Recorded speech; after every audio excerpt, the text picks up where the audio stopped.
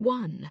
Whoever having undertaken to speak or write on medicine have first laid down for themselves some hypothesis to their argument, such as hot or cold or moist or dry or whatever else they choose. Thus reducing their subject within a narrow compass, and supposing only one or two original causes of diseases or of death among mankind, are all clearly mistaken in much that they say, and this is the more reprehensible as relating to an art which all men avail themselves of on the most important occasions, and the good operators and practitioners in which they hold in especial honour. For there are practitioners, some bad and some far otherwise, which, if there had been no such thing as medicine, and if nothing had been investigated or found out in it, would not have been their case, but all would have been equally unskilled and ignorant of it, and everything concerning the sick would have been directed by chance. But now it is not so. For, as in all the other arts, those who practice them differ much from one another in dexterity and knowledge, so is it in like manner with medicine. Wherefore I have not thought that it stood in need of an empty hypothesis, like those subjects which are occult and dubious, in attempting to handle which it is necessary to use some hypothesis, as, for example, with regard to things above us and things below the earth. If anyone should treat of these, and undertake to declare how they are constituted, the reader or hearer could not find out whether what is delivered be true or false. For there is nothing which can be referred to in order to discover the truth. 2. But all these requisites belong of old to medicine, and an origin and way have been found out, by which many and elegant discoveries have been made during a length of time, and others will yet be found out if a person possessed of the proper ability and knowing those discoveries which have been made should proceed from them to prosecute his investigations. But whoever, rejecting and despising all these, attempts to pursue another course and form of inquiry, and says he has discovered anything, is deceived himself and deceives others, for the thing is impossible. And for what reason it is impossible, I will now endeavour to explain by stating and showing what the art really is. From this it will be manifest that discoveries cannot possibly be made in any other way. And most especially, it appears to me that whoever treats of this art should treat of things which are familiar to the common people. For of nothing else will such a one have to inquire or treat, but of the diseases under which the common people have laboured, which diseases and the causes of their origin and departure, their increase and decline, illiterate persons cannot easily find out themselves, but still it is easy for them to understand these things when discovered and expounded by others. for it is nothing more than that everyone is put in mind of what had occurred to himself. But whoever does not reach the capacity of the illiterate vulgar, and fails to make them listen to him, misses his mark. Wherefore, then, there is no necessity for any hypothesis. 3. For the art of medicine would not have been invented at first, nor would it have been made a subject of investigation, for there would have been no need of it, if, when men are indisposed, the same food and other articles of regimen, which they eat and drink when in good health, were proper for them, and if no others were preferable to these. But now necessity itself made medicine to be sought out and discovered by men, since the same things, when administered to the sick, which agreed with them when in good health, neither did nor do. Agree with them. But to go still further back, I hold that the diet and food which people in health now use would not have been discovered, provided it had suited with man to eat and drink in like manner as the ox, the horse, and all other animals except man, do of the productions of the earth, such as fruits, weeds, and grass. For from such things these animals grow, live free of disease, and require no other kind of food. And at first I am of opinion that man used the same sort of food, and that the present articles of diet had been discovered and invented only after a long lapse of time. For when they suffered much and severely from this strong and brutish diet, swallowing things which were raw, unmixed, and possessing great strength, they became exposed to strong pains and diseases, and to early deaths. It is likely, indeed, that from habit they would suffer less from these things then than we would now, but still they would suffer severely even then.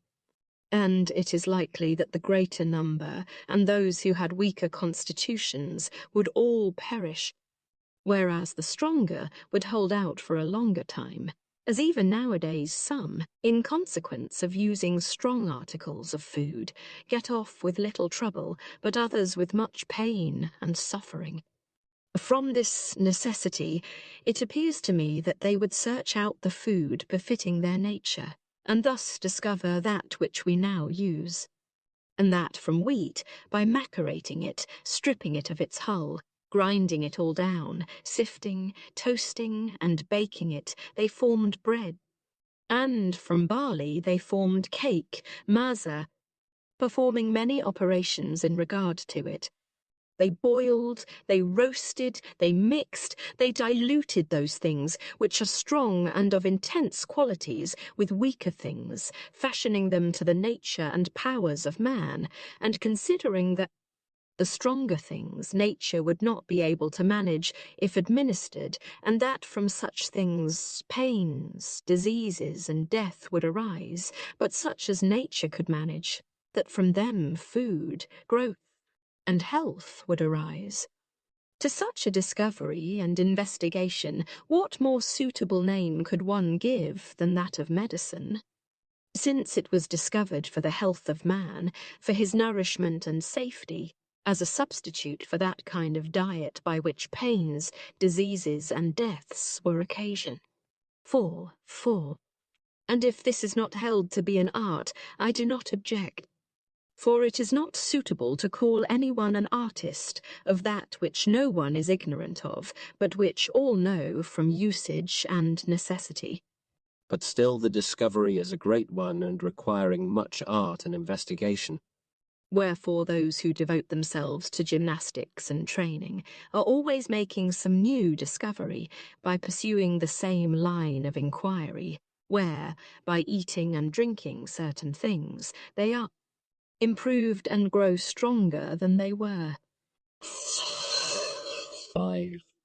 Let us inquire then regarding what is admitted to be medicine, namely, that which was invented for the sake of the sick, which possesses a name and practitioners, whether it also seeks to accomplish the same objects, and whence it derived its origin. To me, then, it appears, as I said at the commencement, that nobody would have sought for medicine at all, provided the same kinds of diet had suited with men in sickness as in good health. Wherefore, even yet, such races of men as make no use of medicine, namely barbarians, and even certain of the Greeks, live in the same way when sick as when in health. That it to say, they take what suits their appetite, and neither abstain from, nor restrict themselves in anything for which they have a desire. But those who have cultivated and invented medicine, having the same object in view as those of whom I formerly spoke, in the first place, I suppose, diminished the quantity of the articles of food Which they used, and this alone would be sufficient for certain of the sick, and be manifestly beneficial to them, although not to all, for there would be some so affected as not to be able to manage. even small quantities of their usual food, and as such persons would seem to require something weaker, they invented soups by mixing a few strong things with much water, and thus abstracting that which was strong in them by dilution and boiling. But such as could not manage even soups laid them aside, and had recourse to drinks, and so regulated them as to mixture and quantity, that they were administered neither stronger nor weaker than what was required. 6. But this ought to be well known, that soups do not agree with certain persons in their diseases, but on the contrary, when administered, both the fevers and the pains are exacerbated, and it becomes obvious that what was given has proved food and increase to the disease, but a wasting and weakness to the body. But whatever persons so affected partook of solid food, or cake, or bread, even in small quantity, would be 10 times and more decidedly injured than those who had taken soups, for no other reason than from the strength of the food in reference to the affection. And to whomsoever it is proper to take soups, and not eat solid food, such a one will be much more injured if he eat much than if he eat little, but even little food will be injurious to him.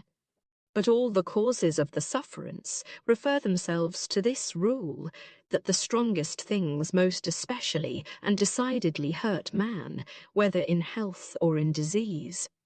7. What other object, then, had he in view who is called a physician and is admitted to be a practitioner of the art, who found out the regimen and diet befitting the sick, than he who originally found out and prepared for all mankind that kind of food which we all now use in place of the former savage and brutish mode of living? To me it appears that the mode is the same, and the discovery of a similar nature. The one sought to abstract those things which the constitution of man cannot digest, because of their wildness and intemperature, and the other those things which are beyond the powers of the affection in which anyone may happen to be laid up. Now, how does the one differ from the other, except that the latter admits of greater variety and requires more application, whereas the former was the commencement of the process? 8. And if one would compare the diet of sick persons with that of persons in health, he will find it not more injurious than that of healthy persons in comparison with that of wild beasts and of other animals. For, suppose a man labouring under one of those diseases which are neither serious and unsupportable, nor yet altogether mild, but such as that, upon making any mistake in diet, it will become apparent, as if he should eat bread and flesh, or any other of those articles which prove beneficial to healthy persons, and that, too, not in great quantity, but much less than he could have taken, when in good health, and that another man in good health, having a constitution neither very feeble nor yet strong, eats of those things which are wholesome and strengthening to an ox or a horse, such as vetches, barley, and the like, and that too, not in great quantity, but much less than he could take. The healthy person who did so would be subjected to no less disturbance and danger than the sick person who took bread or cake unseasonably. All these things are proofs that medicine is to be prosecuted and discovered by the same method as the other. 9. And if it were simply as is laid down, that such things as are stronger prove injurious, but such as are weaker prove beneficial and nourishing, both to sick and healthy persons, it were an easy matter, for then the safest rule would be to circumscribe the diet to the lowest point. But then it is no less mistake, nor one that injures a man less, provided a deficient diet, or one consisting of weaker things than what are proper, be administered. For, in the constitution of man, abstinence may enervate, weaken, and kill. And there are many other ills, different from those of repletion, but no less dreadful, arising from deficiency of food. wherefore the practice in those cases is more varied and requires greater accuracy.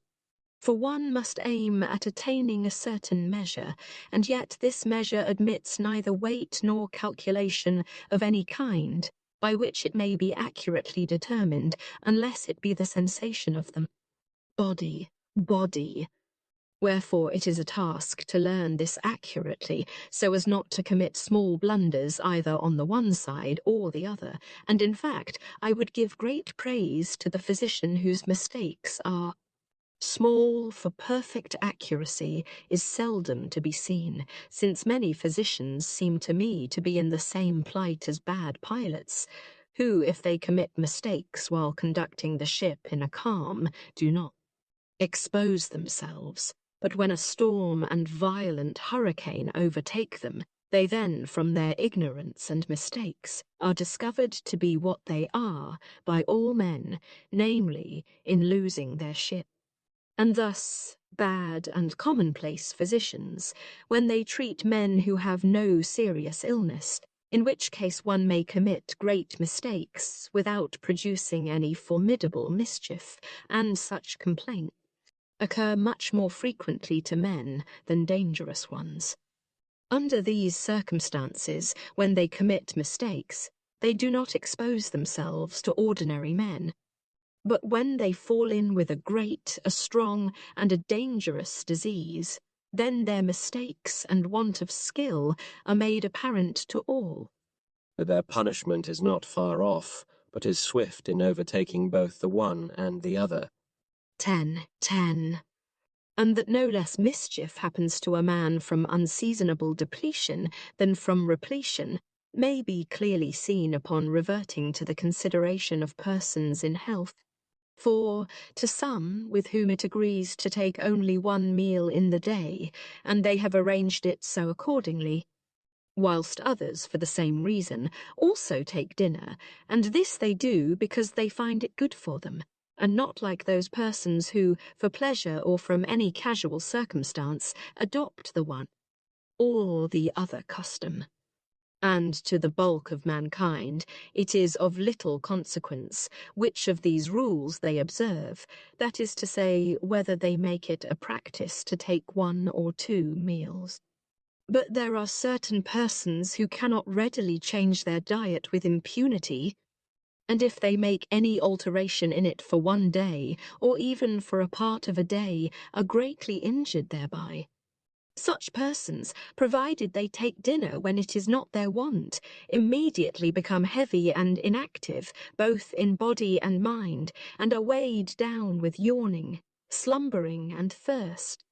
And if they take supper in addition, they are seized with flatulence, taurmina, and diarrhea, and to many this has been the commencement of a serious disease, when they have merely taken twice in a day the same food which they have been in the custom of taking once. And thus also, if one who has been accustomed to dine, and this rule agrees with him, should not dine at the accustomed hour, he will straightway feel great loss of strength, trembling, and want of spirits. The eyes of such a person will become more pallid, his urine thick and hot, his mouth bitter. His bowels will seem, as it were, to hang loose. He will suffer from vertigo, lowness of spirit, and inactivity. Such are the effects. And if he should attempt to take at supper the same food which he was wont to partake of at dinner, it will appear insipid, and he will not be able to take it off. And these things, passing downwards with taurmina and rumbling, burn up his bowels. He experiences insomnolency or troubled and disturbed dreams, and to many of them these symptoms are the commencement of some disease. 11.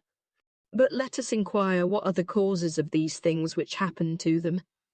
To him, then, who was accustomed to take only 1 meal in the day, they happened because he did not wait the proper time until his bowels had completely derived benefit from, and had digested them. articles taken at the preceding meal, and until his belly had become soft and got into a state of rest, but he gave it a new supply, while in a state of heat and fermentation, for such bellies digest. Much more slowly and require more rest and ease. And as to him, who had been accustomed to dinner, since as soon as the body required food, and when the former meal was consumed, and he wanted refreshment, no new supply was furnished to it. Wastes and is consumed from want of food. For all the symptoms which I describe as befalling to this man, I refer to want of food. And I also say that all men who, when in a state of health, remain for 2 or 3 days without food, experience the same unpleasant symptoms as those which I described in the case of him who had omitted to take dinner. 12. Wherefore, I say that such constitutions as suffer quickly and strongly from errors in diet are weaker than others that do not, and that a weak person is in a state very nearly approaching to one in disease.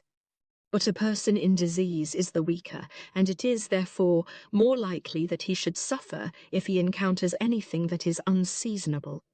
It is difficult, seeing that there is no such accuracy in the art, to hit always upon what is most expedient, and yet many cases occur in medicine which would require this accuracy, as we shall explain.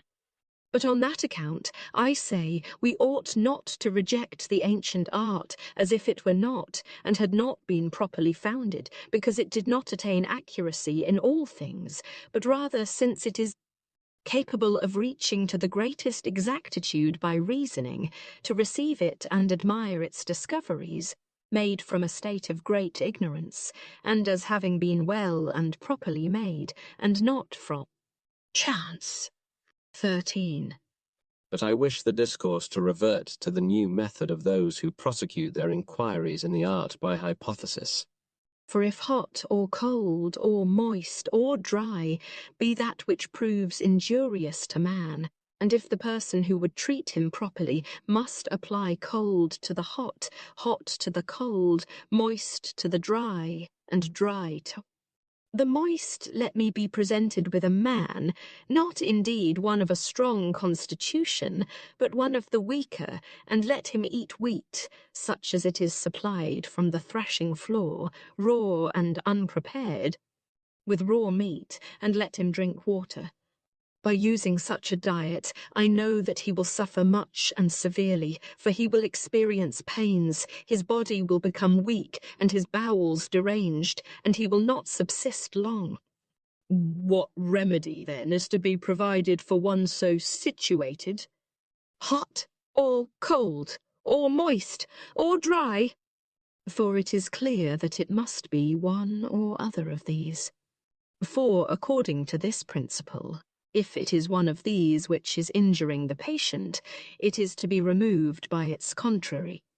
But the surest and most obvious remedy is to change the diet which the person used, and instead of wheat to give bread, and instead of raw flesh, boiled, and to drink wine in addition to these. For by making these changes it is impossible but that he must get better unless completely disorganized by time and diet. What, then, shall we say? Whether that, as he suffered from cold, these hot things being applied were of use to him, or the contrary. I should think this question must prove a puzzler to whomsoever it is put. For whether did he who prepared bread out of wheat remove the hot, the cold, the moist, or the dry principle in it? For the bread is consigned both to fire and to water, and is wrought with many things, each of which has its peculiar property and nature, some of which it loses, and with others it is diluted and mixed. 14. And this I know, moreover, that to the human body it makes a great difference whether the bread be fine or coarse, of wheat with or without the hull, whether mixed with much or little water, strongly wrought or scarcely at all, baked or raw, and a multitude of similar differences. And so, in like manner, with the cake, Masa, the powers of each, too, are great, and the one nowise like the other. Whoever pays no attention to these things, or paying attention, does not comprehend them, how can he understand the diseases which befall a man? For by every one of these things a man is affected and changed this way or that, and the whole of his life is subjected to them, whether in health, convalescence, or disease. Nothing else, then, can be more important or more necessary to know than these things. So that the first inventors, pursuing their investigations properly and by a suitable train of reasoning, according to the nature of man, made their discoveries, and thought the art worthy of being ascribed to a god, as is the established belief.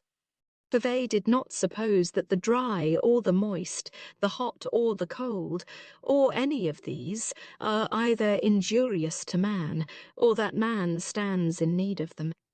But whatever in each was strong, and more than a match for a man's constitution, whatever he could not manage, that they held to be hurtful, and sought to remove. Now, of the sweet, the strongest is that which is intensely sweet. Of the bitter, that which is intensely bitter. Of the acid, that which is intensely acid. And of all things that which is extreme, for these things they saw both existing in man and proving injurious to him. For there is in man the bitter and the salt, the sweet and the acid, the sour and the insipid, and a multitude of other things, having all sorts of powers, both as regards quantity and strength. These, when all mixed and mingled up with one another, are not apparent, neither do they hurt a man. But when any of them is separate and stands by itself, then it becomes perceptible and hurts a man. And thus of articles of food, those which are unsuitable and hurtful to man when administered. Every one is either bitter or intensely so, or saltish or acid, or something else intense and strong. And therefore we are disordered by them in like manner as we are by the secretions in the body. But all those things of which a man eats and drinks are devoid of any such intense and well-marked quality, such as bread, cake, and many other things of a similar nature which man is accustomed to use for food, with the exception of condiments and confectionaries, which are made to gratify the palate and for luxury. And from those things, when received into the body abundantly, there is no disorder nor dissolution of the powers belonging to the body, but strength, growth, and nourishment result from them, and this for no other reason than because they are well mixed, have nothing in them of an immoderate character, nor anything strong, but or forms one simple and not strong substance. 15. I cannot think in what manner they who advance this doctrine and transfer the art from the cause I have described to hypothesis will cure men according to the principle which they have laid down. For, as far as I know, neither the hot nor the cold, nor the dry nor the moist, has ever been found unmixed with any other quality. But I suppose they use the same articles of meat and drink as all we other men do. But to this substance they give the attribute of being hot, to that cold, to that dry, and to that moist. Since it would be absurd to advise the patient to take something hot, for he would straightway ask what it is. So that he must either play the fool, or have recourse to some one of the well-known substances. And if this hot thing happen to be sour, and that hot thing insipid, and this hot thing has the power of raising a disturbance in the body, and there are many other kinds of heat possessing many opposite powers, he will be obliged to administer some one of them, either the hot and the sour, or the hot and the insipid, or that which, at the same time, is cold and sour, for there is such a substance, or the cold and the insipid. For, as I think, the very opposite effects will result from either of these, not only in man, but also in a bladder, a vessel of wood, and in many other things possessed of far less sensibility than Man, man. For it is not the heat which is possessed of great efficacy, but the sour and the insipid and other qualities as described by me, both in man and out of man, and that whether eaten or drunk, rubbed in externally and otherwise applied. 16. But I think that of all the qualities heat and cold exercise, the least operation in the body for these reasons. As long time as hot and cold are mixed up with one another, they do not give trouble, for the cold is attempered and rendered more moderate by the hot, and the hot by the cold. But when the one is wholly separate from the other, then it gives pain. And at that season, when cold is applied, it creates some pain to a man. But quickly, for that very reason, heat spontaneously arises in him without requiring any aid or preparation. And these things operate thus both upon men in health and in disease. For example, if a person in health wishes to cool his body during winter and bathes either in cold water or in any other way, the more he does this, unless his body be fairly congealed when he resumes his clothes and comes into a place of shelter, his body becomes more heated than before.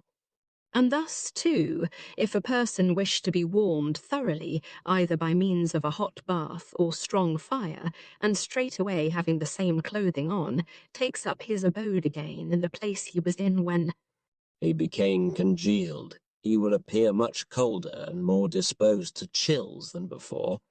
And if a person fan himself on account of a suffocating heat, and having procured refrigeration for himself in this manner, cease doing so, the heat and suffocation will be 10 times greater in his case than in that of a person who does nothing of the kind. And to give a more striking example, persons travelling in the snow or otherwise in rigorous weather, and contracting great cold in their feet, their hands, or their head, what do they not suffer? From inflammation and tingling when they put on warm clothing and get into a hot place. In some instances, blisters arise as if from burning with fire, and they do not suffer from any of those unpleasant symptoms until they become heated. So readily does either of these pass into the other, and I could mention many other examples. And with regard to the sick, is it not in those who experience a rigour that the most acute fever is apt to break out? And yet not so strongly neither, but that it ceases in a short time, and for the most part without having occasioned much mischief. And while it remains, it is hot and passing over the whole body, ends for the most part in the feet, where the chills and cold were most intense and lasted longest.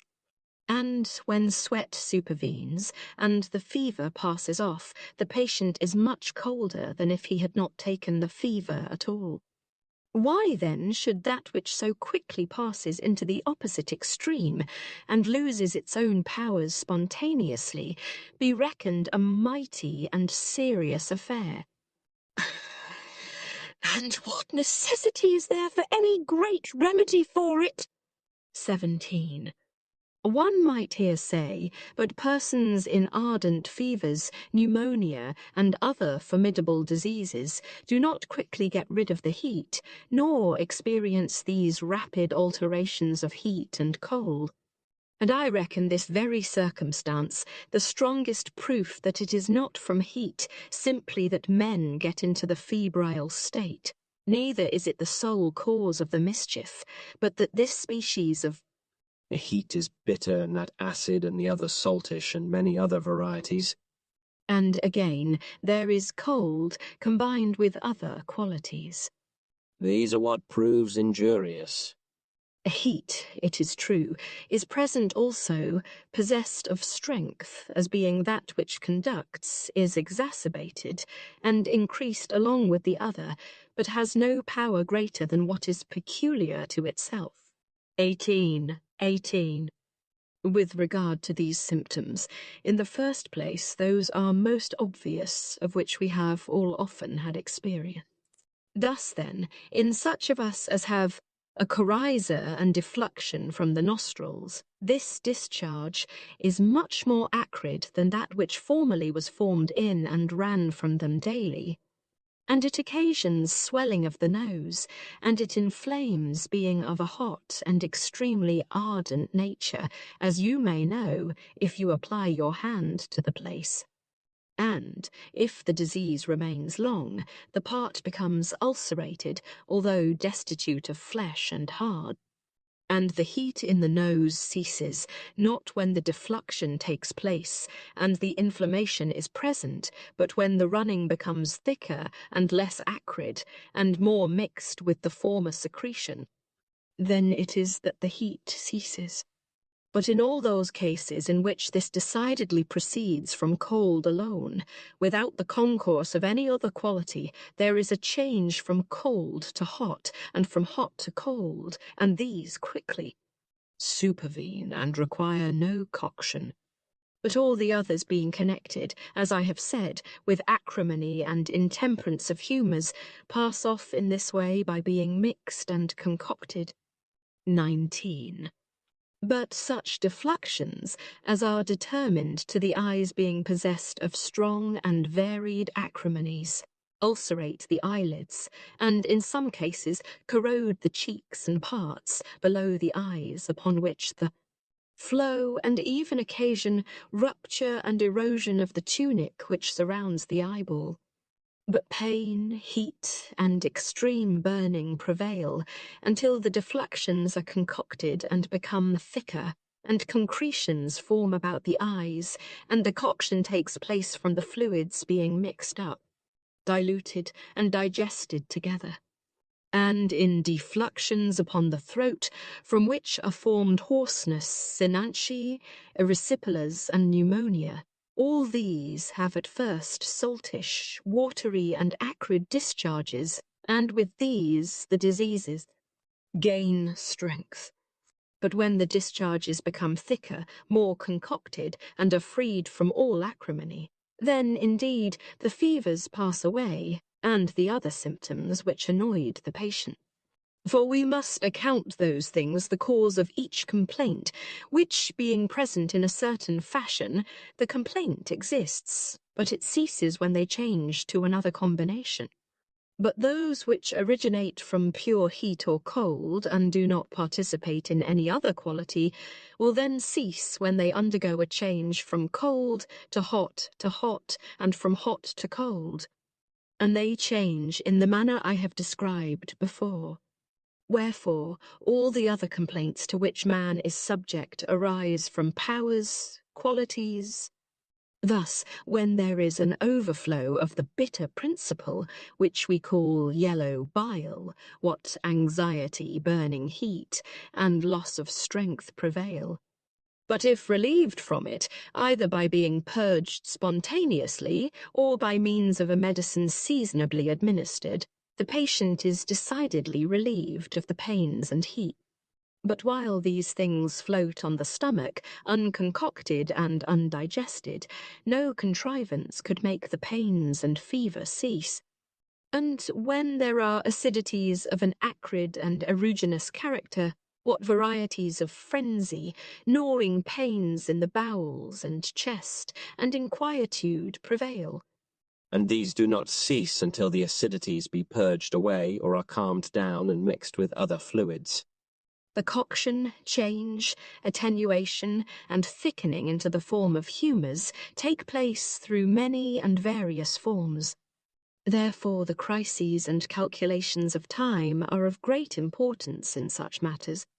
But to all such changes hot and cold are but little exposed, for these are neither liable to putrefaction nor thickening. What then shall we say of the change? That it is a combination, crassus, of these humours having different powers toward one another. But the hot does not lose its heat when mixed with any other thing except the cold. nor again the cold except when mixed with the hot. But all other things connected with man become the more mild and better in proportion as they are mixed with the more things besides. But a man is in the best possible state when they are concocted and at rest, exhibiting no one peculiar quality. But I think I have said enough in explanation of them. 20.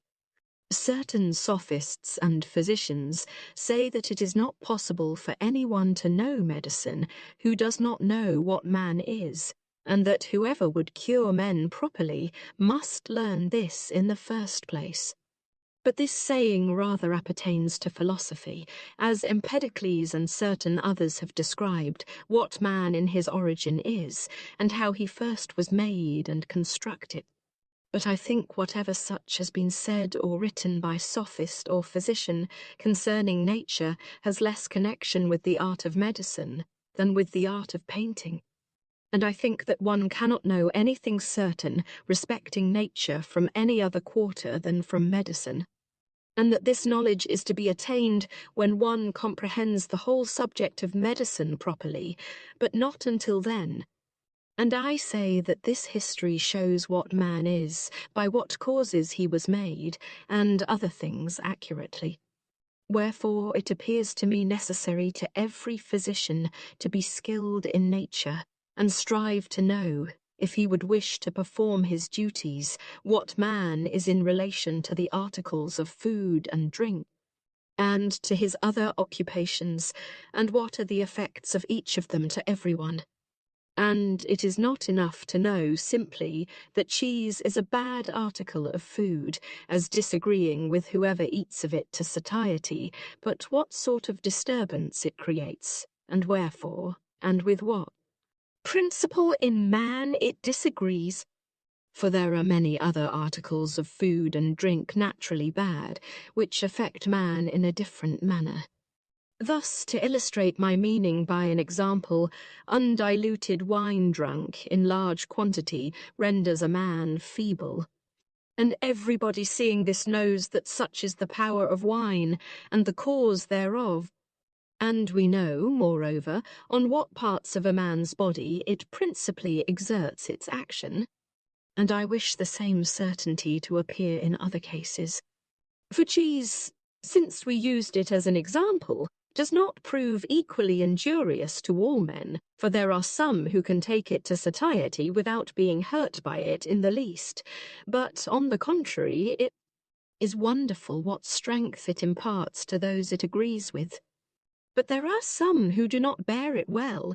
Their constitutions are different, and they differ in this respect, that what in their body is incompatible with cheese is roused and put in commotion by such a thing, and those in whose bodies such a humour happens to prevail in greater quantity and intensity are likely to suffer the more from it.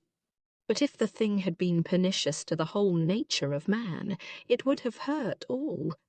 Whoever knows these things will not suffer from it. 21. During convalescence from diseases, and also in protracted diseases, many disorders occur, some spontaneously, and some from certain things accidentally administered. I know that the common herd of physicians, like the vulgar, if there happen to have been any innovation made about that day, such as the bath being used, a walk taken, or any unusual food eaten, or any unusual food eaten, or which were better done than otherwise, attribute notwithstanding the cause of these disorders to some of these things, being ignorant of the true cause, but prescribing what may have been very proper. Now this ought not to be so. But one should know the effects of a bath or a walk unseasonably applied. For thus there will never be any mischief from these things, nor from any other thing, nor from repletion, nor from such and such an article of food. Whoever does not know what effect these things produce upon a man cannot know the consequences which result from them, nor how to apply them. 22.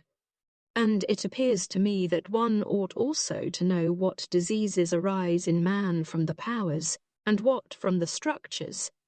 What do I mean by this? By powers, I mean intense and strong juices, and by structures, whatever conformations there are in man. For some are hollow, and from broad contracted into narrow.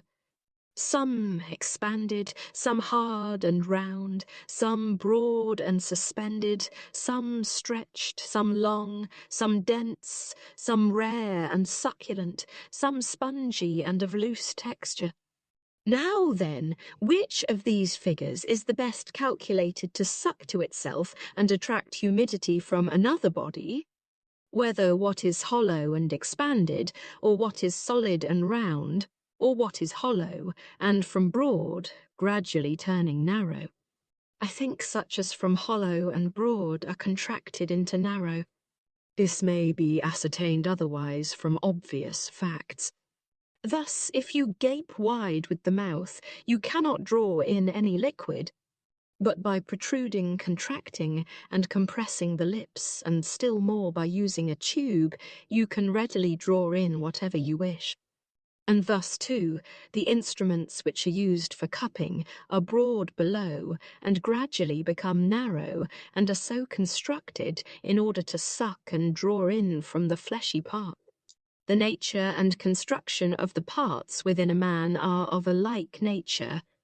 The bladder, the head, the uterus in woman, these parts clearly attract, and are always filled with a juice which is foreign to them. Those parts which are hollow and expanded are most likely to receive any humidity flowing into them, but cannot attract it in like manner. Those parts which are solid and round could not attract a humidity, nor receive it when it flows to them, for it would glide past and find no place of rest on them. But spongy and rare parts, such as the spleen, the lungs, and the breasts, drink up especially the juices around them, and become hardened and enlarged by the accession of juices. Such things happen to these organs especially. For it is not with the spleen as with the stomach, in which there is a liquid which it contains and evacuates every day, but when the spleen, drinks up and receives a fluid into itself, the hollow and lax parts of it are filled, even the small interstices. And instead of being rare and soft, it becomes hard and dense, and it can neither digest nor discharge its contents. These things it suffers, owing to the nature of its structure. Those things which engender flatulence or tormina in the body naturally do so in the hollow and broad parts of the body, such as the stomach and chest, where they produce rumbling noises. For when they do not fill the parts so as to be stationary, but have changes of place and movements, there must necessarily be noise and apparent movements from them. But such parts as are fleshy and soft, in these there occur torpor and obstructions, such as happen in apoplexy. But when it, the flatus, encounters a broad and resisting structure and rushes against such a part, and this happens when it is by nature not strong so as to be able to withstand it without suffering, injury, nor soft and rare, so as to receive or yield to it, but tender, juicy, full of blood, and dense, like the liver, owing to its density and broadness, it resists and does not yield. But flatus, when it obtains admission, increases and becomes stronger, and rushes toward any resisting object. but owing to its tenderness and the quantity of blood which it, the liver, contains, it cannot be without uneasiness. And for these reasons, the most acute and frequent pains occur in the region of it, along with suppurations and chronic tumours, hymata. These symptoms also occur in the site of the diaphragm, but much less frequently. For the diaphragm is a broad, expanded and resisting substance of a nervous tenderness and strong nature, and therefore less susceptible of pain. and yet pains and chronic abscesses do occur about it. 23. There are both within and without the body many other kinds of structure, which differ much from one another as to sufferings both in health and disease, such as whether the head be small or large, the neck slender or thick, long or short, the belly long or round, the chest and ribs broad or narrow, and many others besides, all which you ought to be acquainted with and their differences, so that knowing the causes of each, you may make the more accurate observations. 24. And, as has been formerly stated, one ought to be acquainted with the powers of juices, and what action each of them has upon man, and their alliances towards one another. What I say is this. If a sweet juice change to another kind, net from any admixture, but because it has undergone a mutation within itself, what does it first become? Bitter, salt, austere, or acid? I think acid. And hence, an acid juice is the most improper of all things that can be administered in cases in which a sweet juice is the most proper. Thus, if one should succeed in his investigations of external things, he would be the better able always to select the best. For that is best which is farthest removed from that which is unwholesome.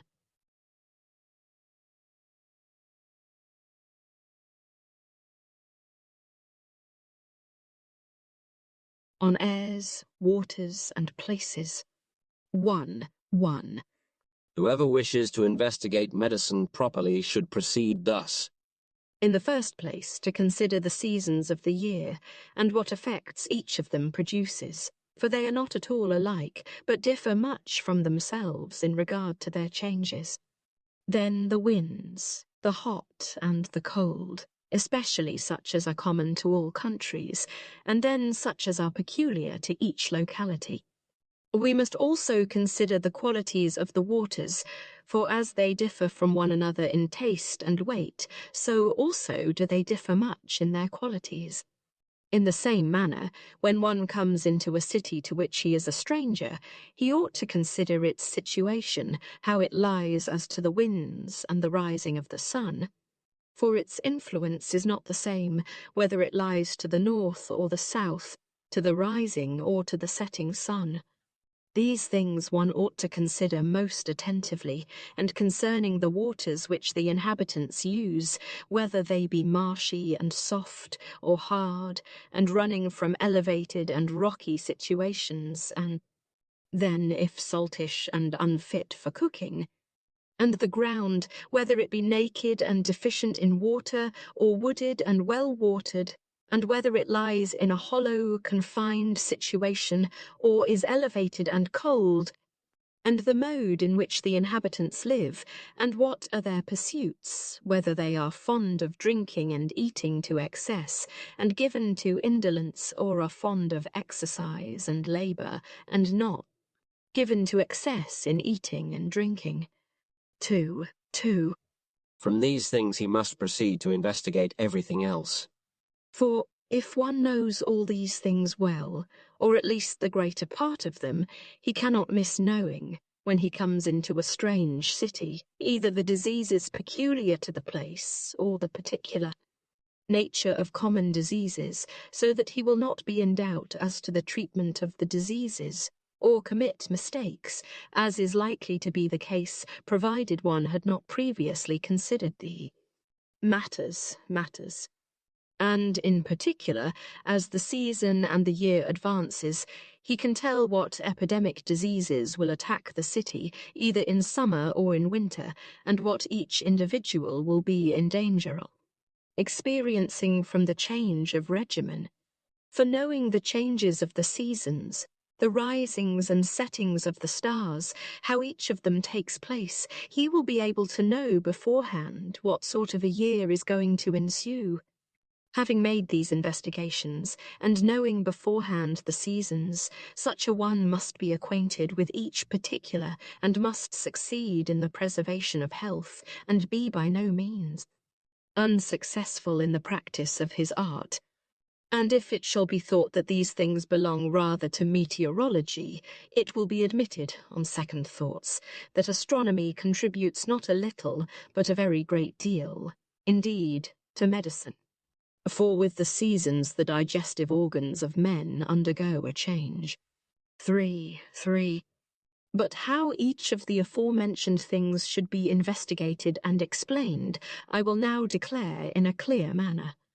A city that is exposed to hot winds, these are between the wintry rising and the wintry setting of the sun, and to which these are peculiar, but which is sheltered from the north winds.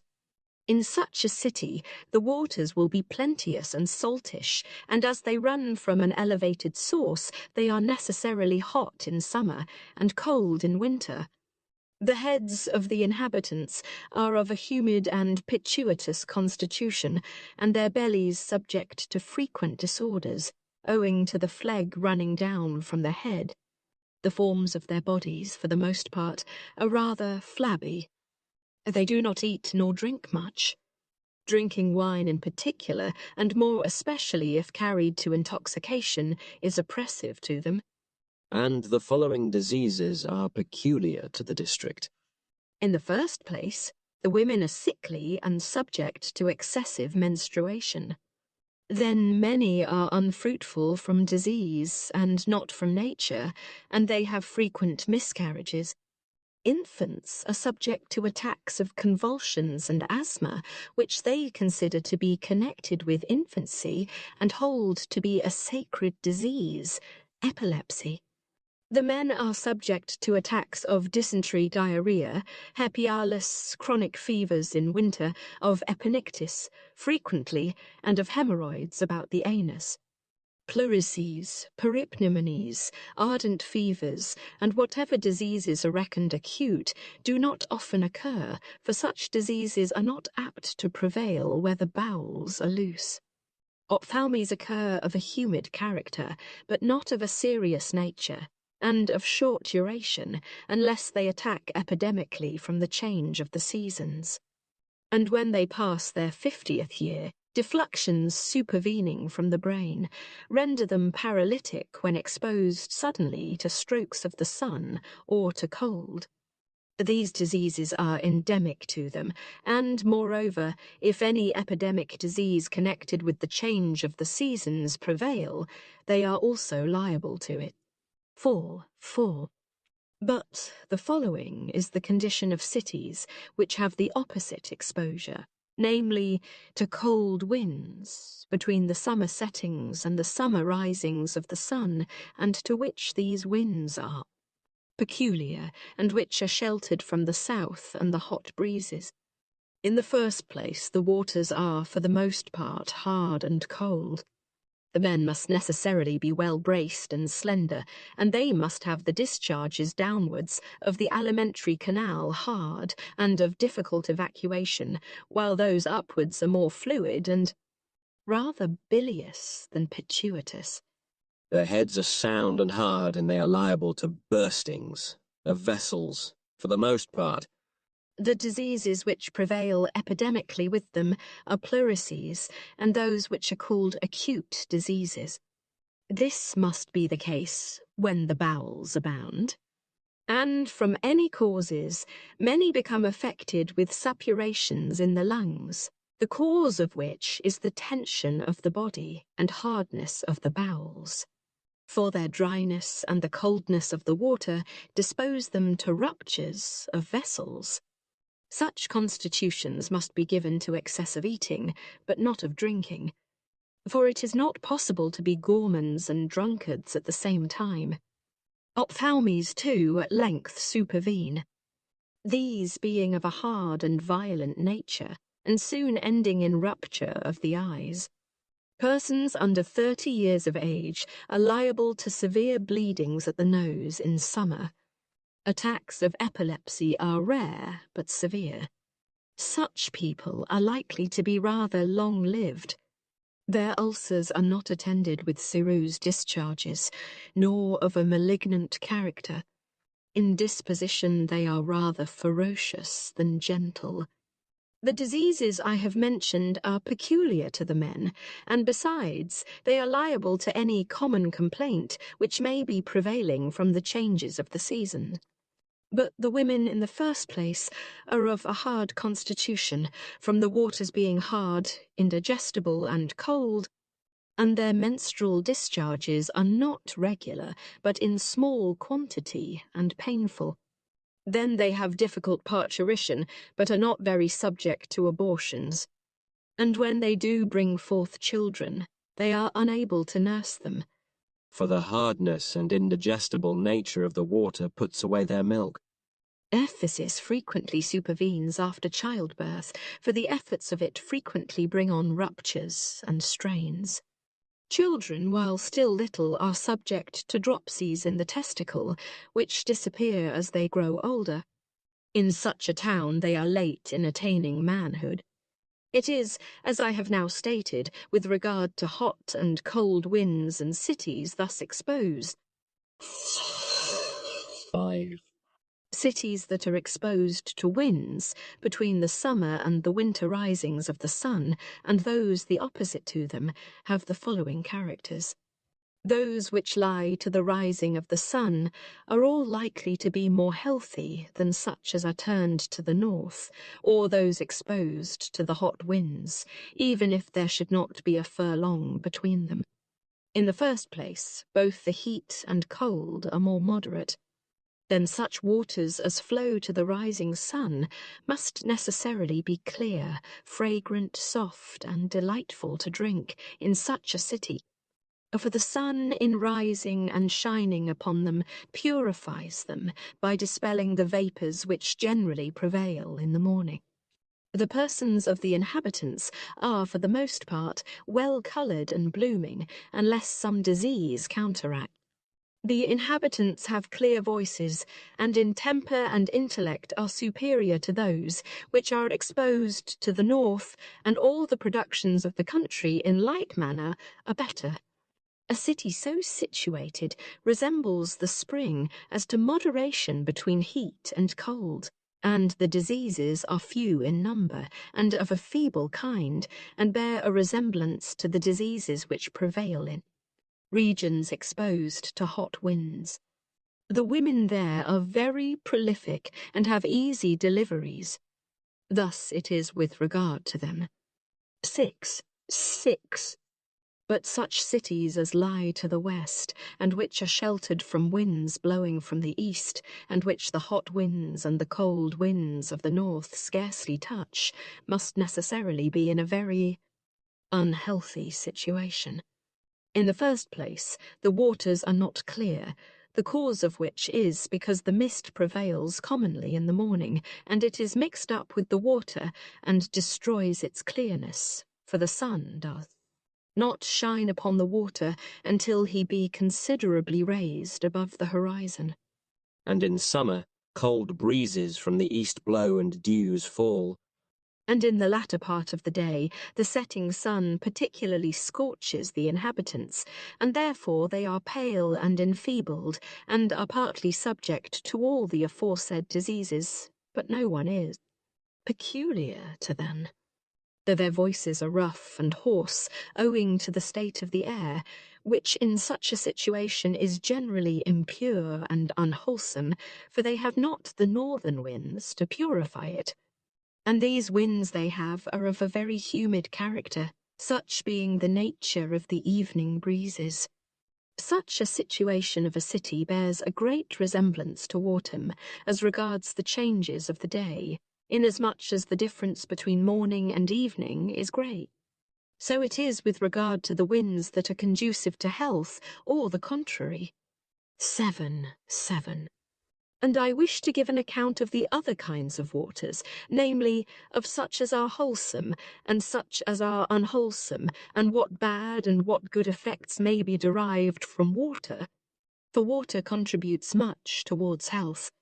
Such waters, then, as are marshy, stagnant, and belong to lakes, are necessarily hot in summer, thick, and have a strong smell, since they have no current.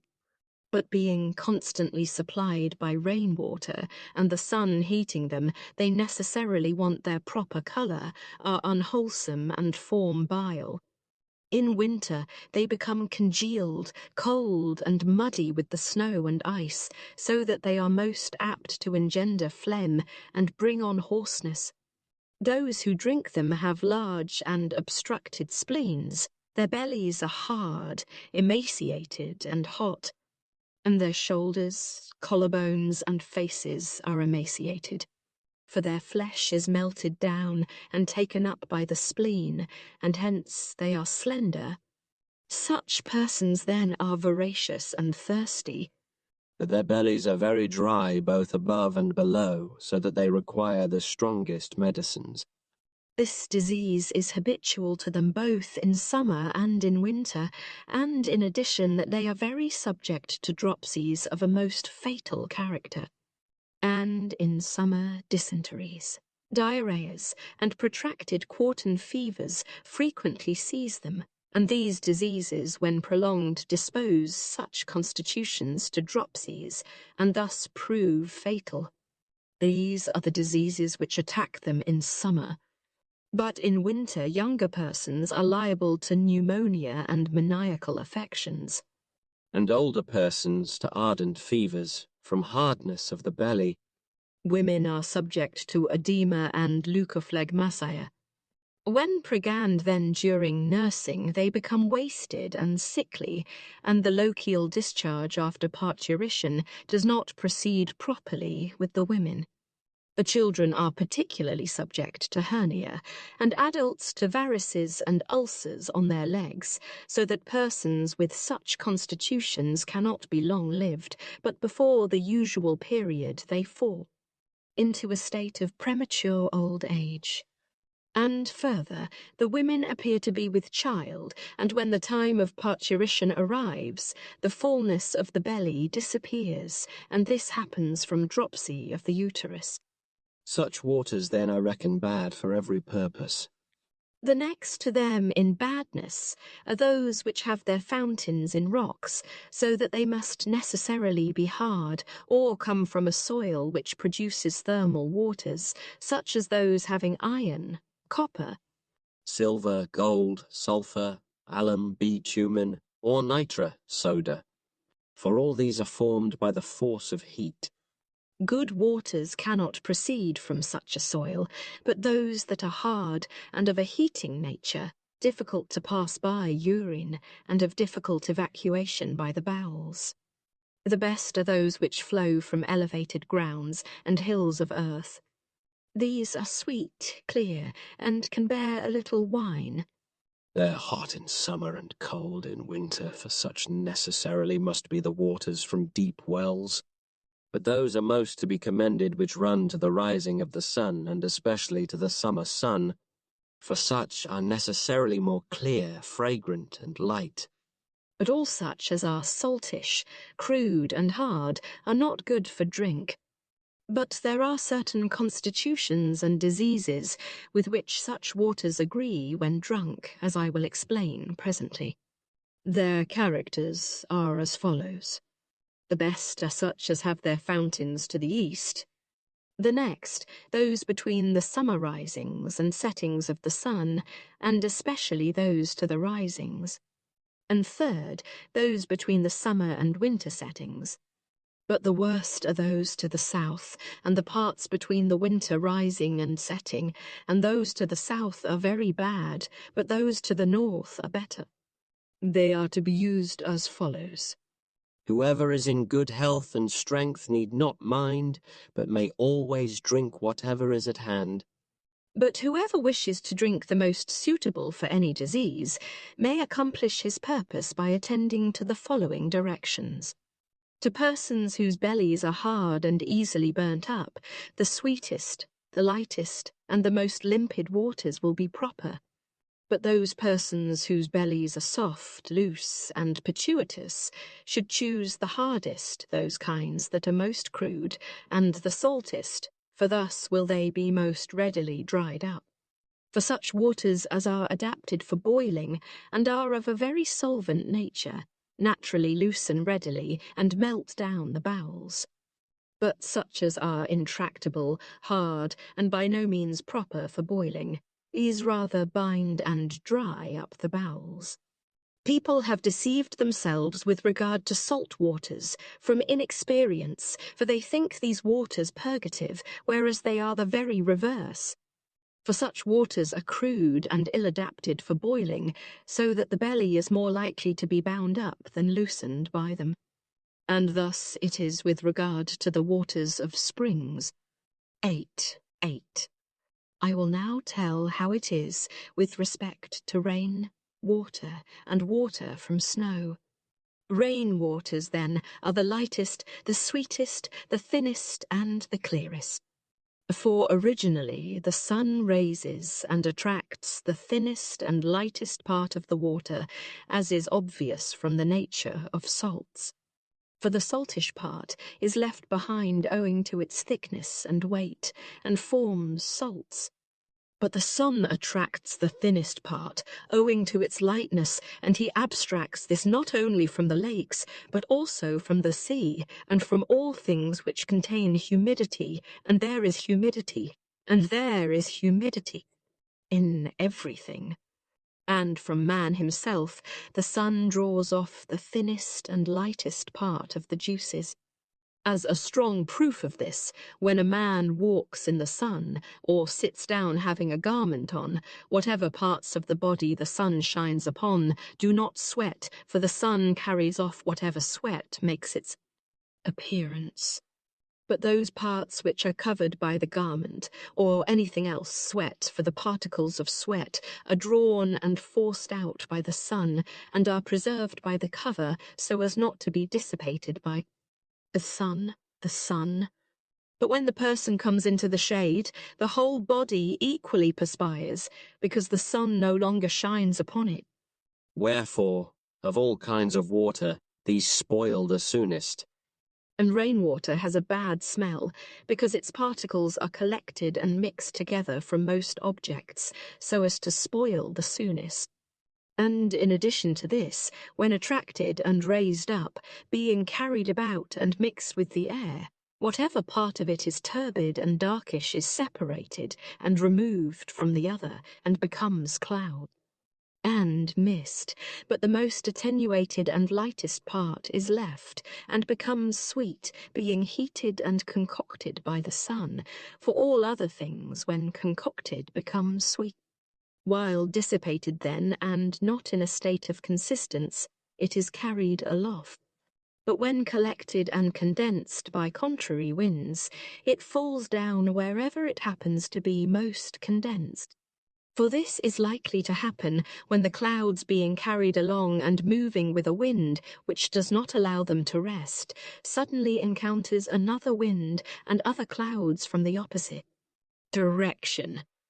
There it is, first condensed, and what is behind is carried up to the spot, and thus it thickens, blackens, and is conglomerated, and by its weight it falls down and becomes rain. Such, to all appearance, are the best of waters, but they require to be boiled and strained, for otherwise they have a bad smell, and occasion hoarseness and thickness of the voice to those who drink them. Those from snow and ice are all bad, for when once congealed, they never again recover their former nature.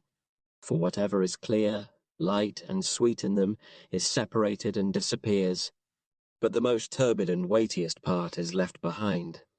You may ascertain this in the following manner. If in winter you will pour water by measure into a vessel and expose it to the open air until it is all frozen, and then on the following day bring it into a warm situation where the ice will thaw. If you will measure the water again when dissolved, you will find it much less in quantity. This is a proof that the lightest and thinnest part is dissipated and dried up by the congelation, and not the heaviest and thickest, for that is impossible. Wherefore I hold that waters from snow and ice, and those allied to them, are the worst of any for all purposes whatever. Such are the characters of rain, water, and those from ice and snow. 9, 9. Men become affected with the stone, and are seized with diseases of the kidneys, strangery, sciatica, and become ruptured when they drink all sorts of waters, and those from great rivers into which other rivulets run, or from a lake into which many streams of all sorts flow, and such as are brought from a considerable distance. For it is impossible that such waters can resemble one another, but one kind is sweet, another saltish and aluminous, and some flow from thermal springs. And these being all mixed up together disagree, and the strongest part always prevails. But the same kind is not always the strongest, but sometimes one and sometimes another, according to the winds, for the north wind imparts strength to this water, and the south to that, and so also with regard to the others. There must be deposits of mud and sand in the vessels from such waters, and the aforesaid diseases must be engendered by them when drunk, but why not all I will now explain. When the bowels are loose and in a healthy state, and when the bladder is not hot, nor the neck of the bladder very contracted, all such persons pass water freely, and no concretion forms in the bladder. But those in whom the belly is hot, the bladder must be in the same condition. And when preternaturally heated, its neck becomes inflamed. And when these things happen, the bladder does not expel the urine, but raises its heat excessively. And the thinnest part of it is secreted, and the purest part is passed off in the form of urine. But the thickest and most turbid part is condensed and concreted, at first in small quantity, but afterwards in greater.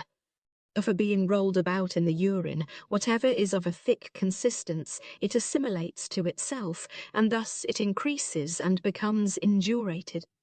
And when such persons make water, the stone forced down by the urine falls into the neck of the bladder and stops the urine, and occasions intense pain. So that calculous children rub their privy parts and tear at them, as supposing that the obstruction to the urine is situated there. As a proof that it is, as I say, persons affected with calculus have very limpid urine, because the thickest and foulest part remains and is concreted. Thus it generally is in cases of calculus. It forms also in children from milk, when it is not wholesome, but very hot and bilious, for it heats the bowels and bladder, so that the urine being also heated undergoes the same change. And I hold that it is better to give children only the most diluted wine, for such will least burn up and dry the veins. Calculi do not form so readily in women, for in them the urethra is short and wide, so that in them the urine is easily expelled. Neither do they rub the pudendum with their hands, nor handle the passage like males. For the urethra in women opens direct into the pudendum, which is not the case with men, neither in them is the urethra so wide, and they drink more than children do. Thus, or nearly so, is it with reward to them. 10. And respecting the seasons, one may judge whether the year will prove sickly or healthy from the following observations. If the appearances connected with the rising and setting stars be as they should be, if there be rains in autumn, if the winter be mild, neither very tepid nor unseasonably cold, and if in spring the rains be seasonable, and so also in summer, the year is likely to prove healthy. But if the winter be dry and northerly, and the spring showery and southerly, the summer will necessarily be of a febrile character, and give rise to ophthalmies and dysentery. For when suffocating heat sets in all of a sudden, while the earth is moistened by the vernal showers, and by the south wind, the heat is necessarily doubled from the earth, which is thus soaked by rain and heated by a burning sun, while at the same time men's bellies are not in an orderly state, nor the brain properly dried. For it is impossible, after such a spring, but that the body and its flesh must be loaded with humours, so that very acute fevers will attack all, but especially those of a phlegmatic constitution. Dysenteries are also likely to occur to women and those of a very humid temperament. And if at the rising of the dog-star rain and wintry storms supervene, and if the Etesian winds blow, there is reason to hope that these diseases will cease, and that the autumn will be healthy. But if not, it is likely to be a fatal season to children and women, but least of all to old men. And that convalescence will pass into quartans, and from quartans into dropsies. But if the winter be southerly, showery, and mild, but the spring northerly, dry, and of a wintry character, in the first place, women who happen to be with child, and whose accouchement should take place in spring, are apt to miscarry, and such as bring forth have feeble and sickly children, so that they either die presently or are tender, feeble, and sickly if they live. Such is the case with the women. The others are subject to dysenters and dry ophthalmes, and some have catarrhs beginning in the head and descending to the lungs. Men of a phlegmatic temperament are likely to have dysenteries, and women also, from the humidity of their nature, the phleg descending downwards from the brain. Those who are bilious, too, have dry ophthalmes from the heat and dryness of their flesh. The aged, too, have catarrhs from their flabbiness and melting of the veins, so that some of them die suddenly, and some become paralytic on the right side or the left. For when the winter being southerly and the body hot, the blood and veins are not properly constrained. A spring that is northerly, dry, and cold, having come on, the brain, when it should have been expanded and purged by the coryza and hoarseness, is then constringed and contracted, so that the summer, and the heat occurring suddenly, and a change supervening, these diseases fall out. And such cities as lie well to the sun and winds, and use good waters, feel these changes less, but such as use marshy and pooly waters, and lie well both as regards the winds and the sun, these all Feel it more. And if the summer be dry, those diseases soon cease, but if rainy, they are protracted. And there is danger of any sore that there is becoming fadidenic from any cause. And lientries and dropsies supervene at the conclusion of diseases, for the bowels are not readily dried up. And if the summer be rainy and southerly, and next the autumn, the winter must, of necessity, be sickly, and ardent fevers are likely to attack those that are phlegmatic and more elderly than 40. Years, and pleurisy and peripneumonies, those that are bilious. But if the summer is parched and northerly, but the autumn rainy and southerly, headache and sphaculus of the brain are likely to occur, and in addition, hoarseness, coryza, coughs, and in some cases, consumption. But if the season is northerly and without water, there being no rain, neither after the dog-star nor Arcturus, this state agrees best with those who are naturally phlegmatic, with those who are of a humid temperament, and with women. But it is most inimical to the bilious, for they become much parched up, and ophthalmes of a dry nature supervene, fevers both acute and chronic, and in some cases melancholy. For the most humid and watery part of the bile being consumed, the thickest and most acrid portion is left, and of the blood likewise, whence these diseases come upon them. But all these are beneficial to the phlegmatic, for they are thereby dried up and reach winter not oppressed with humours, but with them dried up. 11. Whoever studies and observes these things may be able to foresee most of the effects which will result from the changes of the seasons. And one ought to be particularly guarded during the greatest changes of the seasons, and neither willingly give medicines nor apply the cautery to the belly, nor make incisions there, until 10 or more days be past. Now the greatest and most dangerous are the 2 solstices, and especially the summer, and also the 2 equinoxes, but especially the autumnal. One ought also to be guarded about the rising of the stars, especially of the dog star, then of Arcturus, and then the setting of the Pleiades. For diseases are especially apt to prove critical in those days, and some prove fatal, some pass off, and all others change to another form and another constitution. So it is with regard to them. 12. I wish to show, respecting Asia and Europe, how, in all respects, they differ from one another, and concerning the figure of the inhabitants, for they are different, and do not at all resemble one another. To treat of all would be a long story, but I will tell you how I think it is, with regard to the greatest and most marked differences. I say, then, that Asia differs very much from Europe as to the nature of all things, both with regard to the productions of the earth and the inhabitants, for everything is produced much more beautiful and large in Asia. The country is milder, and the dispositions of the inhabitants also are more gentle and affectionate. The cause of this is the temperature of the seasons, because it lies in the middle of the risings of the sun, towards the east, and removed from the cold and heat.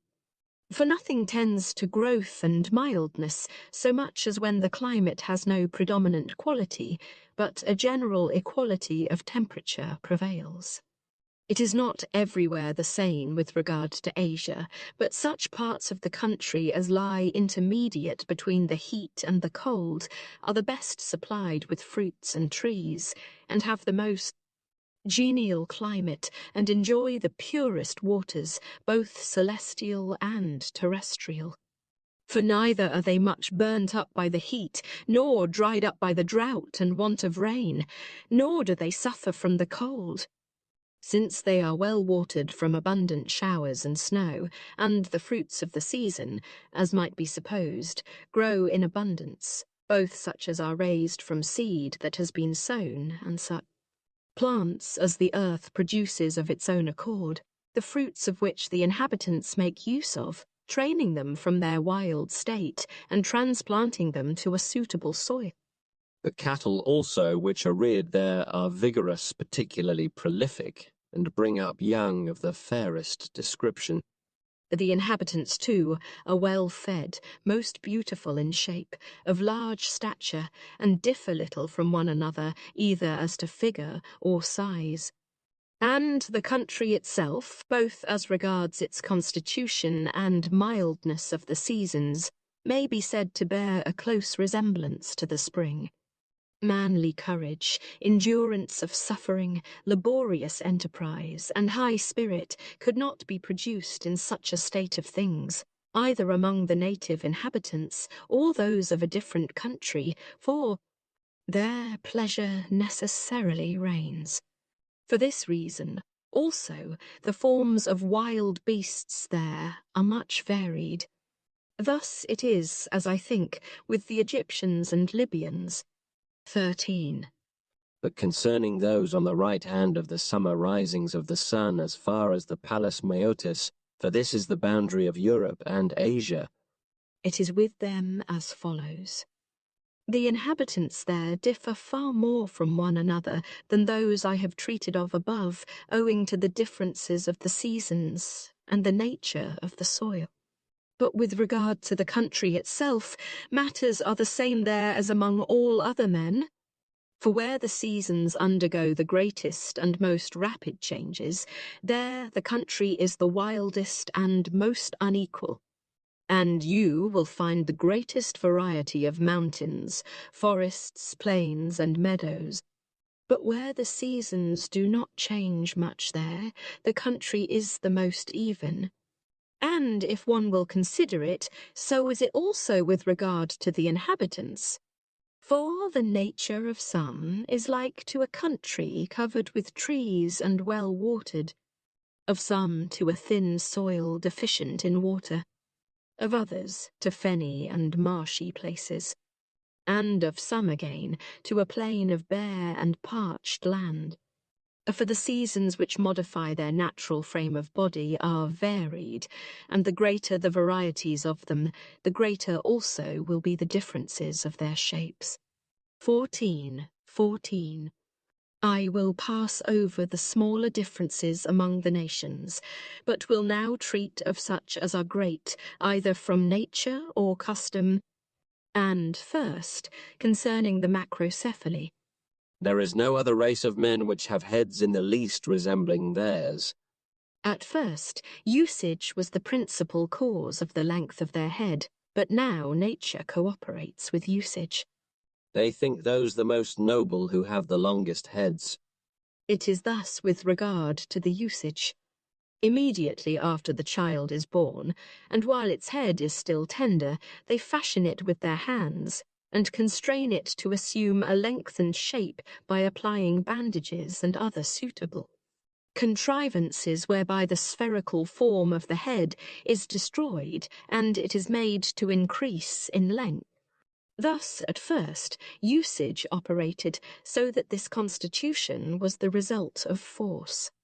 But in the course of time, it was formed naturally, so that usage had nothing to do with it. For the semen comes from all parts of the body, sound from the sound parts, and unhealthy from the unhealthy parts. If, then, children with bald heads are born to parents with bald heads, and children with blue eyes to parents who have blue eyes, and if the children of parents having distorted eyes squint also for the most part, and if the same may be said of other forms of the body, what is to prevent it from happening that a child with a long head should be produced by a parent having a long head? But now these things do not happen as they did formerly, for the custom no longer prevails owing to their intercourse with other men. Thus it appears to me to be with regard to them. 15. As to the inhabitants of Phasis, their country is fenny, warm, humid and wooded. Copious and severe rains occur there at all seasons, and the life of the inhabitants is spent among the fens, for their dwellings are constructed of wood and reeds, and are erected amidst the waters. They seldom practice walking either to the city or the market, but sail about, up and down, in canoes constructed out of single trees, for there are many canals there. They drink the hot and stagnant waters, both when rendered putrid by the sun, and when swollen with rains. The Phasis itself is the most stagnant of all rivers, and runs the smoothest. All the fruits which spring there are unwholesome, of feeble and imperfect growth, owing to the redundance of water, and on this account they do not ripen, for much vapour from the waters overspreads the country. For these reasons, the Phasians have shapes different from those of all other men. For they are large in stature, and of a very gross habit of body, so that not a joint nor vein is visible. In colour they are sallow, as if affected with jaundice. Of all men they have the roughest voices, from their breathing an atmosphere which is not clear, but misty and humid. They are naturally rather languid in supporting bodily fatigue.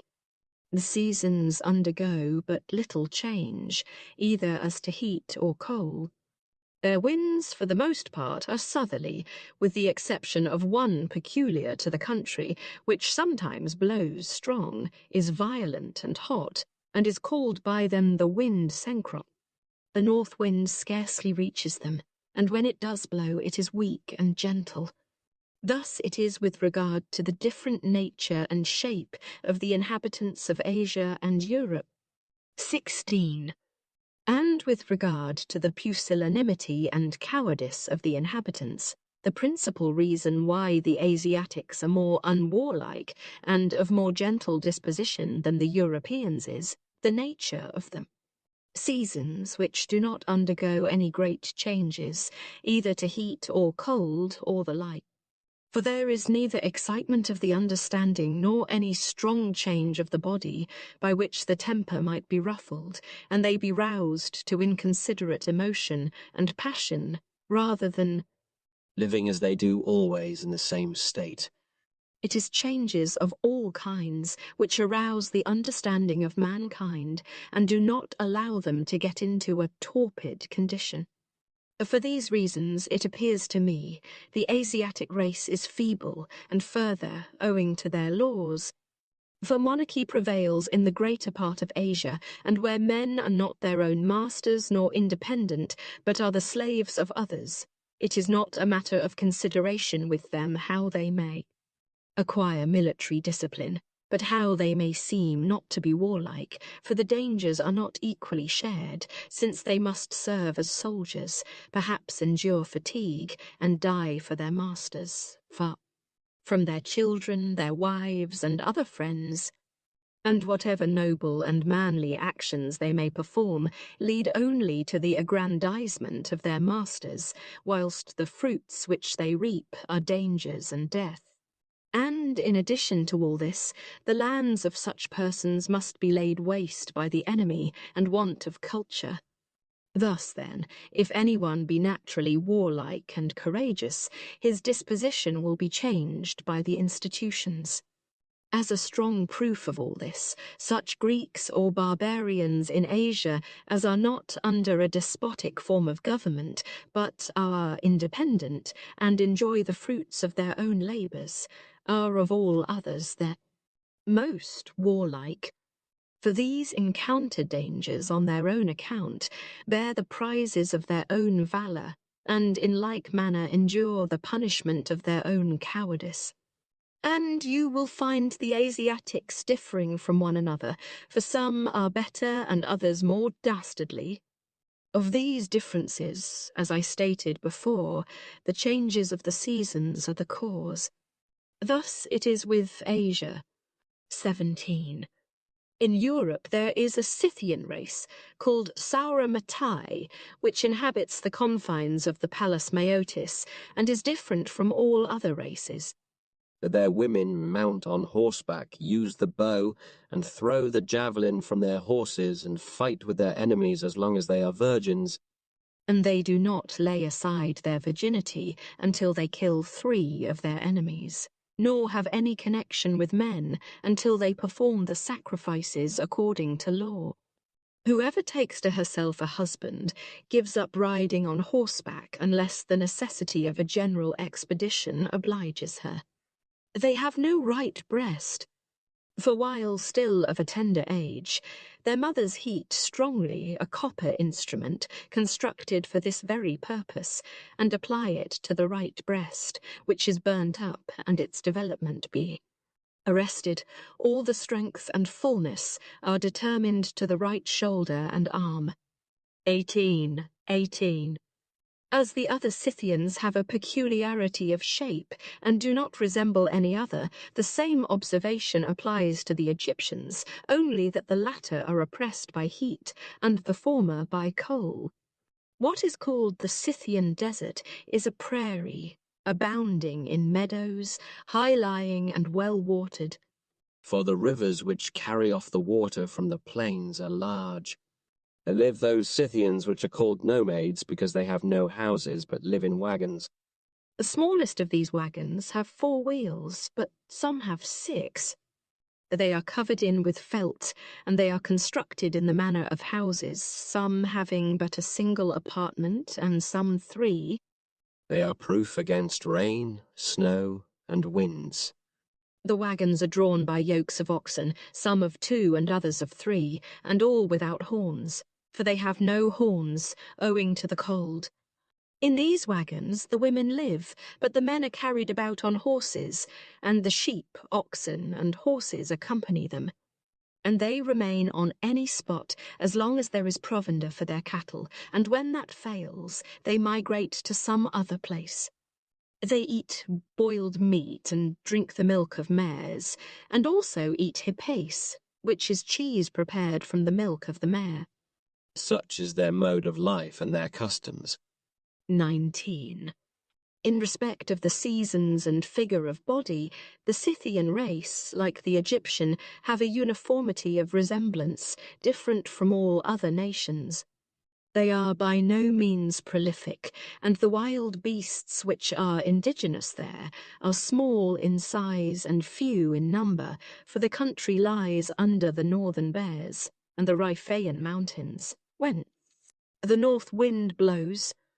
The sun comes very near to them only when in the summer solstice, and warms them but for a short period, and not strongly.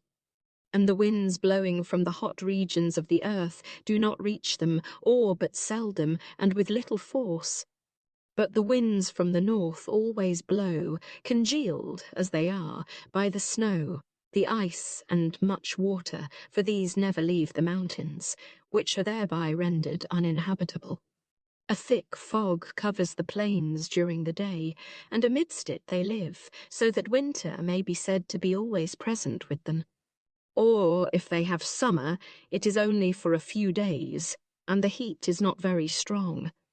Their plains are high-lying and naked, not crowned with mountains, but extending upwards under the northern bears.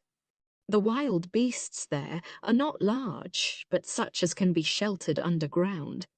For the cold of winter and the barrenness of the country prevent their growth, and because they have no covert nor shelter. The changes of the seasons, too, are not great nor violent, for, in fact, they change gradually. And therefore their figures resemble one another, as they all equally use the same food and the same clothing summer and winter, respiring a humid and dense atmosphere, and drinking water from snow and ice. Neither do they make any laborious exertions, for neither body nor mind is capable of enduring fatigue when the changes of the seasons are not great. For these reasons their shapes are gross and fleshy, with ill-marked joints, of a humid temperament and deficient in tone. The internal cavities, and especially those of the intestines, are full of humours. For the belly cannot possibly be dry in such a country, with such a constitution and in such a climate. But owing to their fat and the absence of hairs from their bodies, their shapes resemble one another, the males being all alike, and so also with the women. For the seasons being of an uniform temperature, no corruption or deterioration takes place in the concretion of the semen, unless from some violent cause, or from disease. 20. I will give you a strong proof of the humidity, laxity, of their constitutions. You will find the greater part of the Scythians, and all the nomades, with marks of the cautery on their shoulders, arms, wrists, breasts, hip joints, and loins, and that for no other reason, but the no other reason, but the no other reason, but the humidity and flabbiness of their constitution, for they can neither strain with their bows, nor launch the javelin from their shoulder, owing to their humidity and atony. But when they are burnt, much of the humidity in their joints is dried up, and they become better braced, better fed, and their joints get into a more suitable condition. They are flabby and squat at first, because, as in Egypt, they are not swathed. And then they pay no attention to horsemanship, so that they may be adepts at it. And because of their sedentary mode of life. For the males, when they cannot be carried about on horseback, sit the most of their time in the wagon, and rarely practice walking because of their frequent migrations and shiftings of situation. And as to the women, it is amazing how flabby and sluggish they are. The Scythian race are tawny from the cold, and not from the intense heat of the sun, for the whiteness of the skin is parched by the cold, and becomes tawny. 21.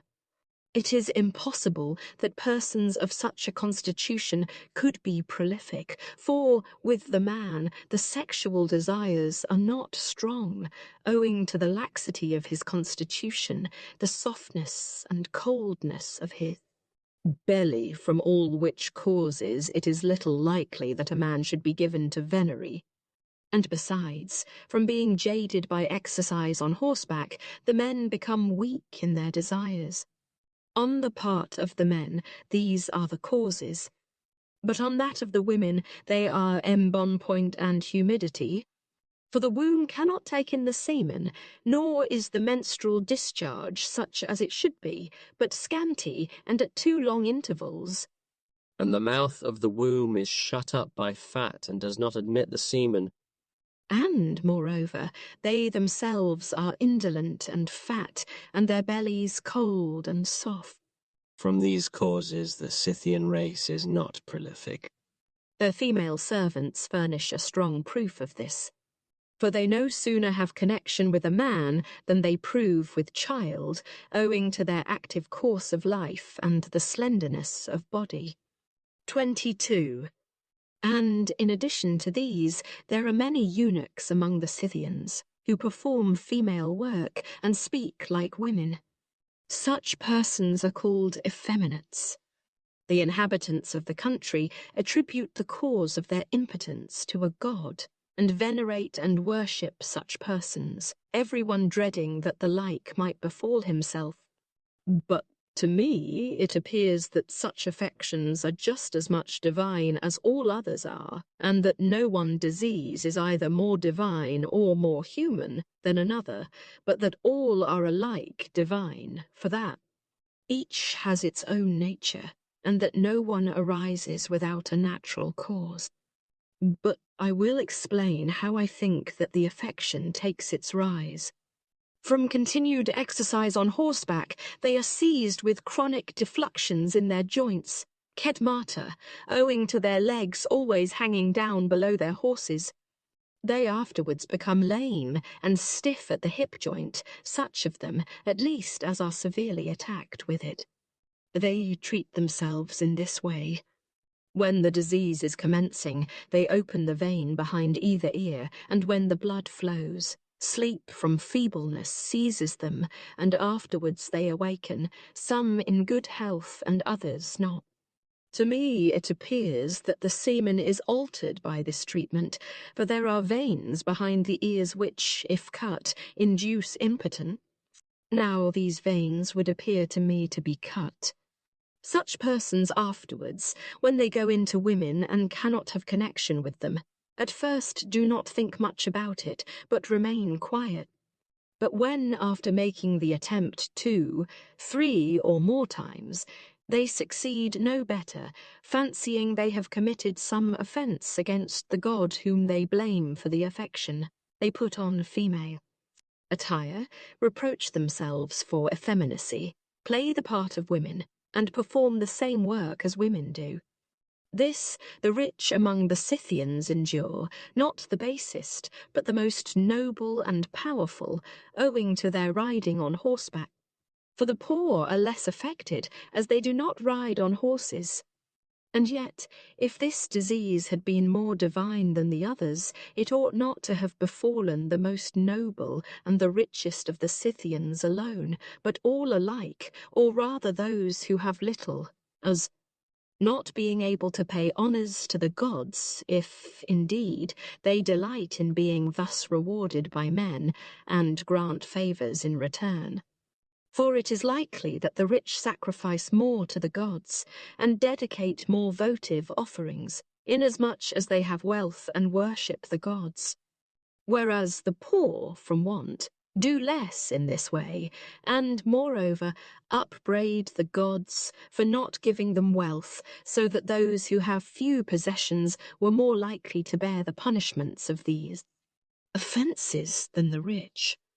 But, as I formerly said, these affections are divine just as much as others, for each springs from a natural cause, and this disease arises among the Scythians from such a cause as I have stated. But it attacks other men in like manner, for whenever men ride much and very frequently on horseback, then many are affected with rheums in the joints, sciatica and gout, and they are inept at venery. But these complaints befall the Scythian, and they are the most impotent of men for the aforesaid causes, and because they always wear breeches, and spend the most of their time on horseback, so as not to touch their privy parts with the hand, and from the cold and fatigue they forget the sexual desire, and do not make the attempt until after they have lost their virility. Thus it is with the race of the Scythians. 23. The other races in Europe differ from one another, both as to stature and shape, owing to the changes of the seasons, which are very great and frequent, and because the heat is strong, the winters severe, and there are frequent rains, and again protracted droughts and winds, from which many and diversified changes are induced. These changes are likely to have an effect upon generation in the coagulation of the semen, as this process cannot be the same in summer as in winter, nor in rainy as in dry weather. Wherefore, I think that the figures of Europeans differ more than those of Asiatics, and they differ very much from one another as to stature in the same city. For vitiations of the semen occur in its coagulation more frequently during frequent changes of the seasons than where they are alike and equable. And the same may be said of their dispositions, for the wild and unsociable and the passionate occur in such a constitution.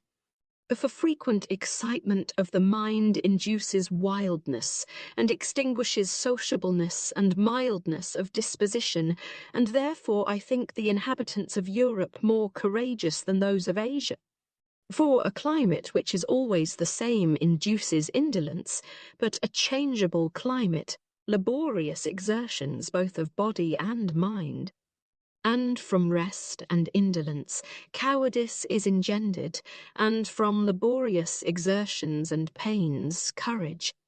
On this account, the inhabitants of Europe are more warlike than the Asiatics, and also owing to their institutions, because they are not governed by kings like the latter, for where men are governed by kings there, they must be very cowardly, as I have stated before.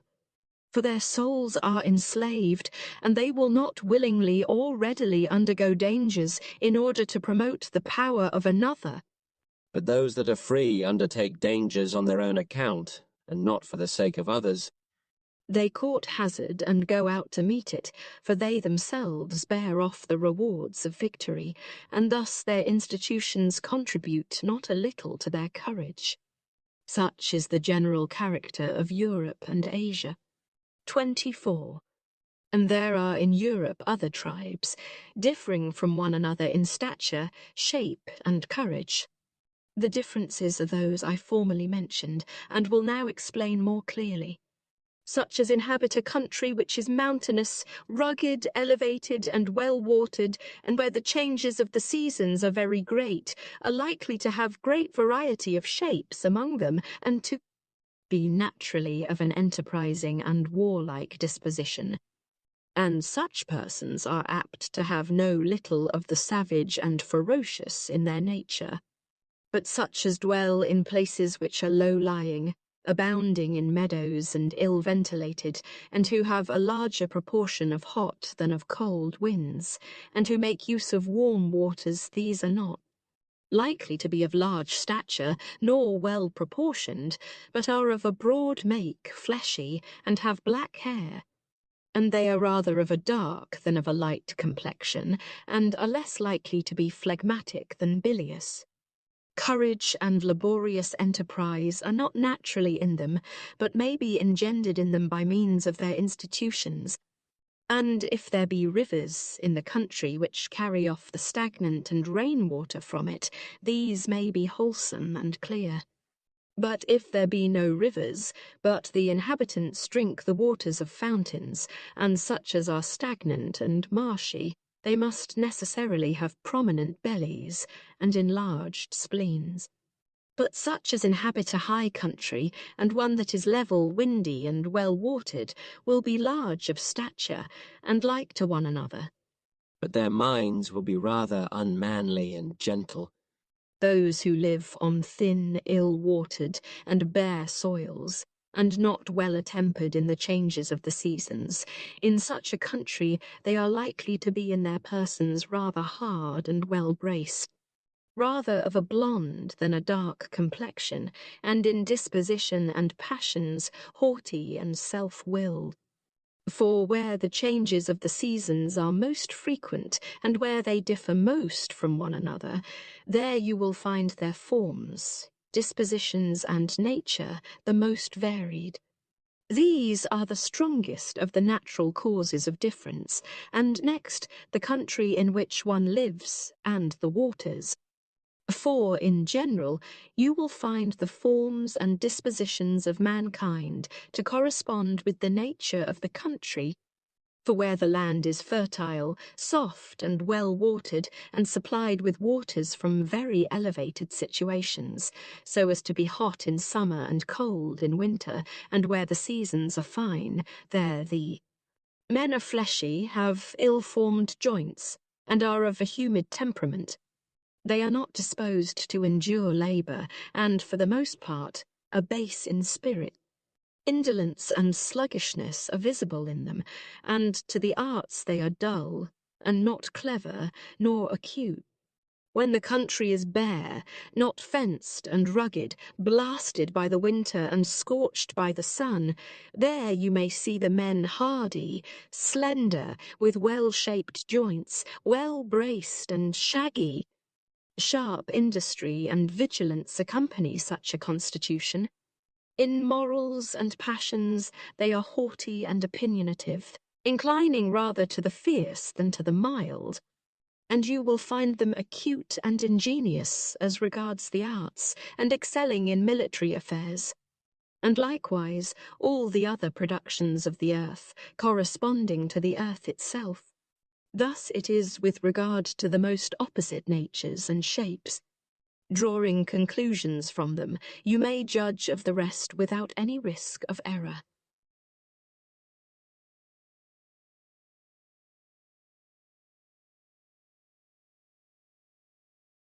The Book of Prognostics.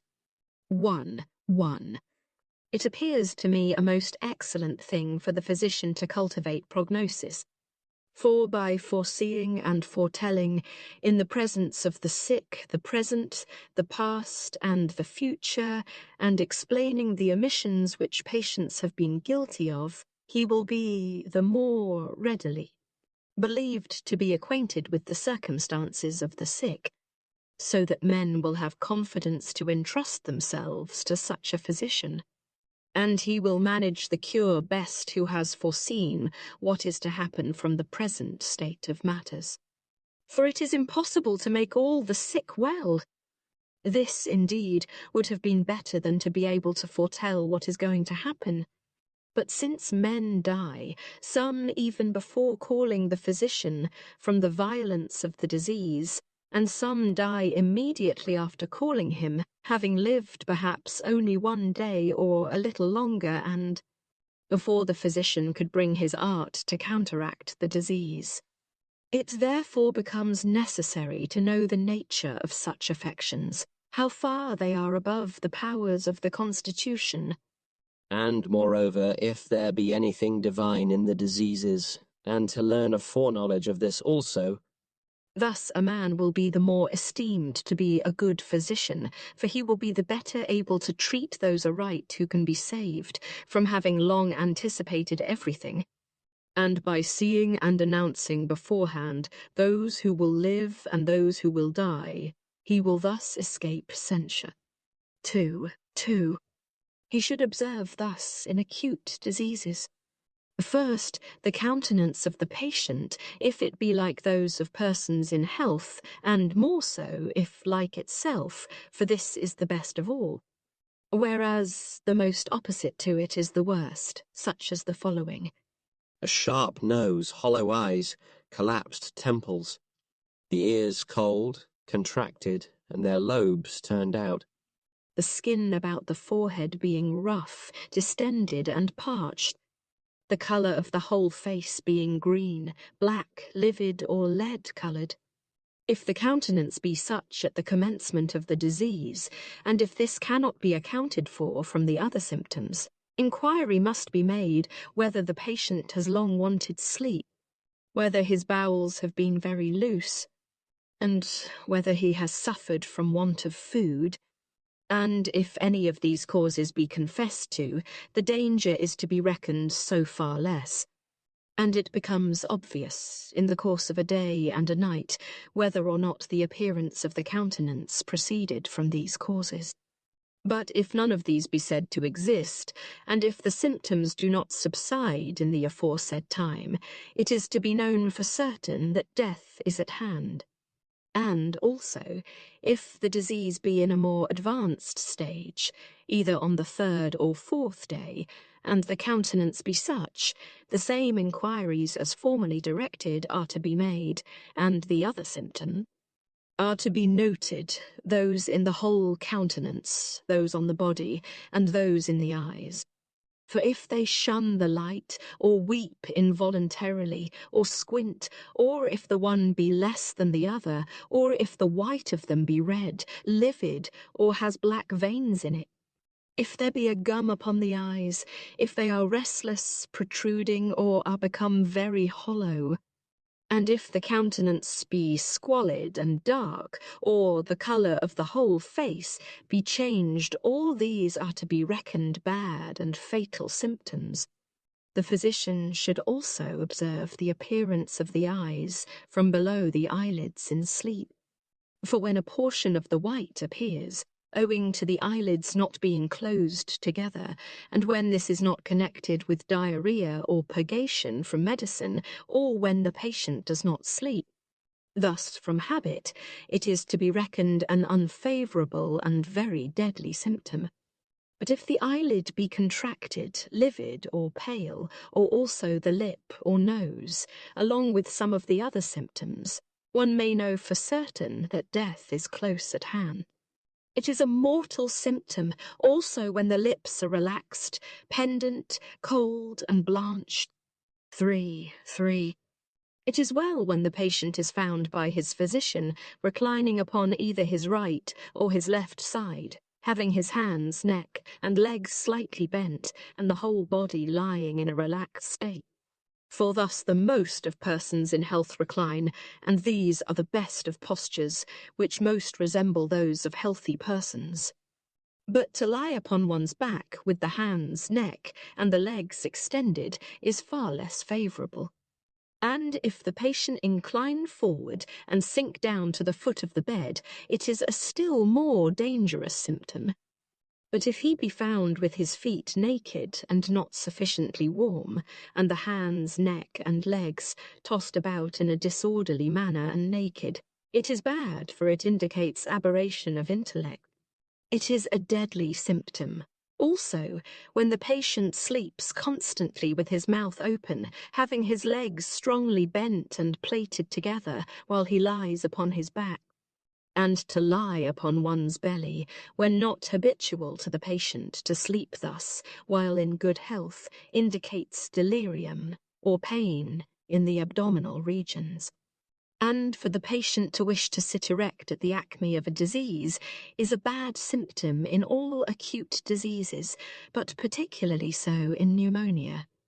To grind the teeth in fevers, when such has not been the custom of the patient from childhood, indicates madness and death, both which dangers are to be announced beforehand as likely to happen. And if a person in delirium do this, it is a very deadly symptom. And if the patient had an ulcer previously, or if one has occurred in the course of the disease, it is to be observed. For if the man be about to die, the sore will become livid and dry, or yellow and dry before death. 4. Respecting the movement of the hands, I have these observations to make. When in acute fevers, pneumonia, phrenitis, or headache, the hands are waved before the face, hunting through empty space, as if gathering bits of straw, picking the nap from the coverlet, or tearing chaff from the wall, all such symptoms are bad and deadly. 5. Respiration, when frequent, indicates pain or inflammation in the parts above the diaphragm. A large respiration, performed at a great interval, announces delirium. But a cold respiration at nose or mouth is a very fatal symptom. A free respiration is to be looked upon as contributing much to the safety of the patient in all acute diseases, such as fevers, and those complaints which come to a crisis in 40 days. 6.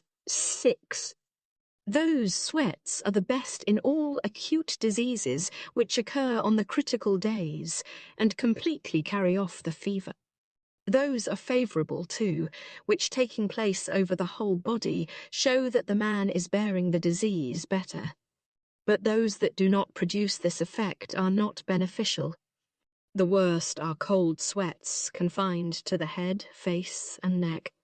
These, in an acute fever, prognosticate death, or in a milder one, a prolongation of the disease.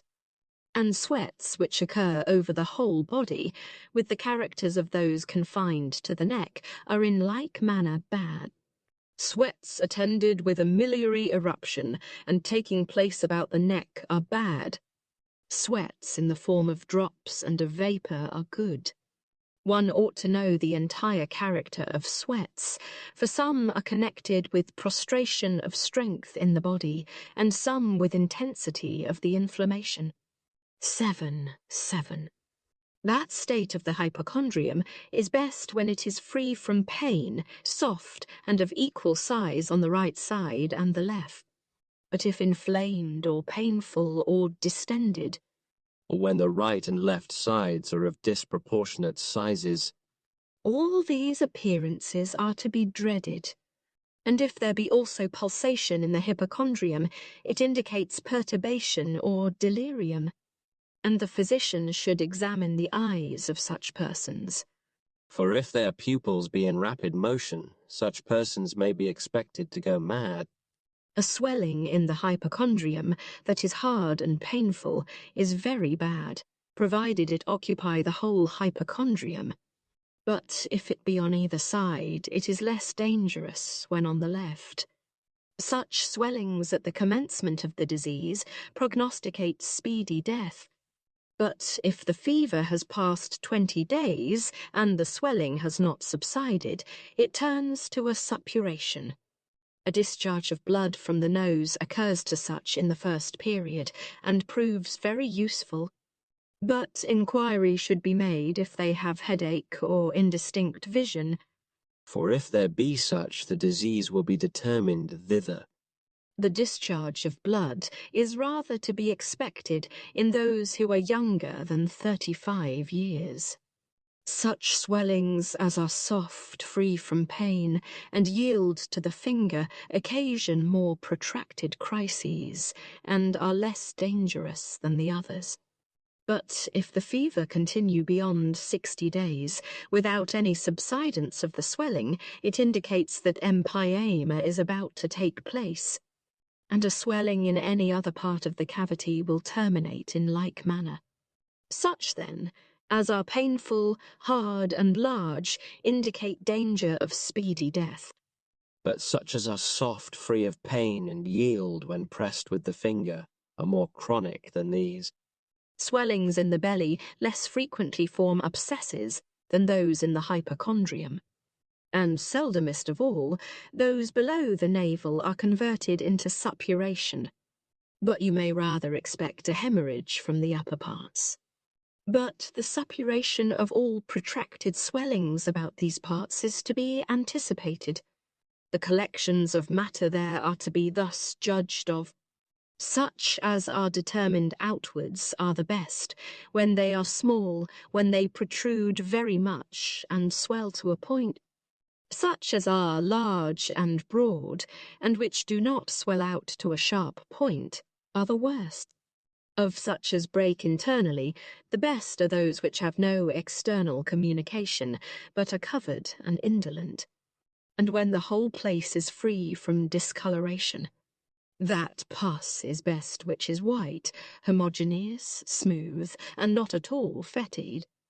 Contrary to this is the worst. 8. All dropsies arising from acute diseases are bad, for they do not remove the fever, and are very painful and fatal. The most of them commence from the flanks and loins, but some from the liver. In those which derive their origin from the flanks and loins, the feet swell, protracted diarrhoeas supervene, which neither remove the pains in the flanks and loins, nor soften the belly. But in dropsies which are connected with the liver, there is a tickling cough with scarcely any perceptible expectoration, and the feet swell. There are no evacuations from the bowels, unless such as are hard and forced, and there are swellings about the belly, sometimes on the one side and sometimes on the other, and these increase and diminish by turns. 9. It is a bad symptom when the head, hands, and feet are cold, while the belly and sides are hot. But it is a very good symptom when the whole body is equally hot. The patient ought to be able to turn round easily and to be agile when raised up. But if he appear heavy in the rest of his body, as well as in his hands and feet, it is more dangerous. And if, in addition to the weight, his nails and fingers become livid, immediate death may be anticipated. And if the hands and feet be black, it is less dangerous than if they be livid, but the other symptoms must be attended to. For if he appear to bear the illness well, and if certain of the salutary symptoms appear along with these, there may be hope that the disease will turn to a deposition, so that the man may recover, but the blackened parts of the body will drop off. When the testicles and members are retracted upwards, they indicate strong pains and danger of death. 10. With regard to sleep, as is usual with us in health, the patient should wake during the day and sleep during the night. If this rule be anywise altered, it is so far worse. But there will be little harm provided he sleep in the morning for the third part of the day. Such sleep as takes place after this time is more unfavourable, but the worst of all is to get no sleep either night or day. For it follows from this symptom that the insomnolency is connected with sorrow and pains, or that he is about to become delirious. 11. The excrement is best, which is soft and consistent, is passed at the hour which was customary to the patient when in health, in quantity proportionate to the ingester. For when the passages are such, the lower belly is in a healthy state. But if the discharges be fluid, it is favourable that they are not accompanied with a noise, nor are frequent, nor in great quantity. For the man being oppressed by frequently getting up must be deprived of sleep. And if the evacuations be both frequent and large, there is danger of his falling into deliquium animi. But in proportion to the ingester, he should have evacuations twice or thrice in the day, once at night, and more copiously in the morning, as is customary with a person in health. The faces should become thicker when the disease is tending to a crisis. They ought to be yellowish and not very fetid. It is favourable that roundworms be passed with the discharges when the disease is tending to a crisis. The belly, too, through the whole disease, should be soft and moderately distended. But excrements that are very watery or white, or green or very red, or frothy, are all bad. It is also bad when the discharge is small and viscid and white and greenish and smooth. But still more deadly appearances are the black or fatty or livid or verdigris, green or fetid.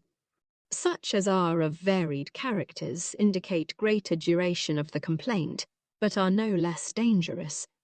such as those which resemble scrapings, those which are bilious, those resembling leaks, and the black. These being sometimes passed together and sometimes singly. It is best when wind passes without noise, but it is better that flatulence should pass even thus than that it should be retained.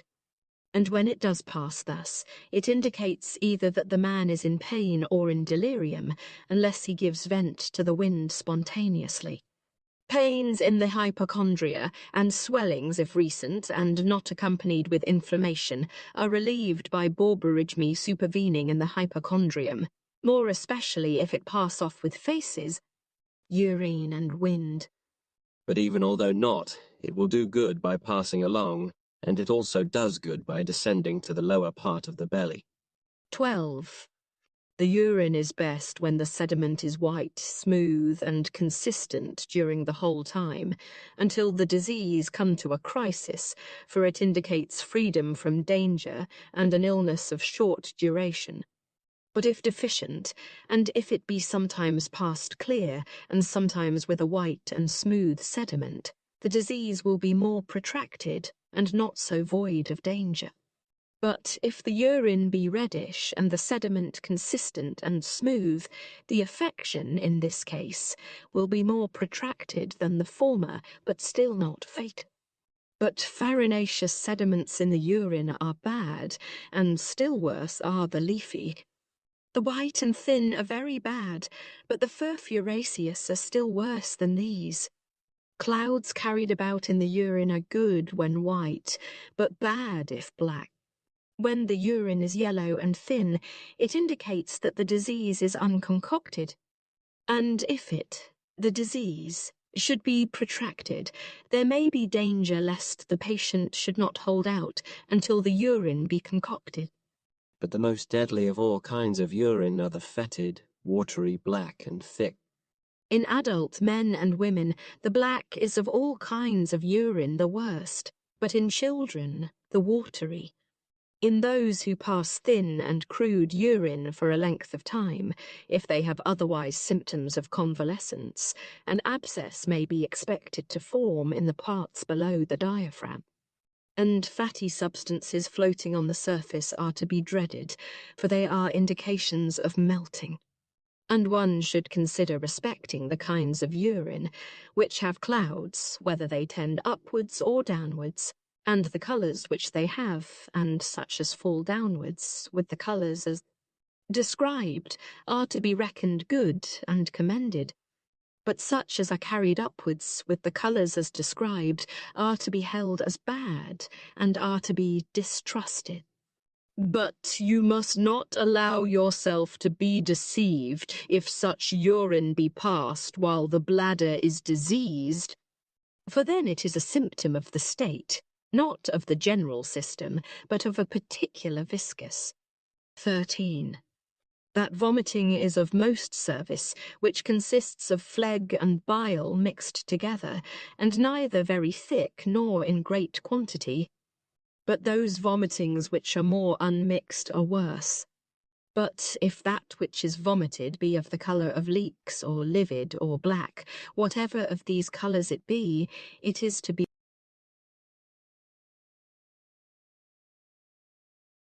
on regimen in acute diseases. Those who composed what are called the Canidian sentences have described accurately what symptoms the sick experience in every disease, and how certain of them terminate. And in so far a man, even who is not a physician, might describe them correctly, provided he put the proper inquiries to the sick themselves, what their complaints are. But those symptoms which the physician ought to know beforehand, without being informed of them by the patient, are, for the most part, omitted, some in one case and some in others, and certain. Symptoms of vital importance for a conjectural judgment. But when, in addition to the diagnosis, they describe how each complaint should be treated, in these cases I entertain a still greater difference of opinion with them respecting the rules they have laid down.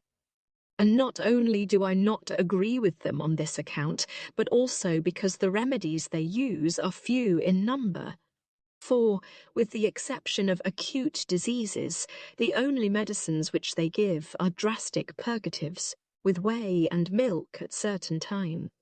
If, indeed, these remedies had been good and suitable to the complaints in which they are recommended, they would have been still more deserving of recommendation, if, while few in number, they were. Sufficient, sufficient. But this is by no means the case. Those, indeed, who have remodelled these sentences have treated of the remedies applicable in each complaint more in a medical fashion. But neither have the ancients written anything worth mentioning respecting regimen, although this be a great omission. Some of them, indeed, were not ignorant of the many varieties of each complaint, and their manifold divisions, but when they wish to tell clearly the numbers, species, of each disease, they do not write correctly, for their species would be almost innumerable if every symptom experienced by the patients were held to constitute a disease and receive a different name. 2. For my part, I approve of paying attention to everything relating to the art, and that those things which can be done well or properly should all be done properly. Such as can be quickly done should be done quickly. Such as can be neatly done should be done neatly. Such operations as can be performed without pain should be done with the least possible pain, and that all other things of the like kind should be done better than they could be managed by the attendants. But I would more especially commend the physician who, in acute diseases, by which the bulk of mankind are cut off, conducts the treatment better than others. Acute diseases are those which the ancients named pleurisy, pneumonia, phrenitis, lethargy, causus, and the other diseases allied to these, including the continual fevers. For unless when some general form of pestilential disease is epidemic, and diseases are sporadic and of a similar character, there are more deaths from these diseases than from all the others taken. Together. The vulgar, indeed, do not recognize the difference between such physicians and their common attendants, and are rather disposed to commend and censure extraordinary remedies. This, then, is a great proof that the common people are most incompetent of themselves to form a judgment how such diseases should be treated, since persons who are not physicians pass for physicians, owing most especially to these diseases. For it is an easy matter to learn the names of those things which are applicable to persons labouring under such complaints. For if one names the juice of Tysonon and such a wine, and hydromel, the vulgar fancy that he prescribes exactly the same things as the physicians do, both the good and the bad. These matters there is a great difference between them. 3. But it appears to me that those things are more especially deserving of being consigned to writing, which are undetermined by physicians, notwithstanding that they are of vital importance, and either do much good or much harm. By undetermined, I mean such as these, wherefore certain physicians during their whole lives are constantly administering unstrained paisands, and fancy they thus accomplish the cure properly, whereas others take great pains that the patient should not swallow a particle of the barley, thinking it would do much harm, but strain the juice through a cloth before giving it. Others, again, will neither give thick pectosan nor the juice, some until the 7th day of the disease, and some until after the crisis. Physicians are not in the practice of mooting such questions, nor, perhaps, if mooted, would a solution of them be found, although the whole art is thereby exposed to much censure from the vulgar, who fancy that there really is no such science as medicine, since in acute diseases practitioners differ so much among themselves that those things which one administers as thinking it the best that can be given, another holds to be bad, And in this respect, they might say that the art of medicine resembles augury, since augurs hold that the same bird, in, if seen on the left hand is good, but if on the right bad. And in divination by the inspection of entrails, you will find similar differences. But certain diviners hold the very opposite of these opinions.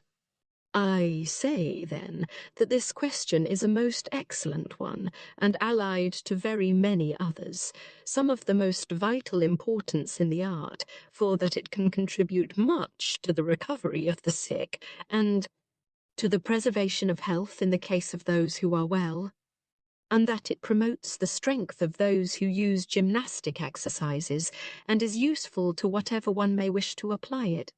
For Paisan, then, appears to me to be justly preferred before all the other preparations from grain in these diseases, and I commend those who made this choice, for the mucilage of it is smooth, consistent, pleasant, lubricant, moderately diluent, quenches thirst if this be required, and has no astringency, gives no trouble, nor swells up in the bowels, for in the boiling it swells up as much as it naturally can. Those, then, who make use of pitasan in such diseases should never for a day allow their vessels to be empty of it, if I may say so, but should use it and not intermit unless it be necessary to stop, for a time, in order to administer medicine or a clyster. And to those who are accustomed to take 2 meals, in the day it is to be given twice, and to those accustomed to live upon a single meal, it is to be given once at first, and then, if the case permit, it is to be increased and given twice to them, if they appear to stand in need of it. At first, it will be proper not to give a large quantity, nor very thick, but in proportion to the quantity of food which one has been accustomed to take, and so as that the veins may not be much emptied. And, with regard to the augmentation of the dose, if the disease be of a drier nature than one had supposed, one must not give more of it, but should give before the draught of paisan either hydromel or wine, in as great quantity as may be proper, and what is proper in each case will be afterward stated by us. But if the mouth and the passages from the lungs be in a proper state as to moisture, the quantity of the draught is to be increased, as a general rule, for an early and abundant state of moisture indicates an early crisis, but a late and deficient moisture indicates a slower crisis. And these things are, as I have stated, for the most part. But many other things are omitted which are important to the prognosis, as will be explained afterwards. And the more that the patient is troubled with purging in so much greater quantity is it to be given until the crisis, and moreover until 2 days beyond the crisis, in such cases as it appears to take place on the 5th, 7th, or 9th day, so as to have respect both for the odd and even day. After this, the draught is to be given early in the day, and the other food in place is to be given in the evening. These things are proper, for the most part, to be given to those who, from the first, have used pitasan containing its whole substance. For the pains in pleuritic affections immediately cease of their own accord whenever the patients begin to expectorate anything worth mentioning, and the purgings become much better, and empyema much more seldom takes place than if the patients used a different regimen, and the crises are more simple, occur earlier, and the cases are less subject to relapses. 5. Pectisans are to be made of the very best barley, and are to be well boiled, more especially if you do not intend to use them strained. For, besides the other virtues of pectisan, its lubricant quality prevents the barley that is swallowed from proving injurious, for it does not stick nor remain in the region of the breast. For that which is well boiled is very lubricant, excellent for quenching thirst, of very easy digestion, and very weak, all which qualities are wanted. If, then, one do not pay proper attention to the mode of administering the petasan, much harm may be done. For when the food is shut up in the bowels, unless one procure some evacuation speedily before administering the draught, the pain, if present, will be exasperated. And, if not present, it will be immediately created, and the respiration will become more frequent, which does mischief, for it dries the lungs, fatigues the hypochondria, the hypogastrium, and diaphragm. And, moreover, if, while the pain of the side persists and does not yield to warm fomentations, and the sputa are not brought up, but are viscid and unconcocted, unless one get the pain resolved, either by loosening the bowels or opening a vein, whichever of these may be proper, if to persons so circumstanced pectizan be administered, their speedy death will be the result. For these reasons, and for others of a similar kind still more, those who use unstrained pitasan die on the 7th day, or still earlier, some being seized with delirium, and others dying suffocated, with orthopnoia and rales. Such persons the ancients thought struck, for this reason more especially, that when dead the affected side was livid, like that of a person who had been struck. The cause of this is that they die before the pain is resolved, being seized with difficulty of respiration, and by large and rapid breathing, as has been already explained, the spittle becoming thick, acid, and unconcocted, cannot be brought up, but being retained in the bronchi of the lungs, produces rales. And when it has come to this, death, for the most part, is inevitable. For the sputa, being retained, prevent the breath from being drawn in, and force it speedily out, and thus the two conspire together to aggravate the mischief. For the sputa, being retained, renders the respiration frequent, while the respiration being frequent thickens the sputa, and prevents them from being evacuated. These symptoms supervene not only if pitasan be administered unseasonably, but still more if any other food or drink worse than pitasan be given. 6. For the most part, then, the results are the same, whether the patient have used the unstrained petasan or have used the juice alone, or even only drink. And sometimes it is necessary to proceed quite differently. In general, one should do thus. If fever commences shortly after taking food, and before the bowels have been evacuated, whether with or without pain, the physician ought to withhold the draught until he thinks that the food has descended to the lower part of the belly. And if any pain be present, the patient should use oxymel, hot if it is winter, and cold if it is summer, and if there be much thirst, he should take hydromel and water. Then, if any pain be present, or any dangerous symptoms make their appearance, it will be proper to give the draught neither in large quantity nor thick, but after the 7th day, if the patient be strong. But if the earlier taken food has not descended, in the case of a person who has recently swallowed food, and if he be strong and in the vigour of life, a clyster should be given, or if he be weaker, A suppository is to be administered unless the bowels open properly of themselves. the time for administering the draught is to be particularly observed at the commencement and during the whole illness. When, then, the feet are cold, one should refrain from giving the tisan, and more especially abstain from drink. But when the heat has descended to the feet, one may then give it, and one should look upon this season as of great consequence in all diseases, and not least in acute diseases, especially those of a febrile character, and those of a very dangerous nature. One may first use the juice and then the tisane, attending accurately to the rules formerly laid down. 7.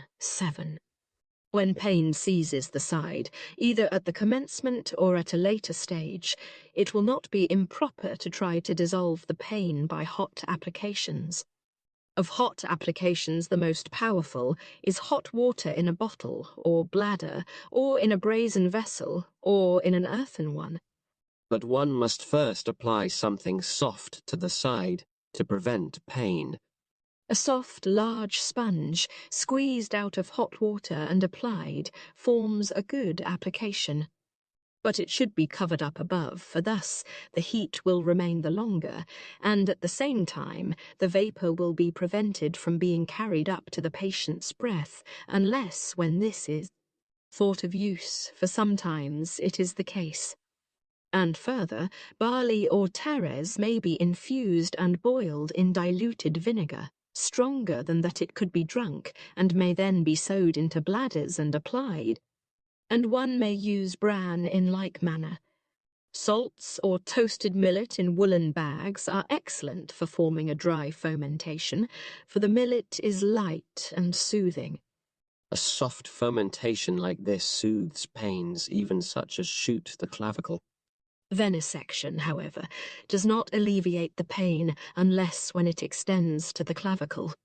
But if the pain be not dissolved by the fomentations, one ought not to foment for a length of time, for this dries the lungs and promotes suppuration.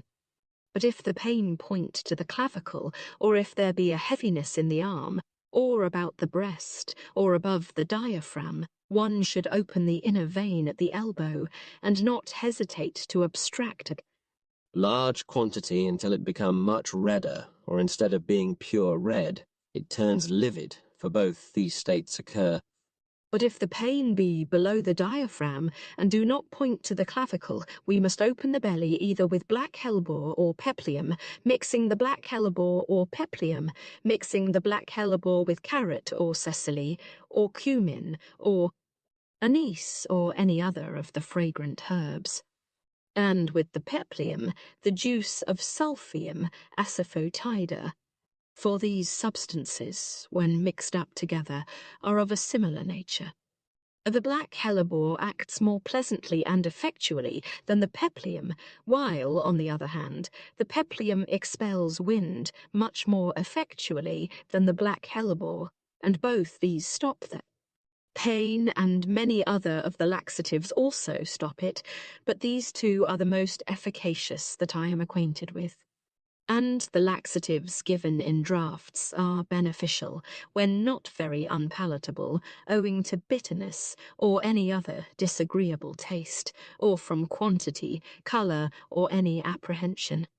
When the patient has drunk the medicine, one ought to give him to swallow but little less of the paisan than what he had been accustomed to.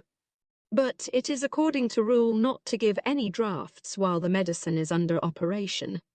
But when the purging is stopped, then he should take a smaller draught than what he had been accustomed to, and afterwards go on increasing it progressively until the pain cease, provided nothing else contra indicate. This is my rule, also, if one would use the juice of tisanan, for I hold that it is better, on the whole, to begin with taking the decoction at once, rather than by first emptying the veins before. Doing so, or on the 3rd, 4th, 5th, 6th, or 7th day, provided the disease has not previously come to a crisis in the course of this time, and similar preparations to those formerly described are to be made in those cases. 8. Such are the opinions which I entertain respecting the administering of the pitisan. And as regards drinks, whichsoever of those about to be described may be administered, the same directions are generally applicable. And here I know that physicians are in the practice of doing the very reverse of what is proper, for they all wish, at the commencement of diseases, to starve their patients for 2, 3, or more days, and then to administer the paisans and drinks. and perhaps it appears to them reasonable that, as a great change has taken place in the body, it should be counteracted by another great change. Now, indeed, to produce a change is no small matter, but the change must be effected well and cautiously, and after the change the administration of food must be conducted still more so. Those persons, then, would be most injured if the change is not properly managed who used unstrained petisans. They also would suffer who made use of the juice alone. And so also they would suffer who took merely drink, but these least of all. 9. One may derive information from the regimen of persons in good health what things are proper. For if it appear that there is a great difference whether the diet be so and so in other respects, but more especially in the changes, how can it be otherwise in diseases, and more especially in most acute? But it is well ascertained that even a faulty diet of food and drink steadily persevered in is safer in the main as regards health than if one suddenly change it to another. Wherefore, in the case of persons who take 2 meals in the day, or of those who take a single meal, sudden changes induce suffering and weakness. And thus persons who have not been accustomed to dine, if they shall take dinner, immediately become weak, have heaviness over their whole body, and become feeble and languid, and if, in addition, they take supper, they will have acid eructations, and some will have diarrhea, whose bowels were previously dry, and not having been accustomed to be twice swelled out with food, and to digest it, twice a day have been loaded beyond their wont. It is beneficial in such cases to counterbalance this change, for one should sleep after dinner as if passing the night, and guard against cold in winter and heat in summer. Or, if the person cannot sleep, he may stroll about slowly, but without making stops, for a good while, take no supper, or, at all events, eat little and only things that are not unwholesome, and still more avoid drink, and especially water. Such a person will suffer still more if he take 3 full meals in the day, and more still if he take more meals. And yet there are many persons who readily bear to take 3 full meals in the day, provided they are so accustomed. And, moreover, those who have been in the habit of eating twice a day, if they omit dinner, become feeble and powerless, averse to all work, and have heartburn. Their bowels seem, as it were, to hang loose. Their urine is hot and green, and the excrement is parched. In some, the mouth is bitter, the eyes are hollow, the temples throb, and the extremities are cold, and the most of those who have thus missed their dinner cannot eat supper. Or, if they do sup, they load their stomach and pass a much worse night than if they had previously taken dinner.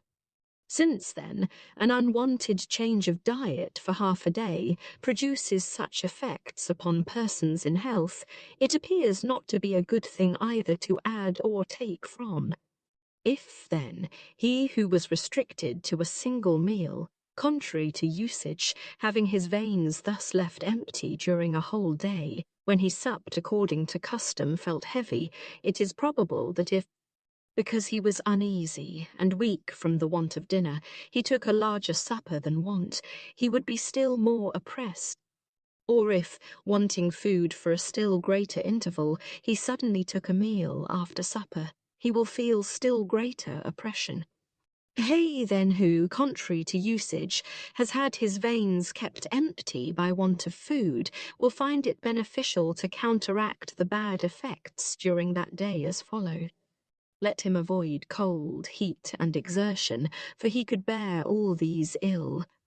Let him make his supper considerably less than usual, and not of dry food, but rather liquid. And let him take some drink, not of a watery character, nor in smaller quantity than is proportionate to the food, and on the next day he should take a small dinner, so that by degrees he may return to his former practice. Persons who are bilious in the stomach bear these changes worst, while those who are pituitous, upon the whole, bear the want of food best, so that they suffer the least from being restricted to one meal in the day, contrary to usage. This, then, is a sufficient proof that the greatest changes as to those things which regard our constitutions and habits are most especially concerned in the production of diseases, for it is impossible to produce unseasonably a great emptying of the vessels by abstinence, or to administer food while diseases are at their acme, or when inflammation prevails. Nor, on the whole, to make a great change either one way or another with impunity. 10.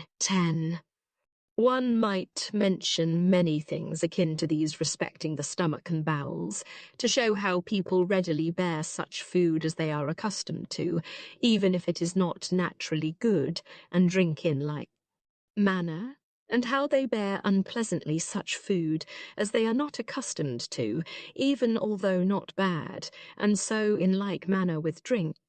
And as to the effects of eating much flesh, contrary to usage, or garlic, or asafoetida, or the stephoetida, or the stem of the plant which produces it, or things of a similar kind possessed of strong properties, one would be less surprised if such things produce pains in the bowels, but rather when one learned what trouble, swelling, flatulence, and tormina the cake, Masa, will raise in the belly when eaten by a person not accustomed to it, and how much weight and distension of the bowels bread will create to a person accustomed to live upon the Masa, and what thirst and sudden fullness will be occasioned by eating hot bread, owing to its desiccant and indigestible properties, and what different effects are produced by fine and coarse bread when eaten contrary to usage, or by the cake when unusually dry,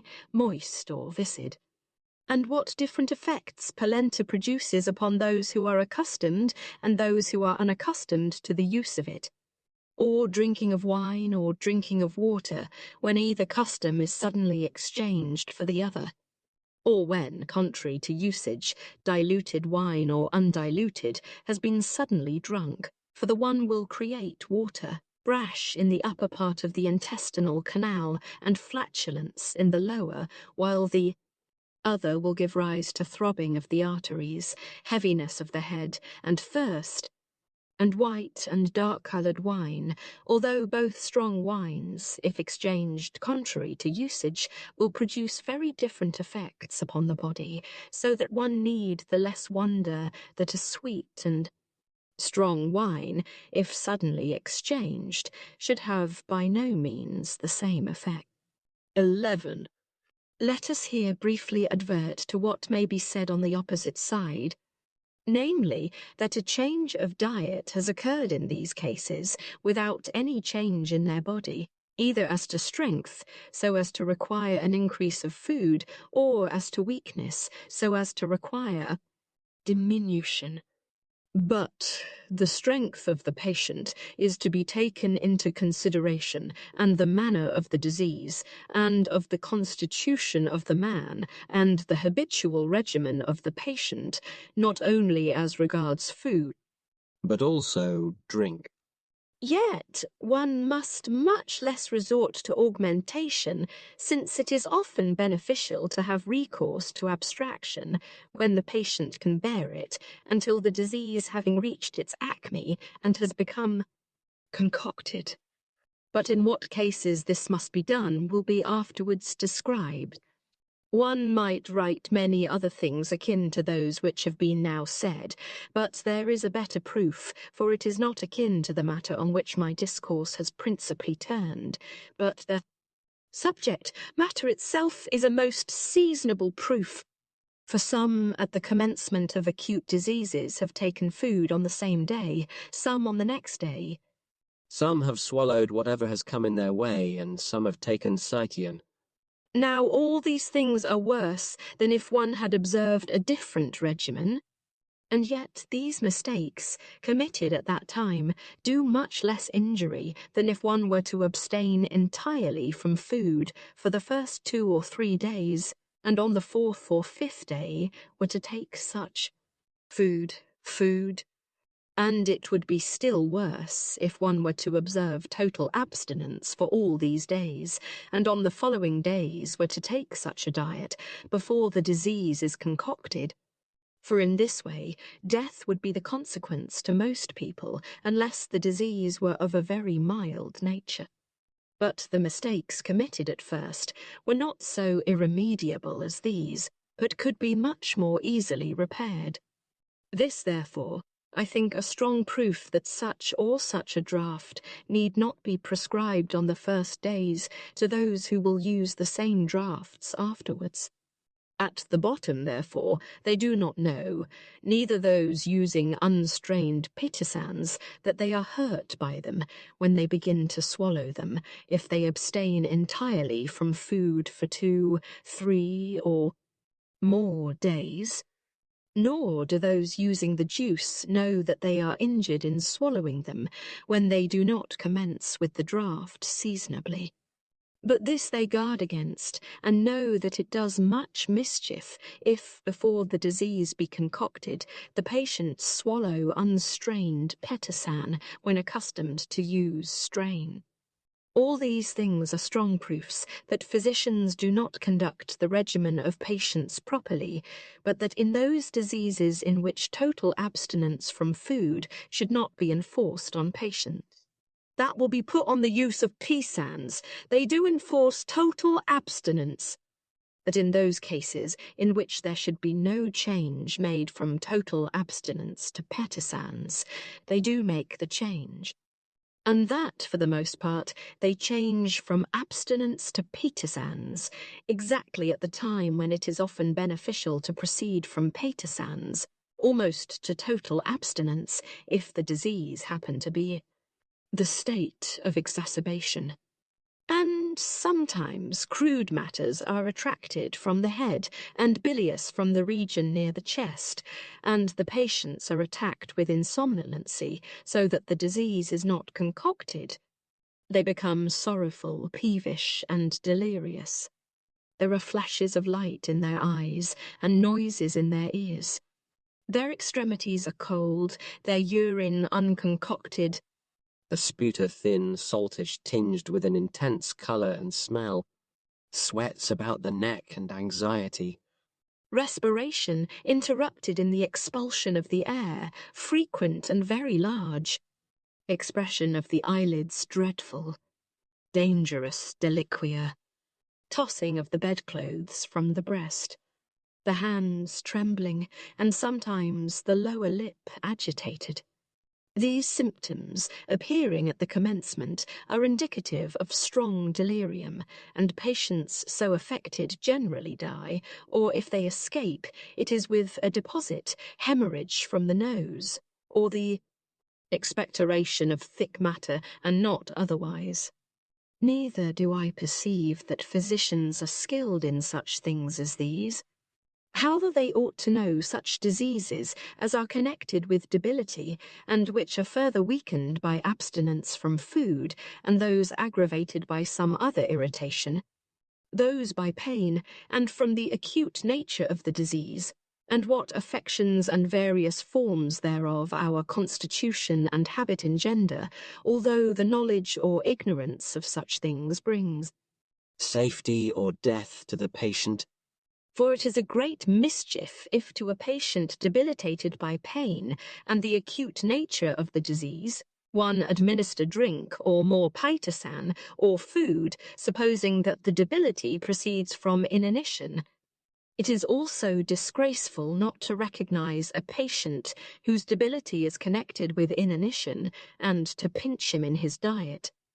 This mistake, indeed, is attended with some danger, but much less than the other, and yet it is likely to expose one to much greater derision. For if another physician or a private person coming in, and knowing what has happened, should give to eat or drink those things which the other had forbidden, the benefit thus done to the patient would be manifest.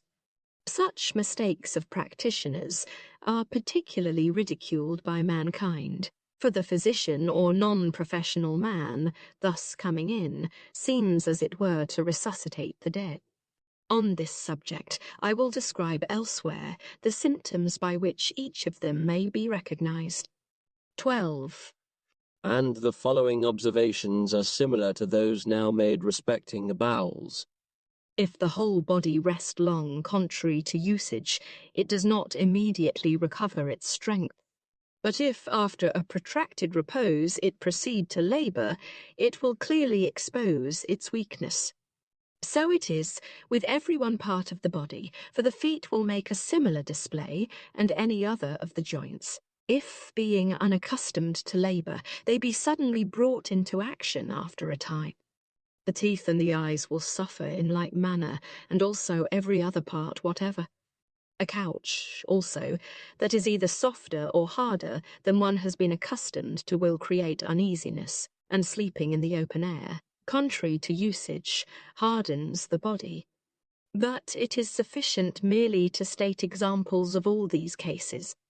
If a person having received a wound in the leg, neither very serious nor very trifling, and he being neither in a condition very favourable to its healing, nor the contrary, at first betakes himself to bed in order to promote the cure, and never raises his leg, it will thus be much less disposed to inflammation, and be much sooner well than it would have been if he had strolled about during the process of healing. But if upon the 5th or 6th day, or even earlier, he should get up and attempt to walk, he will suffer much more then than if he had walked about from the commencement of the cure, and if he should suddenly make many laborious exertions, he will suffer much more than if, when the treatment was conducted otherwise, he had made the same exertions on the same days. In fine, all these things concur in proving that all great changes, either one way or another, are hurtful. Wherefore much mischief takes place in the bowels, if from a state of great inanition more food than is moderate be administered, and also in the rest of the body, if from a state of great rest it be hastily brought to greater exertion, it will be much more injured. Or if from the use of much food it be changed to complete abstinence, and therefore the body in such cases requires protracted repose, and if from a state of laborious exertion the body suddenly falls into a state of ease and indolence, in these cases also the bowels would require continued repose from abundance of food, for otherwise it will induce pain and heaviness in the whole body. 13. The greater part of my discourse has related to changes this way or that. For all purposes it is profitable to know these things, and more especially respecting the subject under consideration, that in acute diseases, in which a change is made to paisands from a state of inanition, it should be made as I direct, and then that tisans should not be used until the disease be concocted, or some other symptom, whether of evacuation or of irritation, appear in the intestines, or in the hypochondria, such as will be described. Obstinate somnolency impairs the digestion of the food and drink, and in other respects changes and relaxes the body, and occasions a heated state and heaviness of the head. 14. One must determine by such marks as these, when sweet, strong, and dark wine, hydromal, water, and oxymal should be given in acute diseases. Wherefore the sweet affects the head less than the strong, attacks the brain less, evacuates the bowels more than the other, but induces swelling of the spleen and liver. It does not agree with bilious persons, for it causes them to thirst. It creates flatulence in the upper part of the intestinal canal, but does not disagree with the lower part as far as regards flatulence. And yet flatulence engendered by sweet wine is not of a transient nature, but rests for a long time in the hypochondria. And therefore it in general is less diuretic than wine, which is strong and thin. But sweet wine is more expectorant than the other. But when it creates thirst, it is less expectorant in such cases than the other wine. But if it do not create thirst, it promotes expectoration better than the other. The good and bad effects of a white, strong wine have been already frequently and fully stated in the disquisition on sweet wine. It is determined to the bladder more than the other, is diuretic and laxative, and should be very useful in such complaints. For if in other respects it be less suitable than the other, the clearing out of the bladder affected by it is beneficial to the patient, if properly administered. There are excellent examples of the beneficial and injurious effects of wine, all which were left undetermined by my predecessors. In these diseases you may use a yellow wine, and a dark, austere wine for the following purposes. If there be no heaviness of the head, nor delirium, nor stoppage of the expectoration, nor retention of the urine, and if the alvine discharges be more loose and like scrapings than usual, in such cases a change from a white wine to such as I have mentioned might be very proper. It deserves further to be known that it will prove less injurious to all the parts above, and to the bladder, if it be of a more watery nature, but that the stronger it is, it will be the more beneficial to the bowels. 15. Hydromel, when drunk in any stage of acute disease, is less suitable to persons of a bilious temperament, and to those who have enlarged viscera, than to those of a different character. It increases thirst less than sweet wine. It softens the lungs, is moderately expectorant, and alleviates a cough. For it has some detergent quality in it, whence it lubricates the sputum. Hydromel is also moderately diuretic, unless prevented by the state of any of the viscera. And it also occasions bilious discharges downwards, sometimes of a proper character, and sometimes more intense and frothy than is suitable. But such rather occurs in persons who are bilious and have enlarged viscera. Hydromel rather produces expectoration and softening of the lungs when given diluted with water. But unmixed hydromel, rather than the diluted, produces frothy evacuations, such as are unseasonably and intensely bilious and too hot. But such an evacuation occasions other great mischiefs, for it neither extinguishes the heat in the hypochondria, but rouses it, induces inquietude, and juices inquietude and jactitation of the limbs, and ulcerates the intestines and anus. The remedies for all these will be described afterwards. By using hydromel without paisands, instead of any other drink, you will generally succeed in the treatment of such diseases, and fail in few cases.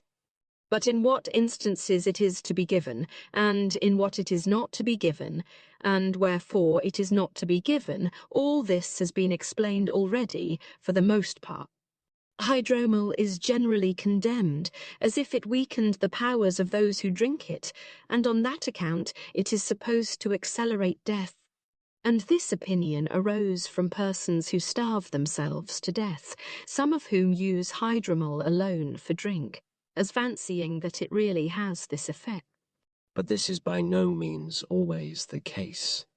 For hydromel, if drunk alone, is much stronger than water, if it do not disorder the bowels, but in some respects it is stronger, and in some weaker than wine, that is thin, weak, and devoid of bouquet. There is a great difference between unmixed wine and unmixed honey as to their nutritive powers, for if a man will drink double the quantity of pure wine to a certain quantity of honey which is Swallowed, he will find himself much stronger from the honey, provided it do not disagree with his bowels, and that his alvine evacuations from it will be much more copious. But if he shall use patasan for a draught and drink afterward hydromal, he will feel full, flatulent, and uncomfortable in the viscera of the hypochondrium. But if the hydromal be taken before the draught, it will not have the same injurious effects as if taken after it, but will be rather beneficial. And boiled hydromal has a much more elegant appearance than the unboiled, being clear, thin white, and transparent. But I am unable to mention any good quality which it possesses that the other wants. For it is not sweeter than the unboiled, provided the honey be fine, and it is weaker, and occasions less copious evacuations of the bowels, neither of which effects is required from the hydromal. But one should by all means use it boiled, provided the honey be bad, impure, black, and not fragrant, for the boiling will remove the most of its bad qualities and appearances. 16. You will find the drink, called oxymol, often very useful in these complaints, for it promotes expectoration and freedom of breathing. The following are the proper occasions for administering it. When strongly acid, it has no mean operation in rendering the expectoration more easy, for by bringing up the sputa, which occasion troublesome hawking, and rendering them more slippery, and as it were clearing the windpipe with a feather, it relieves the lungs and proves emollient to them. And when it succeeds in producing these effects, it must do much good. But there are cases in which hydromal, strongly acid, does not promote expectoration, but renders it more viscid and thus does harm, and it is most apt to produce these bad effects in cases which are otherwise of a fatal character, when the patient is unable to cough or bring up the sputa. On this account, then, one ought to consider beforehand the strength of the patient, and if there be any hope, then one may give it, but if given at all in such cases, it should be quite tepid, and in by no means large doses. But if slightly acrid, it moistens the mouth and throat, promotes expectoration, and quenches thirst, agrees with the viscera seated in the hypochondrium, and obviates the bad effects of the honey. For the bilious quality of the honey is thereby corrected. It also promotes flatulent discharges from the bowels, and is diuretic, but it occasions watery discharges, and those resembling scrapings from the lower part of the intestine, which is sometimes a bad thing in acute diseases, more especially when the flatulence cannot be passed, but rolls backwards. And otherwise it diminishes the strength, and makes the extremities cold. This is the only bad effect worth mentioning, which I have known to arise from the oxymol. It may suit well to drink a little of this at night before the draught of tisane, and when a considerable interval of time has passed after the draught, there will be nothing to prevent its being. Taken. But to those who are restricted entirely to drinks without draughts of pitasan, it will therefore not be proper at all times to give it, more especially from the fretting and irritation of the intestine which it occasions. And these bad effects it will be the more apt to produce, provided there be no faces in the intestines, and the patient is labouring under inanition, and then it will weaken the powers of the hydromal. But if it appears advantageous to use a great deal of this drink during the whole course of the disease, one should add to it merely as much vinegar as can just be perceived by the taste, for thus what is prejudicial in it will do the least possible harm, and what is beneficial will do the more good. In a word, the acidity of vinegar agrees rather with those who are troubled with bitter bile than with those patients whose bile is black. For the bitter principle is dissolved in it, and turned to phlegm by being suspended in it. whereas black bile is fermented, swells up, and is multiplied thereby. For vinegar is a melanogogue. Vinegar is more prejudicial to women than to men, for it creates pains in the uterus. 17.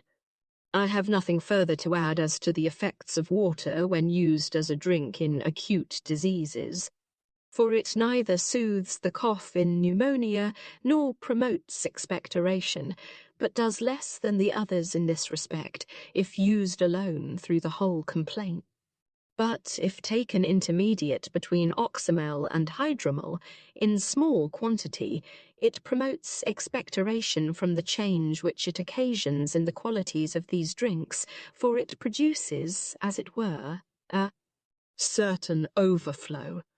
Otherwise, it does not quench the thirst, for it creates bile in a bilious temperament, and is injurious to the hypochondrium.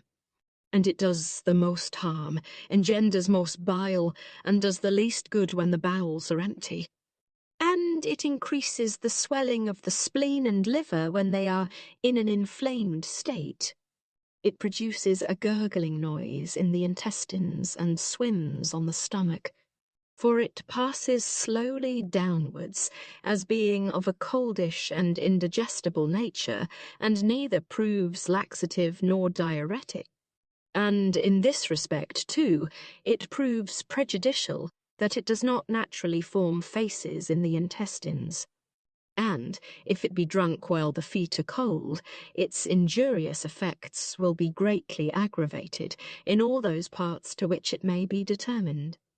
When you suspect in these diseases either strong heaviness of the head or mental alienation, you must abstain entirely from wine, and in this case use water or give weak, straw-coloured wine, entirely devoid of bouquet, after which a little water is to be given in addition.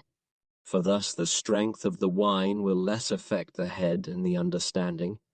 But in which cases water is mostly to be given for drink, when in large quantity, when in moderate, when cold, and when hot. All these things have either been discussed already or will be treated of at the proper time. In like manner, with respect to all the others, such as barley, water, the drinks made from green shoots, those from raisins, and the skins of grapes and wheat, and bastard saffron, and myrtles, pomegranates, and the others, when the proper time for using them is come, they will be treated of along with the disease in question, in like manner as the other compound medicines. 18. The bath is useful in many diseases, in some of them when used steadily, and in others when not so. Sometimes it must be less used than it would be otherwise from the want of accommodation. For in few families are all the conveniences prepared, and persons who can manage them as they ought to be. And if the patient be not bathed properly, he may be thereby hurt in no inconsiderable degree, for there is required a place to cover him that is free of smoke, abundance of water, materials for frequent baths, but not very large, unless this should be required. It is better that no friction should be applied, but if so, a hot soap, smegma, must be used in greater abundance than is common, and an effusion of a considerable quantity of water is to made at the same time and afterwards repeated.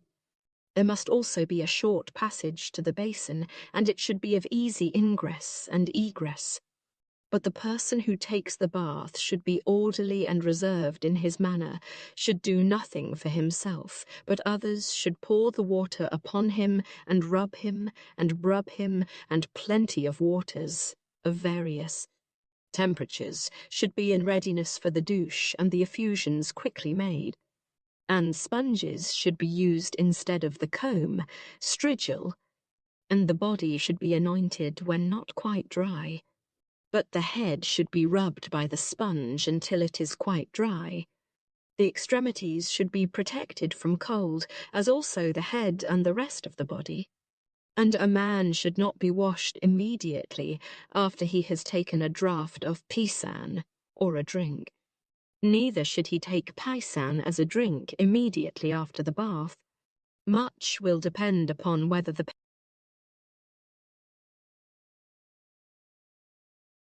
Book 1 of the Epidemics, Section 1.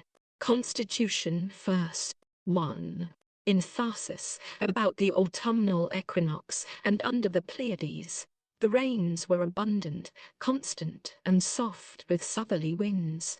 The winter southerly, the northerly winds faint, droughts. On the whole, the winter having the character of spring, the spring was southerly, cool, rain small in quantity. Summer, for the most part, cloudy, no rain. The Etesian winds, rare and small, blew in an irregular manner. The whole constitution of the season being thus inclined to the southerly, and with droughts early in the spring, from the preceding opposite and northerly state, ardent fevers occurred in a few instances, and these very mild, being rarely attended with hemorrhage, and never proving fatal. Swellings appeared about the ears, in many on either side, and in the greatest number on both sides, being unaccompanied by fever, so as not to confine the patient to bed. In all cases, they disappeared without giving trouble. Neither did any of them come to suppuration, as is common in swellings from other causes. They were of a lax, large, diffused character, without inflammation or pain, and they went away without any critical sign.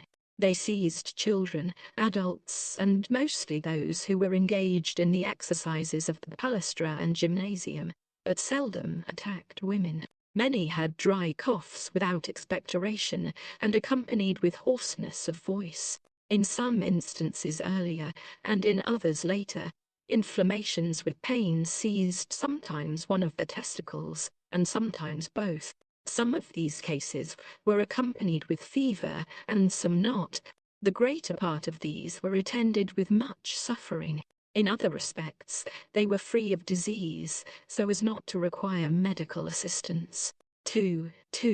Early in the beginning of spring, and through the summer, and towards winter, many of those who had been long gradually declining took to bed with symptoms of phthisis. In many cases, formerly of a doubtful character, the disease then became confirmed. In these, the constitution inclined to the physical. Many, and in fact, the most of them, died. And of those confined to bed, I do not know if a single individual survived for any considerable time. They died more suddenly than is common in such cases.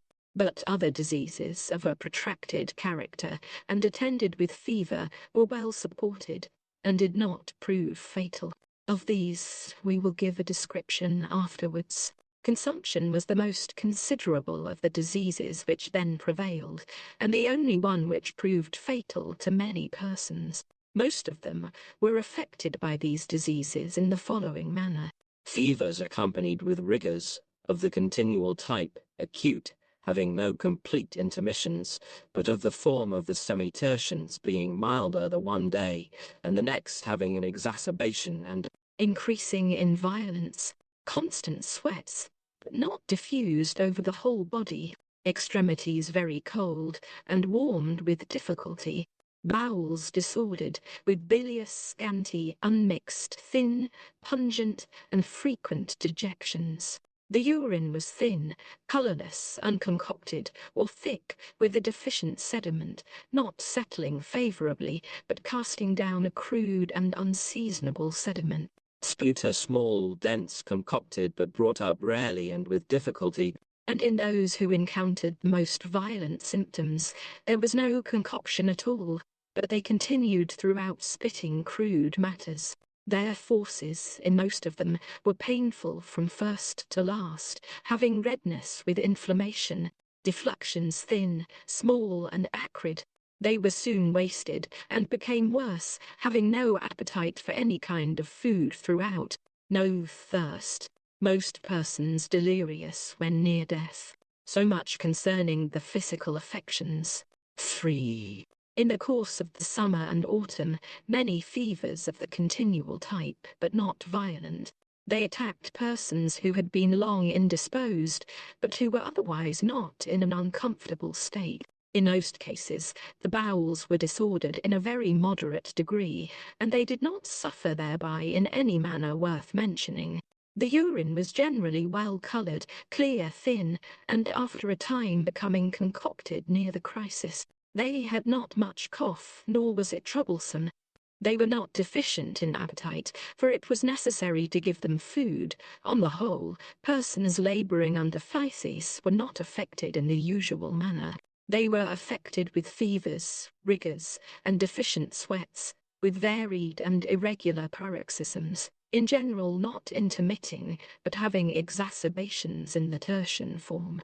The earliest crisis which occurred was about the 20th day, in most about the 40th, and in many about the 80th.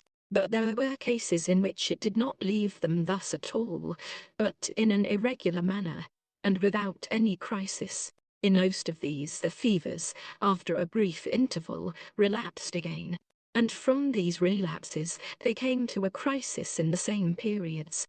But in many, they were prolonged so that the disease was not gone at the approach of winter. Of all those which are described under this constitution, the physical diseases alone were of a fatal character, for in all the others the patients bore up well, and did not die of the other fevers. Section 1. Constitution Sectionand 1. In Tarsus, early in autumn, the winter suddenly set in rainy before the usual time, with much northerly and southerly winds. These things all continued so during the season of the Pleiades, and until their setting. The winter was northerly, the rains frequent, in torrents, and large, with snow, but with a frequent mixture of fair weather. These things were all so, but the setting in of the cold was not much out of season. After the winter solstice, and at the time when the zephyr usually begins to blow, severe winterly storms out of season, with much northerly wind, snow, continued and copious rains, the sky tempestuous and clouded. These things were protracted, and did not remit until the equinox. The spring was cold, northerly, rainy, and clouded. The summer was not very sultry. The Etesian winds blew constant, but quickly afterwards, about the rising of Arcturus, there were again many rains with north winds. The whole season being wet, cold, and northerly, people were for the most part healthy during winter, but early in the spring very many, indeed the greater part, were valetudinary.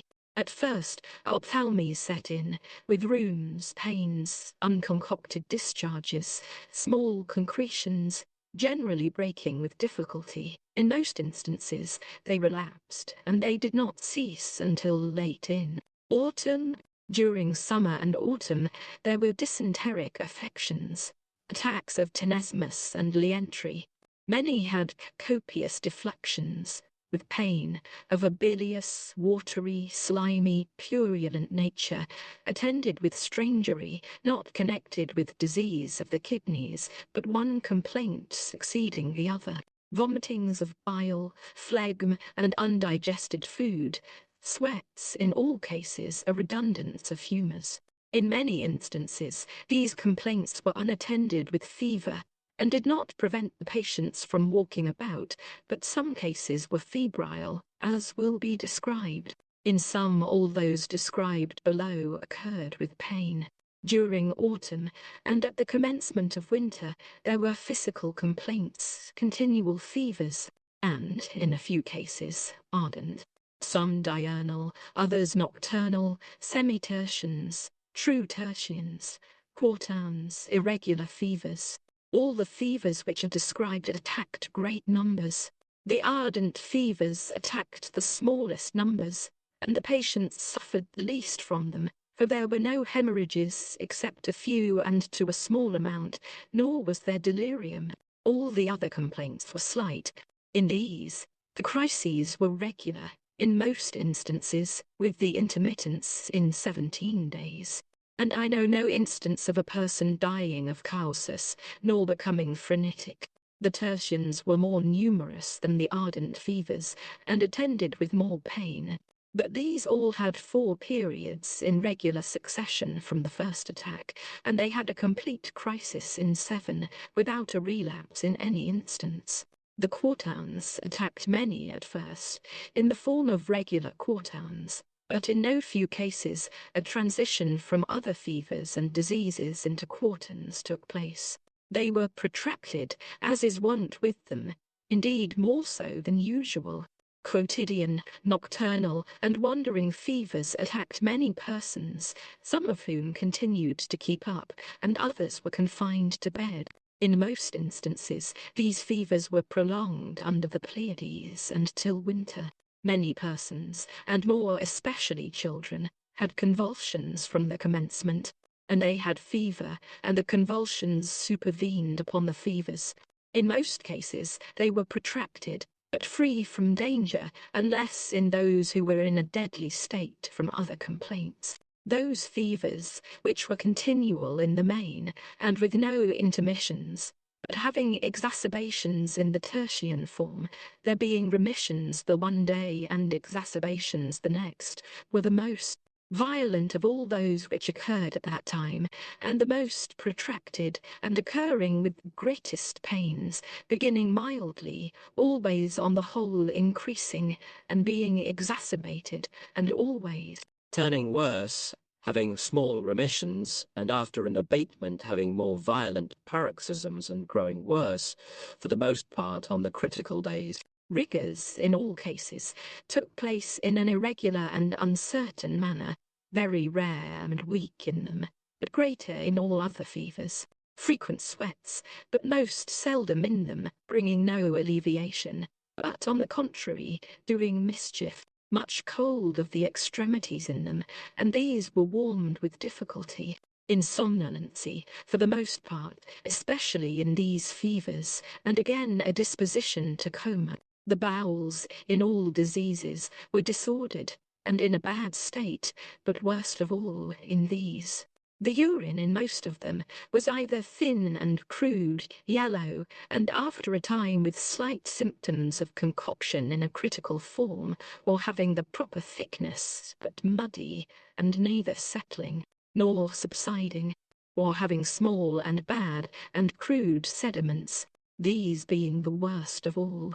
Coughs attended these fevers, but I cannot state that any harm or good ever resulted from the cough. The most of these were protracted and troublesome, went on in a very disorderly and irregular form, and for the most part did not end in a crisis, either in the fatal cases or in the others, for if it left some of them for a season, it soon returned again. In a few instances the fever terminated with a crisis. In the earliest of these, about the 80th day, and some of these relapsed, so that most of them were not free from the fever during the winter.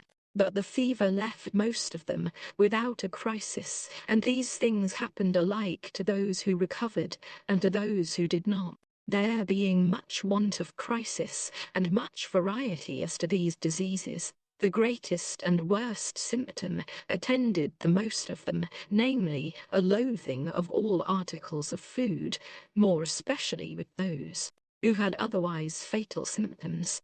But they were not unseasonably thirsty in such fevers.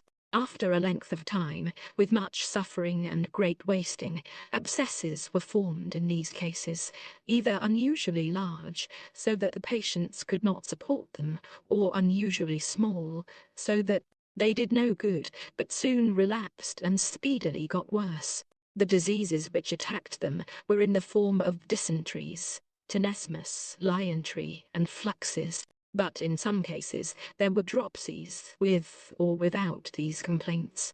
Whatever attacked them violently speedily cut them off, or again did them no good.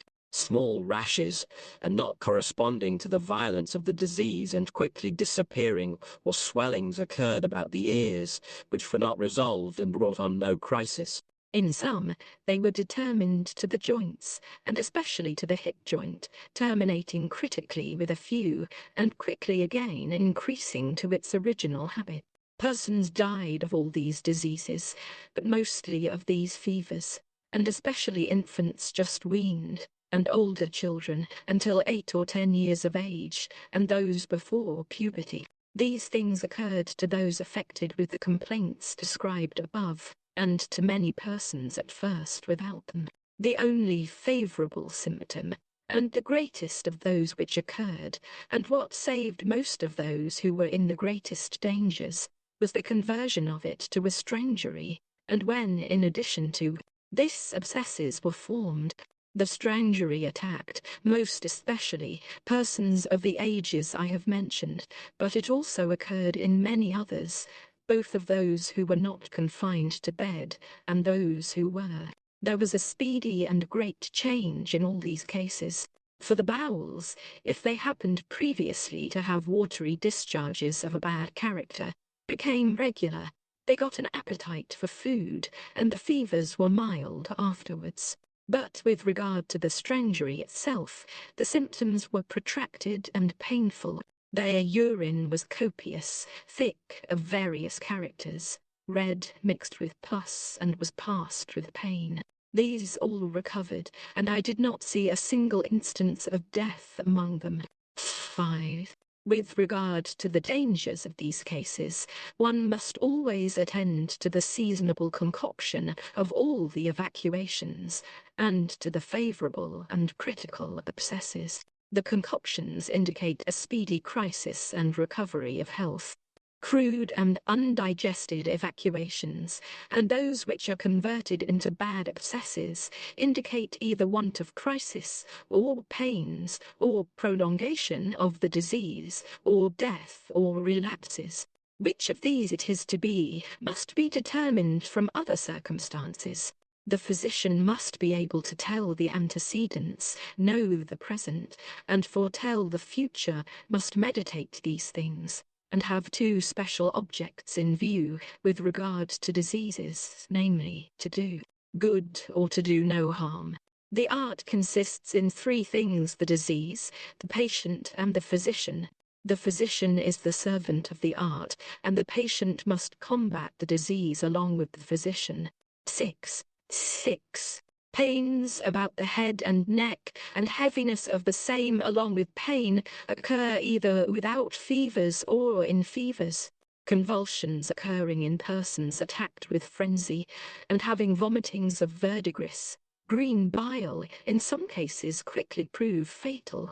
In ardent fevers, and in those other fevers in which there is pain of the neck, heaviness of the temples, mistiness about the eyes, and distension about the hypochondriac region, not unattended with pain, hemorrhage from the nose takes place, but those who have heaviness of the whole head, cardialgia and nausea, vomit bilious and pituitous matters.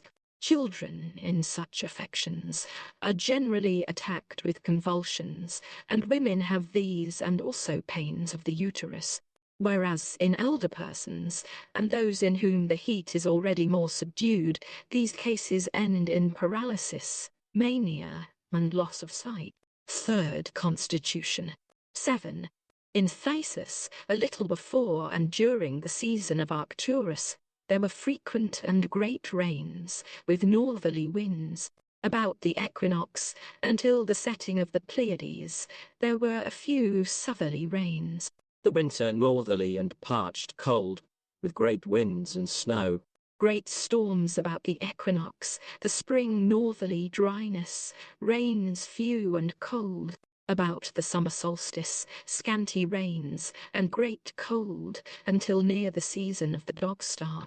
After the dog, days, until the season of Arcturus, the summer hot, great droughts, not in intervals, but continued and severe. No rain. The Etesian winds blew. About the season of Arcturus, southerly rains until the equinox. 8.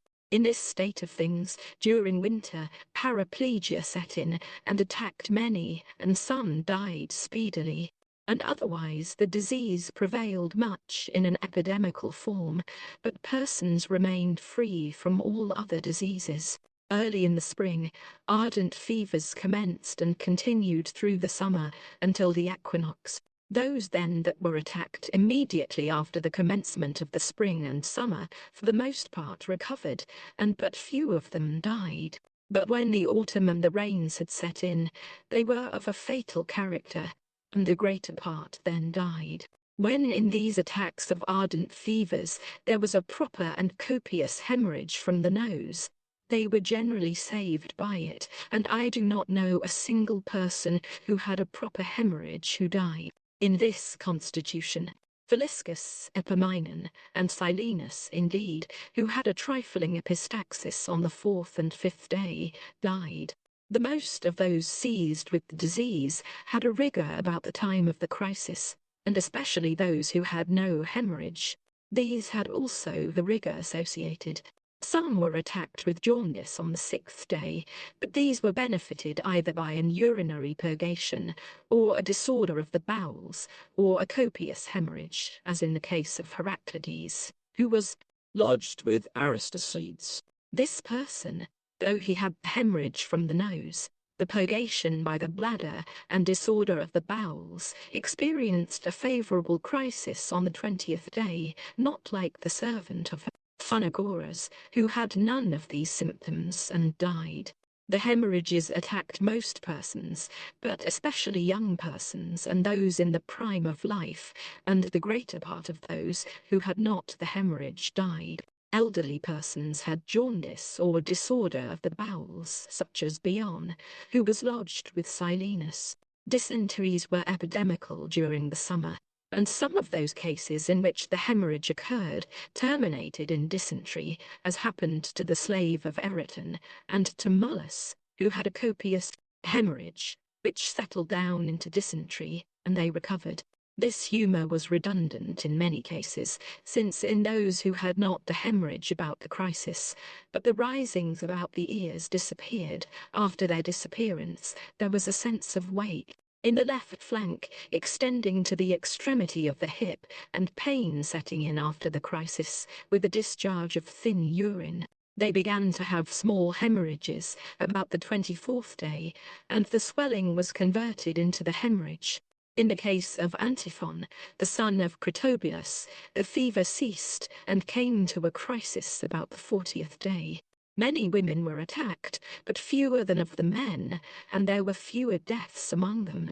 But most of them had difficult parturition, and after labour they were taken ill, and these most especially died, as, for example, the daughter of Telebolus died on the 6th day after delivery. Most females had the menstrual discharge during the fever, and many girls had it then for the first time. In certain individuals, both the hemorrhage from the nose and the menses appeared. Thus, in the case of the virgin daughter of Dephases, the menses then took place for the first time, and she had also a copious hemorrhage from the nose, and I knew no instance of anyone dying when one or other of these took place properly. But all those in the pregnant state that were attacked had abortions, as far as I observed.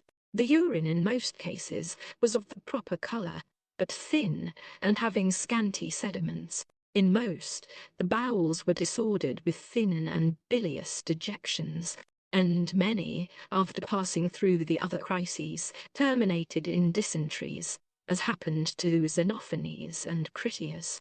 The urine was watery, copious, clear, and thin, and even after the crises, when the sediment was natural and all the other critical symptoms were favourable, as I recollect having happened to Bion, who was lodged in the house of Silenus, and Critias, who lived with Xenophanes, the slave of Areton, and the wife of Menisistratus. But afterwards all these were attacked with dysentery. It would be worth while to inquire whether the watery urine was the cause of this. About the season of Arcturus, many had the crisis on the 11th day, and in them the regular relapses did not take place, but they became comatose about this time, especially children. But there were fewest deaths of all among them, 9. About the equinox, and until the season of the Pleiades, and at the approach of winter, many ardent fevers set in. But great numbers at that season were seized with phrenitis, and many died. A few cases also occurred during the summer. These then made their attack at the commencement of ardent fevers, which were attended with fatal symptoms. For immediately upon their setting in, there were acute fever and small rigours, insomnolency, aberration, thirst, nausea, insignificant sweats about the forehead and clavicles, but no general perspiration. They had much delirious talking, fears, despondency, great coldness of the extremities in the feet, but more especially in their hands. The paroxysms were on the even days, and in most cases on the fourth day. The most violent pains set in, with sweats, generally coldish, and the extremities could not be warmed, but were livid and rather cold. Thirst. In them the urine was black, scanty, thin, and the bowels were constipated. There was an hemorrhage from the nose, in no case in which these symptoms occurred, but merely a trifling epistaxis, and none of them had a relapse, but they died on the 6th day with sweats. In the phrenetic cases, all the symptoms which have been described did not occur, but in them the disease mostly came to a crisis on the 11th day, and in some on the 20th. In those cases in which the phrenitis did not begin immediately, but about the 3rd or 4th day, the disease was moderate at the commencement, but assumed a violent character about the 7th day. There was a great number of diseases, and of those affected, they who died were principally infants, young persons, adults having smooth bodies, white skins, straight and black hair, dark eyes, those living recklessly and luxuriously, persons with shrill or rough voices who stammered and were passionate, and women more especially died from this form. In this constitution, 4 symptoms in particular proved salutary, either a hemorrhage from the nose, or a copious discharge by the bladder of urine having an abundant and proper sediment, or a bilious disorder of the bowels at the proper time, or an attack of dysentery. And in many cases it happened that the crisis did not take place by any one of the symptoms which have been mentioned, but the patient passed through most of them, and appeared to be in an uncomfortable way, and yet all who were attacked with these symptoms recovered. All the symptoms which I have described occurred also to women and girls, and whoever of them had any of these symptoms in a favourable manner, all the menses appeared abundantly, were saved thereby, and had a crisis, so that I do not know a single female who had any of these favourably that died. But the daughter of Philo, who had a copious hemorrhage from the nose, and took supper unseasonably on the 7th day, died. In those cases of acute and more especially of ardent fevers, in which there is an involuntary discharge of tears, you may expect a hemorrhage from the nose, unless the other symptoms be of a fatal character, for in those of a bad description they do not indicate a hemorrhage, but death. Swellings about the ears with pain and fevers, sometimes when the fever went off critically, neither subsided nor were converted into pus. In these cases, a bilious diarrhea or dysentery or thick urine having a sediment carried off the disease, as happened to Hermippus of Clazomenae. The circumstances relating to crises, as far as we can recognize them, were so far similar and so far dissimilar. Thus 2 brothers became ill at the same hour. They were brothers of Epigenes and lodged near the theatre. Of these, the elder had a crisis on the 6th day, and the younger on the 7th, and both had a relapse at the same hour. It then left them for 5 days, and from the return of the fever both had a crisis together on the 17th day. Most had a crisis on the 6th day. It then left them for 6 days, and from the relapse there was a crisis on the 5th day. But those who had a crisis on the 7th day had an intermission for 7 days, and the crisis took place on the 3rd day after the relapse. Those who had a crisis on the 6th day, after an interval of 6 days, were seized again on the 3rd, and having left them for 1 day, the fever attacked them again on the next, and came to a Crisis, as happened to Evergon the son of Deiphases. Those in whom the crisis happened on the 6th day had an intermission of 7 days, and from the relapse there was a crisis on the 4th, as happened to the daughter of Aglaïdes. The greater part of those who were taken ill under this constitution of things were affected in this manner, and I did not know a single case of recovery in which there was not a relapse agreeably to the stated order of relapses, and all those recovered in which the relapses took place according to this form. Nor did I know a single instance of those who then passed through the disease in this manner who had another relapse. In these diseases, death generally happened on the 6th day, as happened to Epaminondas, Silenus, and Philiscus, the son of Antagoras. Those who had parotid swellings experienced a crisis on the 20th day, but in all these cases the disease went off without coming to a suppuration, and was turned upon the bladder. But in Cratostonax, who lived by the temple of Hercules, and in the maidservant of Simnus the fuller, it turned to a suppuration, and they died. Those who had a crisis on the 7th day had an intermission of 9 days, and a relapse, which came to a crisis on the 4th day from the return of the fever, as was the case with Pantacles, who resided close by the temple of Bacchus. Those who had a crisis on the 7th day, after an interval of 6 days, had a relapse, from which they had a crisis on the 7th day, as happened to Phenocrates, who was lodged with Nephon, painter, during the winter, about the winter solstices, and until the equinox, the ardent fevers and frenzies prevailed, and many died. The crisis, however, changed, and happened to the greater number on the 5th day from the commencement, left them for 4 days, and relapsed. And after the return, there was a crisis on the 5th day, making in all 14 days. The crisis took place thus in the case of most children, also in elder persons. Some had a crisis on the 11th day, a relapse on the 14th, a complete crisis on the 20th. But certain persons, who had a rigor about the 20th, had a crisis on the 40th. The greater part had a rigor along with the original crisis, and these had also a rigor about the crisis in the relapse. There were fewest cases of rigor in the spring, more in summer, still more in autumn, but by far the most in winter. Then hemorrhages ceased. Section 10.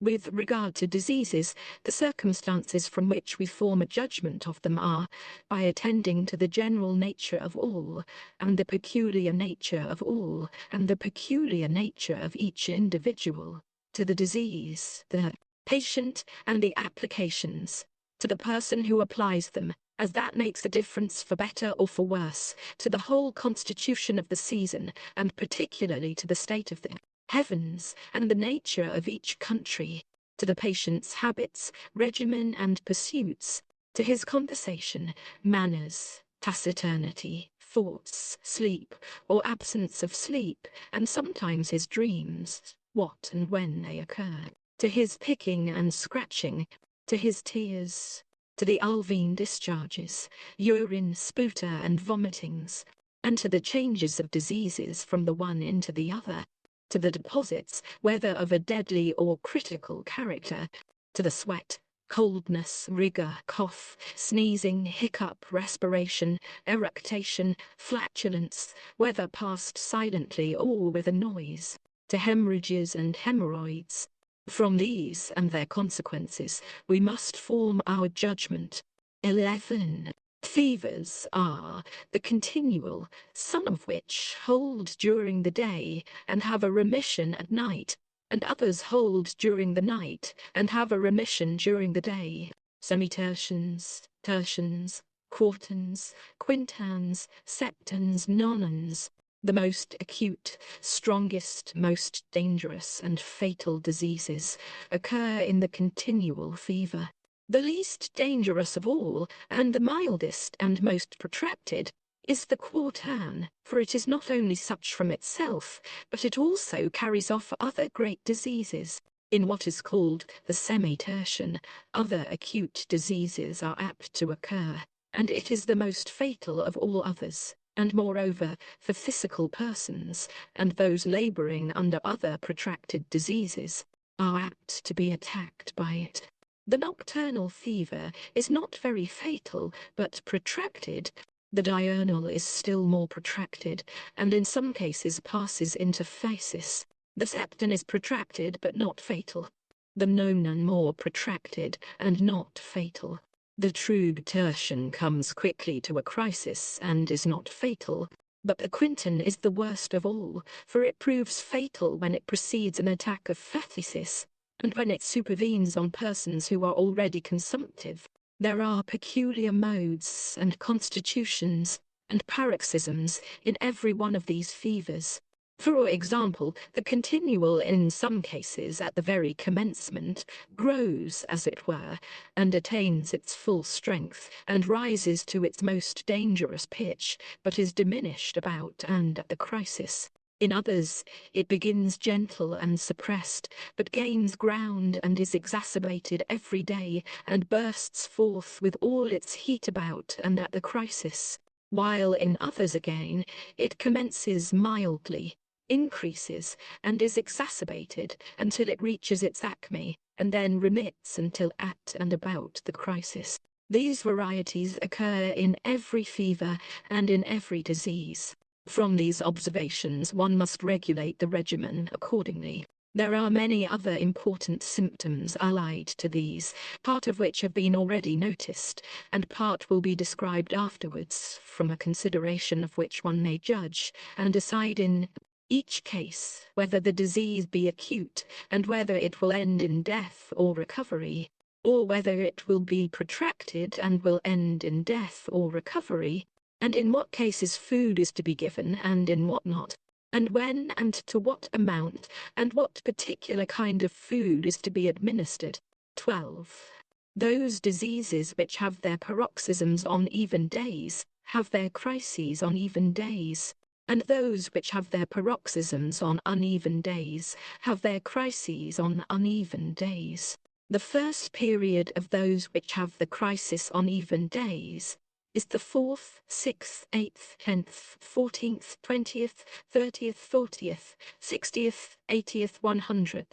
And the first period of those which have their crises on uneven days is the let, 3rd, 5th, 7th, 9th, 11th, 17th, 21st, 27th, 31st.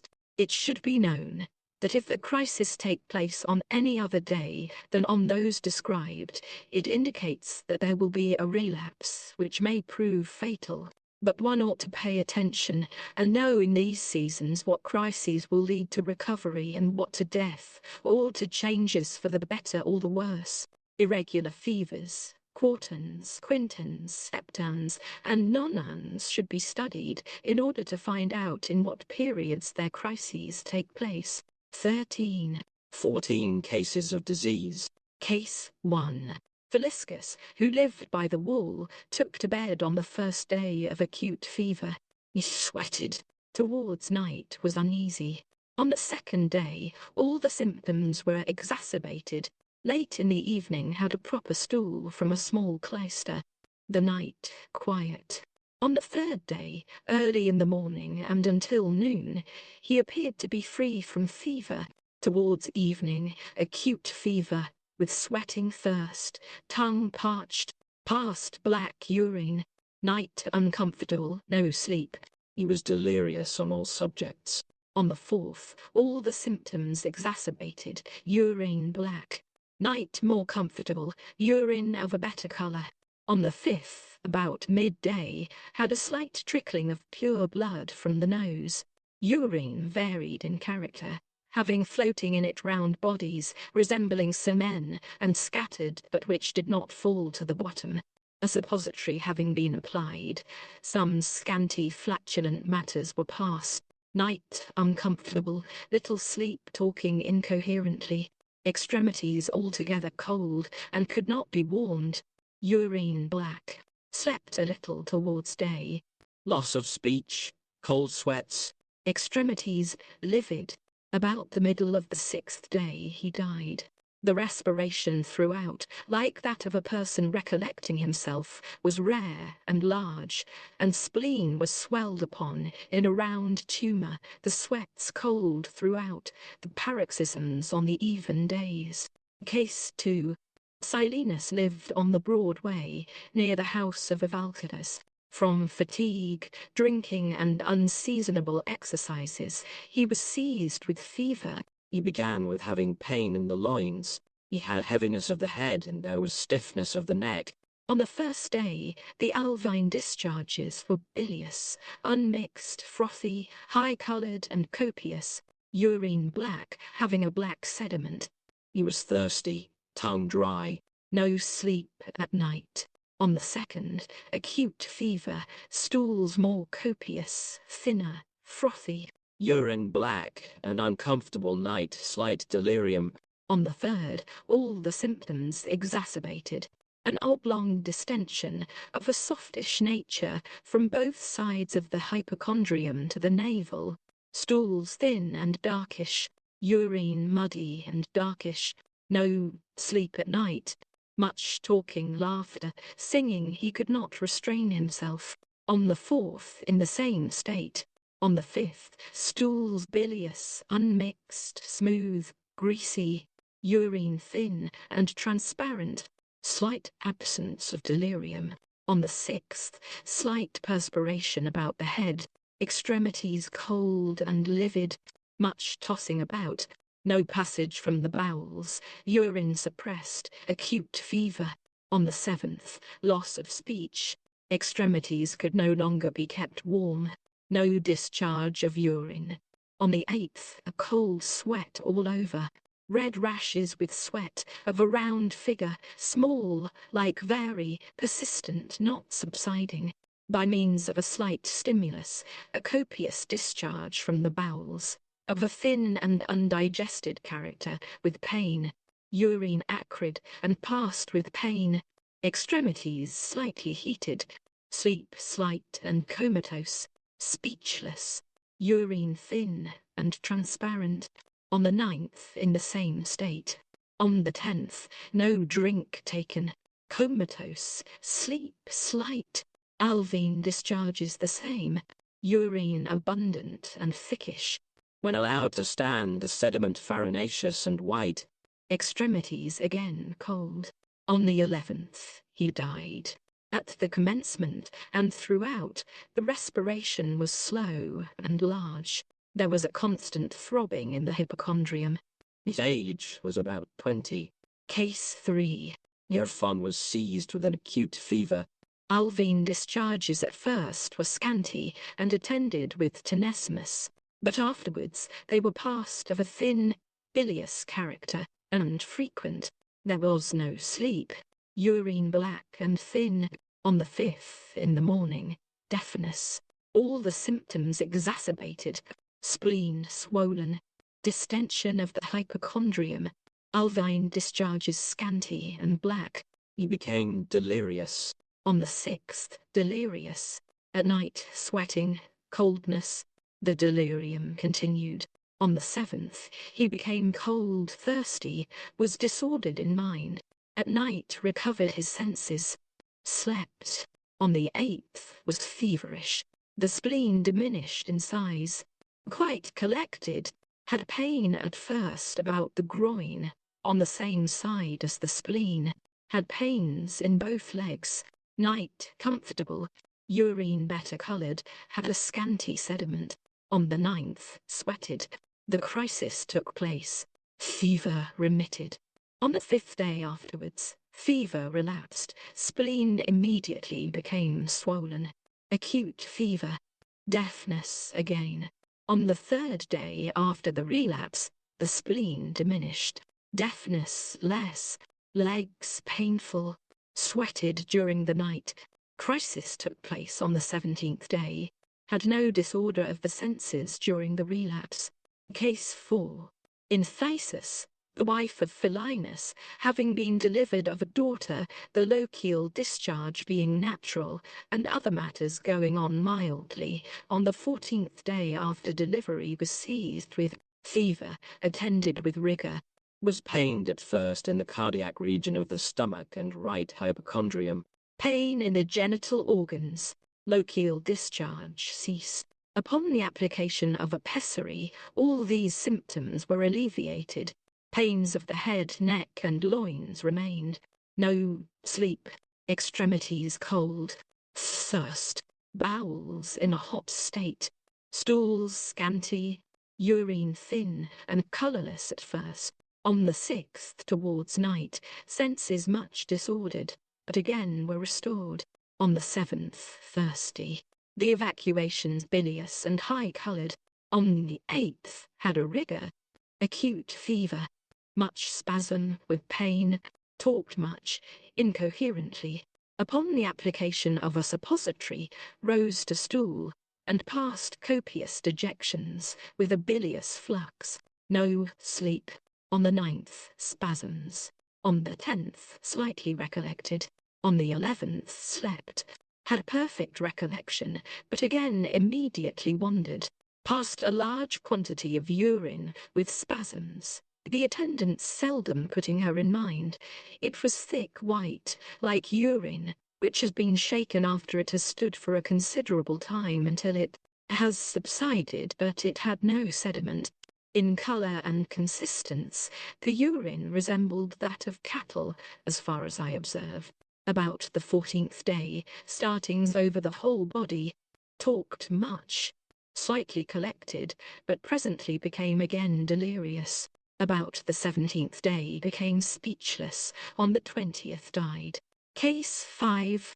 The wife of Hippocrates, who was lodged at the house of Archigetes, being near the term of delivery, was seized with a violent rigour, and, as was said, she did not become heated. Next day the same. On the 3rd she was delivered of a daughter, and everything went on properly. On the day following her delivery, she was seized with acute fever, pain in the cardiac region of the stomach and in the genital part. Having had a suppository, was in so far relieved. Pain in the head, neck, and loins. No sleep. Alvine discharges scanty, bilious, thin and unmixed. Urine thin and blackish. Towards the night of the 6th day, from the time she was seized with fever, became delirious. On the 7th, all the symptoms exacerbated. Insomnolency, delirium, thirst, stools bilious and high-coloured. On the 8th, had a rigour.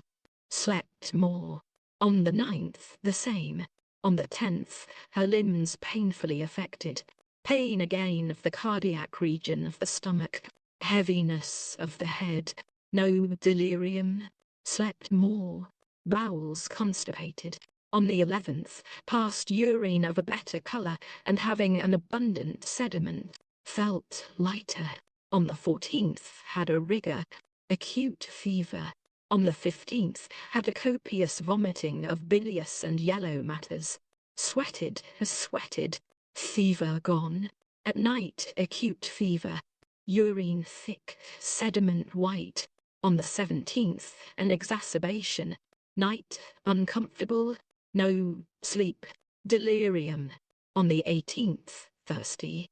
Tongue parched. No sleep. Much delirium. Legs painfully affected. About the 20th in the morning, had a slight rigour. Was comatose. Slept tranquilly.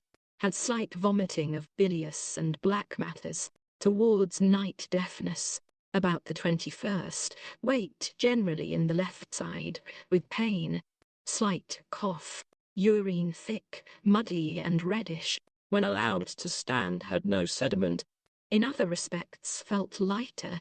Fever not gone. Forces painful from the commencement and red. Uvula retracted. Defluxion remained acrid, pungent and saltish throughout. About the 27th free of fever. Sediment in the urine.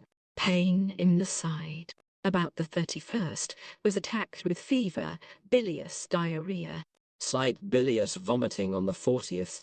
Had a complete crisis, and was freed from the fever on the 80th day. Case 6. Cleonactes, who was lodged above the temple of Hercules, was seized with a fever in an irregular form, was pained in the head and left side from the commencement, and had other pains resembling those produced by fatigue. paroxysms of the fevers inconstant and irregular, occasional sweats. The paroxysms generally attacked on the critical days. About the 24th was cold in the extremities of the hands, vomitings bilious, yellow and frequent, soon turning to a verdigris, green colour, general relief. About the 30th began to have hemorrhage from both nostrils, and this continued in an irregular manner until near the crisis. Did not loathe food, and had no thirst throughout, nor was troubled with insomnancy. Urine thin, and not devoid of colour. When about the 30th day, passed reddish urine, having a copious red sediment, was relieved, but afterwards the characters of the urine varied, sometimes having sediment and sometimes not. On the 60th, the sediment in the urine copious, white and smooth, all the symptoms ameliorated, intermission of the fever, urine thin and well coloured. On the 70th, fever gone for 10 days. On the 80th, had a rigour, was seized with acute fever, sweated much, a red, smooth sediment in the urine, and a perfect crisis. Case 7. Meton was seized with fever. There was a painful weight in the loins. Next day, after drinking water pretty copiously, had proper evacuations from the bowels. On the 3rd, heaviness of the head, stools thin, bilious and reddish. On the 4th, all the symptoms exacerbated. Had twice a scanty trickling of blood from the right nostril. Passed an uncomfortable night. Alveine discharges like those on the 3rd day. Urine darkish, had a darkish cloud floating in it, of a scattered form, which did not subside. On the 5th, a copious hemorrhage of pure blood from the left nostril. He sweated and had a crisis. After the fever, restless, and had some delirium. Urine thin and darkish. Had an effusion of warm water on the head. Slept and recovered his senses. In this case, there was no relapse, but there were frequent hemorrhages after the crisis. Case 8. Eresinus, who lived near the Canal of Boots, was seized with fever after supper. Passed the night in an agitated state. During the 1st day, quiet but in pain at night. On the 2nd, symptoms all exacerbated. At night, delirious. On the 3rd, was in a painful condition.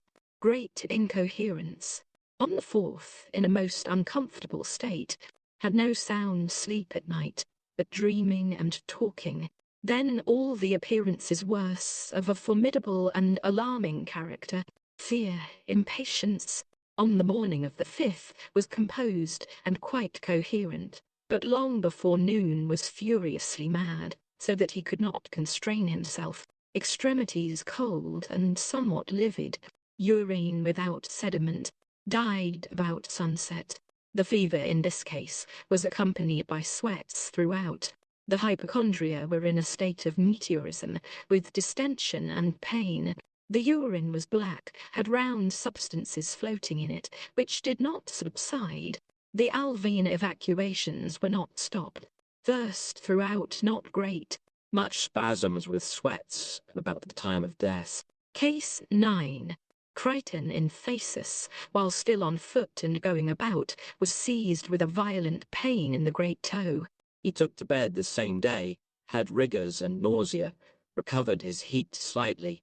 At night was delirious. On the 2nd, swelling of the whole foot, and about the ankle erythema, with distension and small bullae flectianae. Acute fever. He became furiously deranged. Alveine discharges bilious, unmixed, and rather frequent. He died on the 2nd day from the commencement. Case 10. The Clazomenian who was lodged by the well of Phrynichides was seized with fever. He had pain in the head, neck, and loins from the beginning, and immediately afterwards deafness. No sleep, acute fever, hypochondria elevated with a swelling, but not much distension. Tongue dry. On the 4th, towards night, he became delirious. On the 5th, in an uneasy state. On the 6th, all the symptoms exacerbated. About the 11th, a slight remission. From the commencement to the 14th day, the alvine discharges thin, copious, and of the colour of water, but were well supported. The bowels then became constipated. Urine throughout thin and well coloured, and had many substances scattered through it, but no sediment. About the 16th, urine somewhat thicker, which had a slight sediment, somewhat better and more collected. On the 17th, urine again thin. Swellings about both his ears with pain. No sleep, some incoherence. Legs painfully affected. On the 20th, free of fever, had a crisis, no sweat, perfectly collected. About the 27th, violent pain of the right hip. It speedily went off. The swellings about the ears subsided and did not suppurate, but were painful. About the 31st, a diarrhea attended with a copious discharge of watery matter and symptoms of dysentery, passed thick urine. Swellings about the ears gone. About the 40th day, had pain in the right eye, sight dull. It went away. Case 11.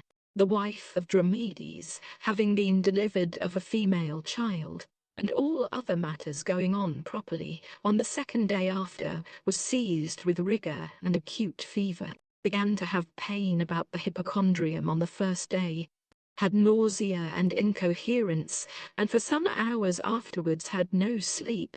Respiration rare, large, and suddenly interrupted. On the day following that on which she had the rigour, alvine discharges proper. Urine thick, white, muddy like urine, which has been shaken after standing for some time, until the sediment had fallen to the bottom. It had no sediment. She did not sleep during the night. On the 3rd day, about noon, had a rigour, acute fever. Urine the same. Pain of the hypochondria, nausea, an uncomfortable night, no sleep, a coldish sweat all over, but heat quickly restored. On the 4th, slight elevation of the symptoms about the hypochondria, a heaviness of the head with pain, somewhat comatose. Slight epistaxis, tongue dry, thirst, urine thin and oily. Slept a little, upon awaking was somewhat comatose. Slight coldness, slept during the night, was delirious. On the morning of the 6th had a rigour, but soon recovered her heat, sweated all over. Extremities cold, was delirious, respiration rare and large. Shortly afterwards, spasms from the head began, and she immediately expired. Case 12.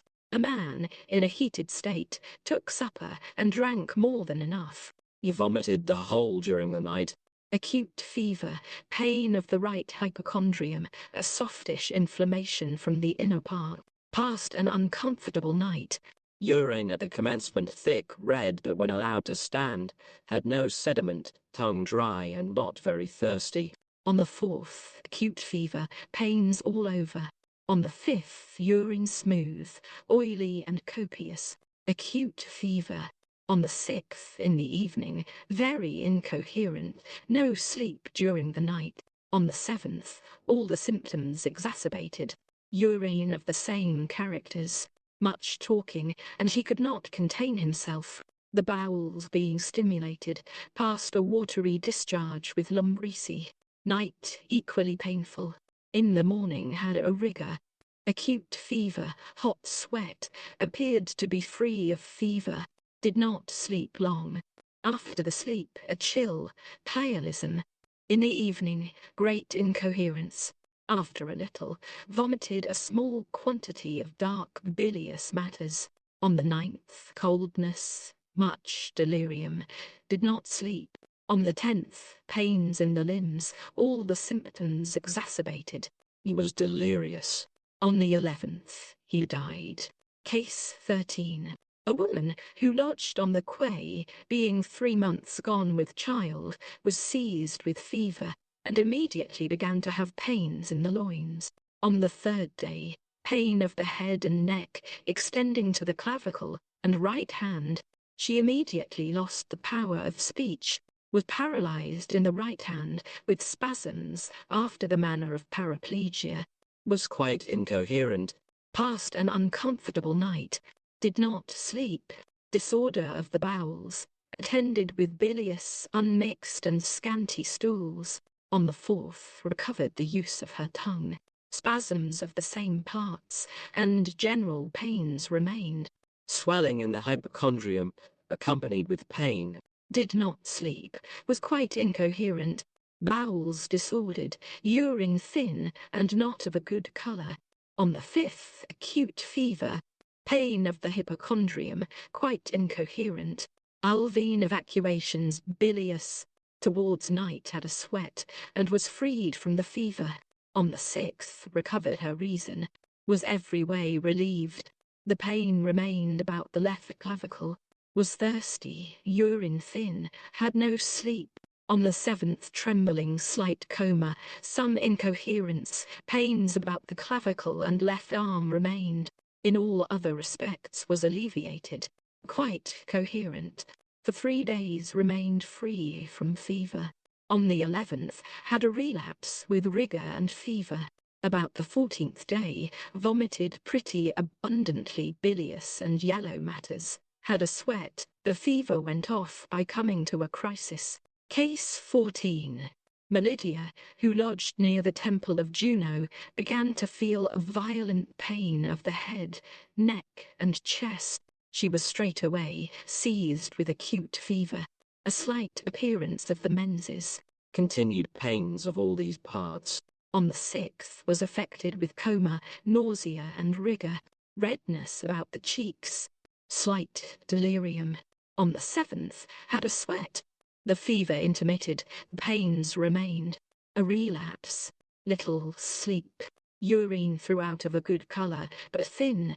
The alvean evacuations were thin, bilious, acrid, very scanty, black and fetid. A white, smooth sediment in the urine. Had a sweat and experienced a perfect crisis on the 11th day. Book 3 of the Epidemics. Section 1. Case 1. Pythion, who lived by the temple of the earth, on the first day, trembling commencing from his hands, acute fever, delirium. On the 2nd, all the symptoms were exacerbated. On the 3rd, the same. On the 4th, alvean discharges, scanty, unmixed, and bilious. On the 5th, all the symptoms were exacerbated. The tremors remained. Little sleep, the bowels constipated. On the 6th, sputa mixed, reddish. On the 7th, mouth drawn aside. On the 8th, all the symptoms were exacerbated. The tremblings were again constant. Urine from the beginning to the 8th day, thin and devoid of colour, substances floating in it, cloudy. On the 10th he sweated. Sputa somewhat digested, had a crisis. Urine thinnish about the crisis. But after the crisis, on the 40th day, an abscess about the anus, which passed off by a strangery. Explanation of the characters. It is probable that the great discharge of urine brought about the resolution of the disease and the cure of the patient on the 40th day. Case 2. Hippocrates, who lived by the new wall, was seized with fever. He began to have pain in the head and loins. An empty distension of the hypochondrium. The tongue at first was parched. Deafness at the commencement. There was no sleep. Not very thirsty. Urine thick and red. When allowed to stand, it did not subside. Alvean discharge very dry and not scanty. On the 5th, urine thin, had substances floating in it, which did not fall to the bottom. At night he was delirious.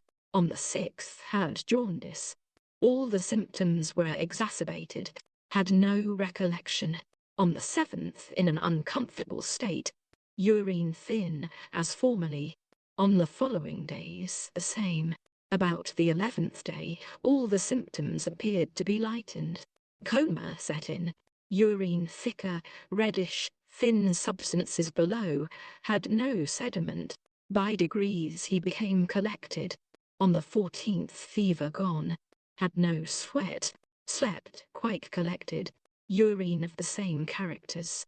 About the 17th, had a relapse, became hot. On the following days, acute fever, urine thin, was delirious. Again, on the 20th, had a crisis, free of fever, had no sweat, no appetite through the whole time, was perfectly collected, could not speak, tongue dry, without thirst, deep sleep. About the 24th day, he became heated, bowels loose, with a thin, watery discharge. On the following days, acute fever, tongue parched. On the 27th, he died. In this patient, deafness continued throughout. The urine either thick and red, without sediment, or thin, devoid of colour, and having substances floating in it. He could taste nothing. Explanation of the characters. It is probable that it was the suppression of the discharges from the bowels which occasioned death on the 27th day. Case 3. The man who was lodged in the garden of Dielsis had heaviness of the head and pain in the right temple for a considerable time from some accidental cause, was seized with fever, and took to bed.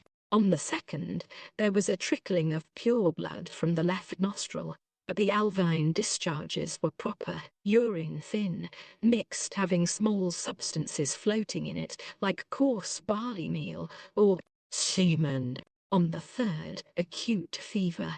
Stools black, thin, frothy, a livid sediment in the dejections, slight coma, uneasiness at the times he had to get up, sediment in the urine livid and somewhat viscid. On the 4th, slight vomiting of bilious yellow matters, and after a short interval of the colour of verdigris, a few drops of pure blood ran from the left nostril.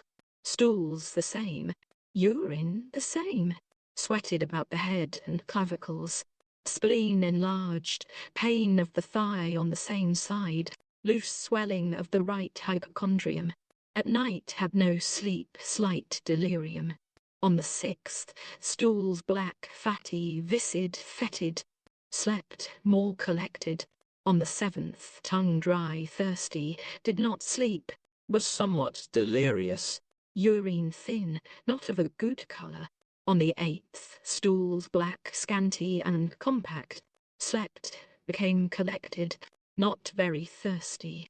On the 9th, had a rigour, acute fever, sweated, a chill, was delirious, strabismus of the right eye, tongue dry, thirsty, without sleep. On the 10th, much the same.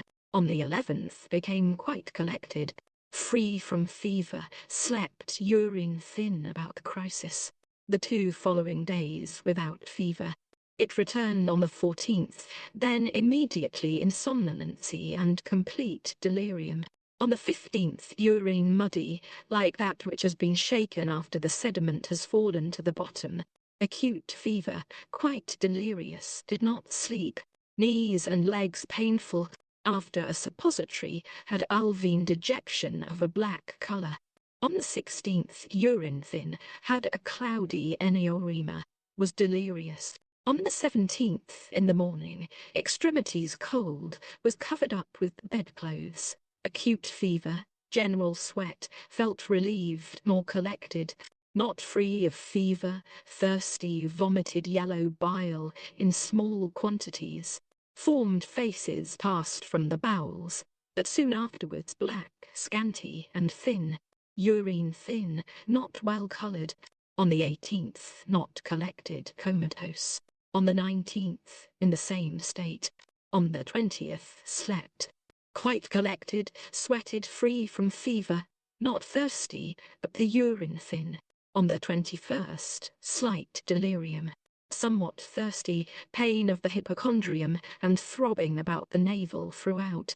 On the 24th, sediment in the urine, quite collected. 27th, pain of the right hip joint, urine thin and bad, a sediment, all the other symptoms milder. About the 29th, pain of the right eye, urine thin. 40th, dejections, pituitous, white, rather frequent, sweated abundantly all over, had a complete crisis. Explanation of the characters. It is probable that by means of the stools, the urine, and the sweat, this patient was cured in 40 days. Section 1. Case 4. Emphasis. Philistes had headache of long continuance, and sometimes was confined to bed, with a tendency to deep sleep. Having been seized with continual fevers from drinking, the pain was exacerbated. During the night he, at first, became hot. On the first day, he vomited some bilious matters, at first yellow, but afterwards of a verdigris green colour, and in greater quantity. Formed faces passed from the bowels. Passed the night uncomfortably. On the second, deafness, acute fever, retraction of the right hypochondrium, urine thin, transparent, had some small substances like semen floating in it. Delirium ferox about midday. On the third, in an uncomfortable state. On the fourth, convulsions. All the symptoms exacerbated. On the fifth, early in the morning, died. Explanation of the characters. It is probable that the death of the patient on the fifth day is to be attributed to a phrenitis with unfavourable evacuations. Case 5. Charion, who was lodged at the house of Demonatus, contracted a fever from drinking. Immediately he had a painful heaviness of the head, did not sleep, bowels disordered, with thin and somewhat bilious discharges. On the third day, acute fever, trembling of the head, but especially of the lower lip. After a little time, a rigor, convulsions. He was quite delirious. Passed the night uncomfortably. On the fourth, quiet, slept little, talked incoherently. On the fifth, in pain. All the symptoms exacerbated. Delirium. Passed the night uncomfortably.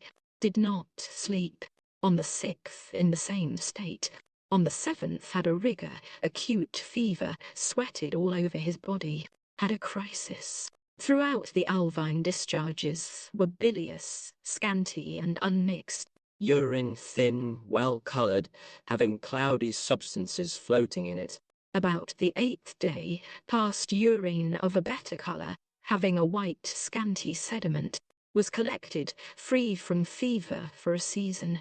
On the 9th, it relapsed. About the 14th, acute fever. On the 16th, vomited pretty frequently yellow, bilious matters.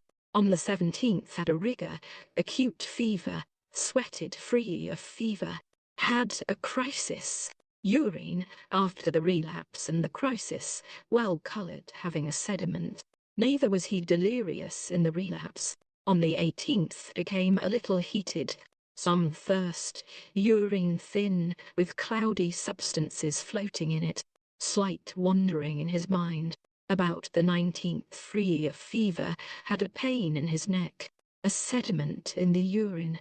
Had a complete crisis on the 20th. Explanation of the characters. It is probable that the patient was cured in 20 days by the abundance of bilious stools and urine. Case 6. The daughter of Euryanax, a maid, was taken ill of fever. She was free of thirst throughout, but had no relish for food. Alvine discharges small, urine thin, scanty, not well coloured. In the beginning of the fever, had a pain about the nates. On the 6th day, was free of fever, did not sweat, had a crisis. The complaint about the nates came to a small suppuration, and burst at the crisis. After the crisis, on the 7th day, had a rigor, became slightly heated, sweated. On the 8th day, after the rigor, had an inconsiderable rigor, the extremities cold ever after. About the 10th day, after a sweat which came on, she became delirious, and again immediately afterwards was collected. These symptoms were said to have been brought on by eating grapes. After an intermission of the 12th day, she again talked much incoherently.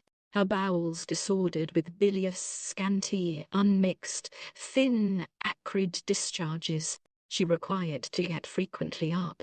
She died on the 7th day after the return of the delirium. At the commencement of the disease she had pain in the throat, and it was red throughout. Uvula retracted, defluxions abundant, thin, acrid. Coughed, but had no concocted sputa. During the whole time loathed all kinds of food, nor had the least desire of anything. Had no thirst, nor drank anything worth mentioning. Was silent, and never spoke a word. Despondency. Had no hopes of herself. She had a congenital tendency to phthisis. Case 7. The woman affected with quinsy, who lodged in the house of a Rishan. Her complaint began in the tongue. Speech inarticulate. Tongue red and parched. On the first day, felt chilly, and afterwards became heated. On the 3rd day, a rigor, acute fever, a reddish and hard swelling on both sides of the neck and chest, extremities cold and livid, respiration elevated. The drink returned by the nose. She could not swallow. Ulvine and urinary discharges suppressed. On the 4th, all the symptoms were exacerbated. On the 6th, she died of the quinsy. Explanation of the characters. It is probable that the cause of death on the 6th day was the suppression of the discharges. Case 8. The young man who was lodged by the Liar's Market was seized with fever from fatigue, labour, and running out of season. On the 1st day, the bowels disordered, with bilious thin and copious dejections, urine thin and blackish, had no sleep, was thirsty. On the 2nd, all the symptoms were exacerbated, dejections more copious and unseasonable. He had no sleep. Disorder of the intellect, slight sweat. On the 3rd day, restless, thirst, nausea, much tossing about, bewilderment, delirium, extremities livid and cold, Softish distension of the hypochondrium on both sides. On the 4th, did not sleep, still worse. On the 7th, he died. He was about 20 years of age. Explanation of the characters. It is probable that the cause of his death on the 7th day was the unseasonable practices mentioned above, an acute affection. Case 9. The woman who lodged at the house of Tisamenas had a troublesome attack of iliac passion, much vomiting, could not keep her drink, pains about the hypochondria, and pains also in the lower part of the belly. Constant tormina, not thirsty. Became hot, extremities cold throughout, with nausea and insomnolency, urine scanty and thin, Dejections undigested, thin, scanty. Nothing could do her any good. She died. Case 10. A woman of those who lodged with pantomides from a miscarriage was taken ill of fever. On the 1st day, tongue dry, thirst, nausea, insomnolency, belly disordered, with thin, copious, undigested dejections. On the 2nd day, had a rigor, acute fever, ulvine discharges copious, had no sleep. On the 3rd, pains greater. On the 4th, delirious. On the 7th, she died. Belly throughout loose, with copious, thin, undigested evacuations, urine scanty, thin, an ardent fever. Case 11. Another woman, after a miscarriage about the 5th month, the wife of Hippocrates, was seized with fever. At first had sometimes coma, and sometimes insomnolency, pain of the loins, heaviness of the head. On the 2nd, the bowels were disordered, with scanty, thin, and at first unmixed dejections. On the 3rd, more copious and worse. At night did not sleep. On the 4th was delirious. Frights, despondency, strabismus of the right eye, a faint cold sweat about the head, extremities cold. On the 5th day, all the symptoms were exacerbated. talked much incoherently, and again immediately became collected, had no thirst, laboured under insomnolency, alvine dejections copious and unseasonable throughout, urine scanty, thin, darkish, extremities cold, somewhat livid. On the 6th day, in the same state. On the 7th, she died. Phrenitis. Case 12. A woman who lodged near the Liar's Market, having then brought forth a son in a first and difficult labour, was seized with fever. Immediately on the commencement had thirst, nausea, and cardialgia, tongue dry, bowels disordered, with thin and scanty dejections, had no sleep. On the 2nd had slight rigour, acute fever, a faint cold sweat about the head. On the 3rd, painfully affected, evacuations from the bowels undigested, thin and copious. On the 4th had a rigour, all the symptoms exacerbated, insomnolency. On the 5th in a painful state. On the 6th in the same state, discharges from the bowels liquid and copious. On the 7th had a rigour, fever acute, much thirst, much tossing about. Towards evening a cold sweat over all, extremities cold, could no longer be kept warm, and again at night had a rigour, extremities could not be warmed. She did not sleep, was slightly delirious, and again speedily collected. On the 8th, about midday, she became warm, was thirsty, comatose, had nausea, vomited small quantities of yellowish bile, restless at night, did not sleep, passed frequently large quantities of urine without consciousness. On the 9th, all the symptoms gave way, comatose, towards evening slight rigours, small vomitings of bile. On the 10th, rigour, exacerbation of the fever, did not sleep at all. In the morning cast much urine having a sediment, extremities recovered their heat. On the 11th vomited bile of a verdigris, green colour. Not long after had a rigour, and again the extremities cold. Towards evening a rigour, a cold sweat, much vomiting. Passed a painful night. On the 12th had copious black and fetid vomitings, much hiccup, painful thirst. On the 13th, vomitings black, fetid, and copious, rigour about midday, loss of speech. On the 14th, some blood ran from her nose. She died. In this case, the bowels were loose throughout, with rigours. Her age about 17. An ardent fever. Section 3. Constitution 2. The year was southerly, rainy. No winds throughout. Droughts having prevailed during the previous seasons of the year, the south winds towards the rising of Arcturus were attended with much rain. Autumn gloomy and cloudy, with copious rains. Winter southerly, damp and soft. But long after the solstice and near the equinox, much winterly weather out of season. And when now close to the equinox, northerly and winterly weather for no long time. The spring again southerly, calm, much rain throughout until the dog days. Summer fine and hot, great suffocating heats. The Etesian winds blew small and irregular. Again, about the season of Arcturus, much rains with north winds.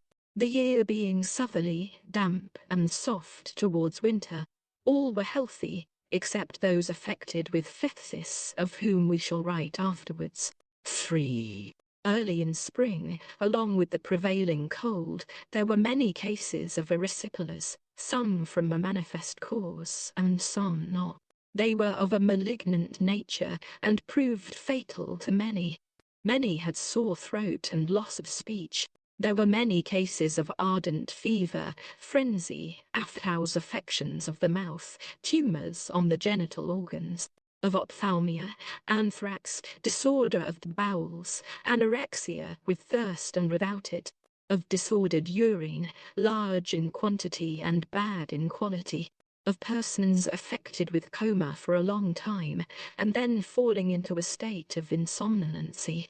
There were many cases of failure of crisis, and many of unfavourable crisis, many of dropsy and of phthisis.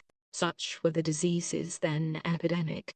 There were patients affected with every one of the species which have been mentioned, and many died.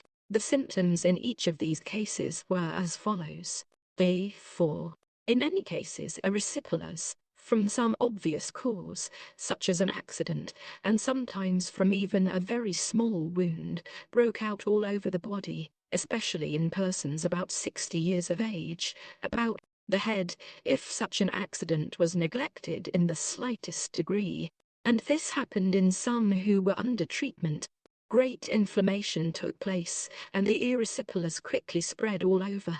In most of them, the abscesses ended in suppurations, and there were great fallings off, sloughing, of the flesh, tendons, and bones. And the defluxion which seated in the part was not like pus, but a sort of putrefaction, and the running was large and of various characters. Those cases in which any of these things happened about the head were accompanied with falling off of the hairs of the head and chin. The bones were laid bare and separated, and there were excessive runnings. And these symptoms happened in fevers and without fevers. But these things were more formidable in appearance than dangerous.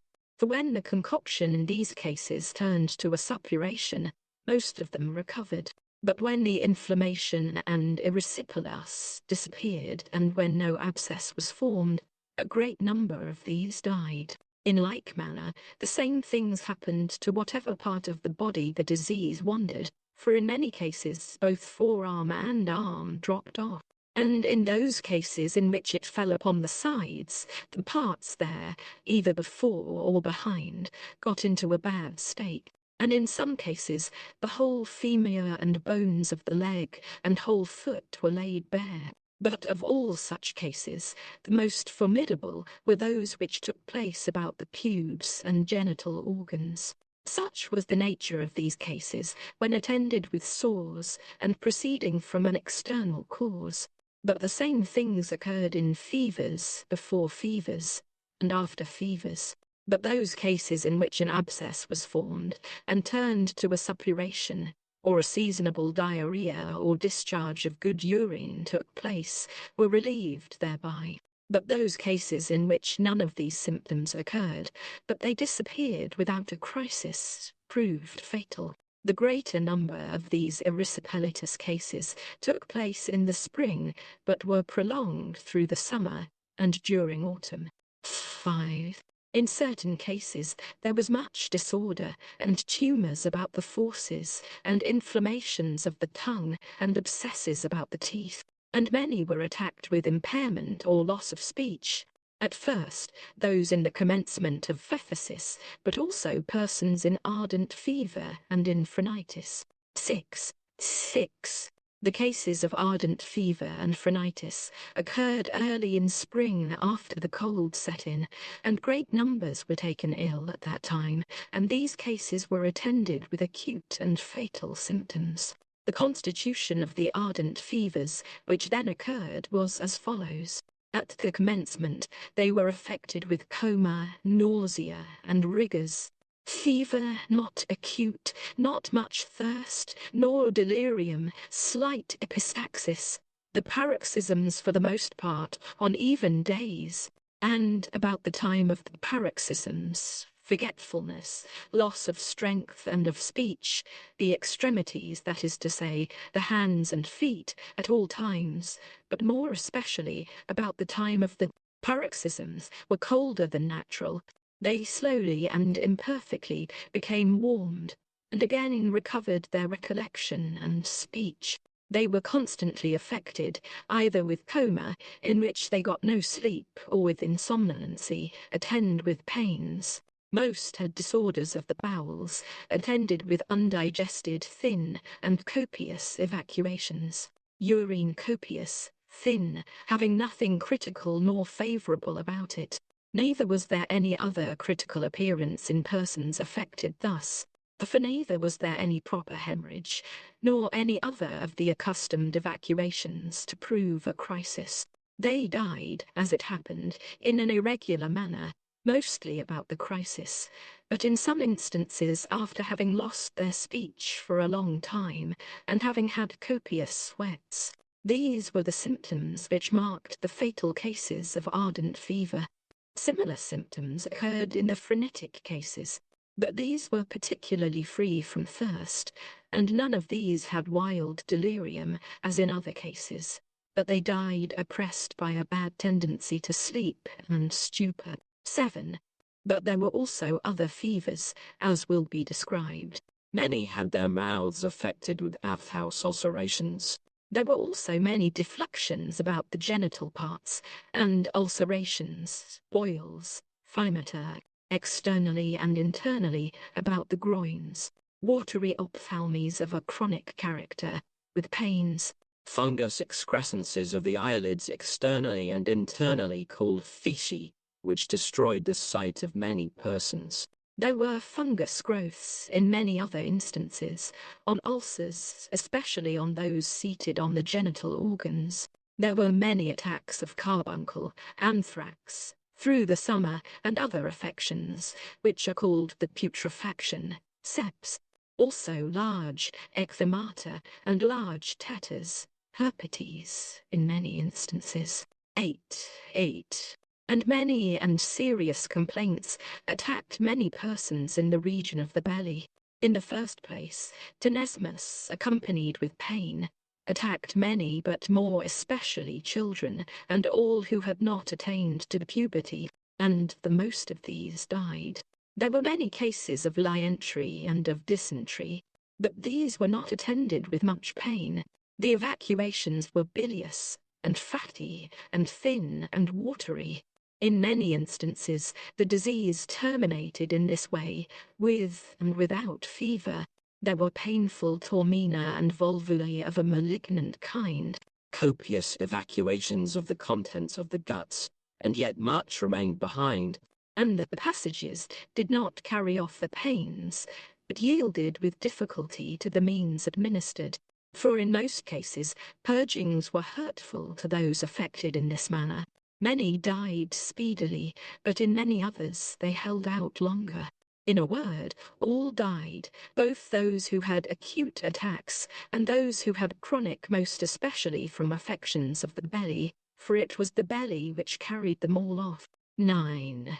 All persons had an aversion to food in all the aforementioned complaints, to a degree such as I never met with before, and persons in these complaints most especially, and those recovering from them, and in all other diseases of a mortal nature. Some were troubled with thirst, and some not, and both in febrile complaints, and in others no one drank unseasonably or disobeyed injunctions. 10. The urine in many cases was not in proportion to the drink administered, but greatly in excess, and the badness of the urine voided was great, for it had not the proper thickness, nor concoction, nor purged properly. For in many cases, purgings by the bladder indicate favourably, but in the greatest number they indicated a melting of the body, disorder of the bowels, pains, and a want of crisis. 11. Persons labouring under phrenitis and calcis were particularly disposed to coma, but also in all other great diseases which occurred along with fever. In the main, most cases were attended either by heavy coma or by short and light sleep. 12. And many other forms of fevers were then epidemic, of tertian, of quartan, of nocturnal, of continual, of chronic, of erratic, of fevers attended with nausea, and of irregular fevers. All these were attended with much disorder, for the bowels in most cases were disordered, accompanied with rigors, sweats not of a critical character, and with the state of the urine as described. In most instances, the disease was protracted, for neither did the deposits which took place prove critical as in other cases. For in all complaints, and in all cases there was difficulty of crisis, want of crisis, and protraction of the disease, but most especially in these. A few had crisis about the 80th day, but in most instances the disease, left them irregularly. A few of them died of dropsy without being confined to bed. And in many other diseases, people were troubled with swelling, but more especially in physical cases. 13. The greatest and most dangerous disease, and the one that proved fatal to the greatest number, was the consumption. With many persons it commenced during the winter, and of these some were confined to bed, and others bore up on foot. The most of those died early in spring who were confined to bed. Of the others, cough left not a single person, but it became milder through the summer. During the autumn, all these were confined to bed, and many of them died, but in the greater number of cases, the disease was long protracted. Most of these were suddenly attacked with these diseases, having frequent rigors, often continual and acute fevers, unseasonable, copious, and cold sweats throughout, great coldness, from which they had great difficulty in being restored to heat, the bowels variously constipated, and again immediately in a loose state, but towards the termination in all cases with violent looseness of the bowels, a determination downwards of all matters collected about the lungs, urine excessive and not good, troublesome melting.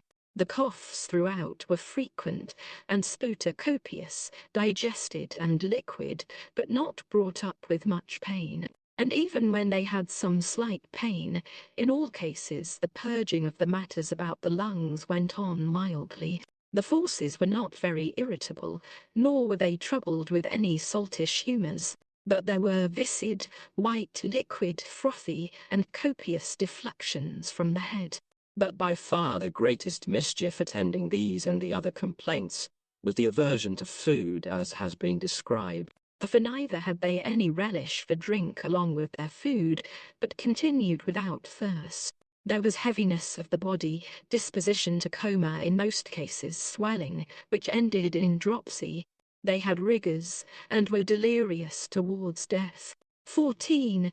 The form of body peculiarly subject to physical complaints was the smooth, the whitish, that resembling the lentil, the reddish, the blue-eyed, the leucophlegmatic, and that with the scapulae having the appearance of wings. And women in like manner, with regard to the melancholic and subsanguineous, phrenetic and dysenteric affections, principally attacked them. Tenesmus troubled young persons of a phlegmatic temperament. Chronic diarrhea, acrid and viscid discharges from bowels, attacked those who were troubled with bitter bile. 15. To all those which have been described, the season of spring was most inimical, and proved fatal to the greatest numbers. The summer was the most favourable to them, and the fewest died then. In autumn, and under the Pleiades, again, there died great numbers. It appears to me, according to the reason of things, that the coming on of summer should have done good in these cases. For winter coming on cures the diseases of summer, and summer coming on removes the diseases of winter. And yet the summer in question was not of itself well constituted, for it became suddenly hot, southerly, and calm.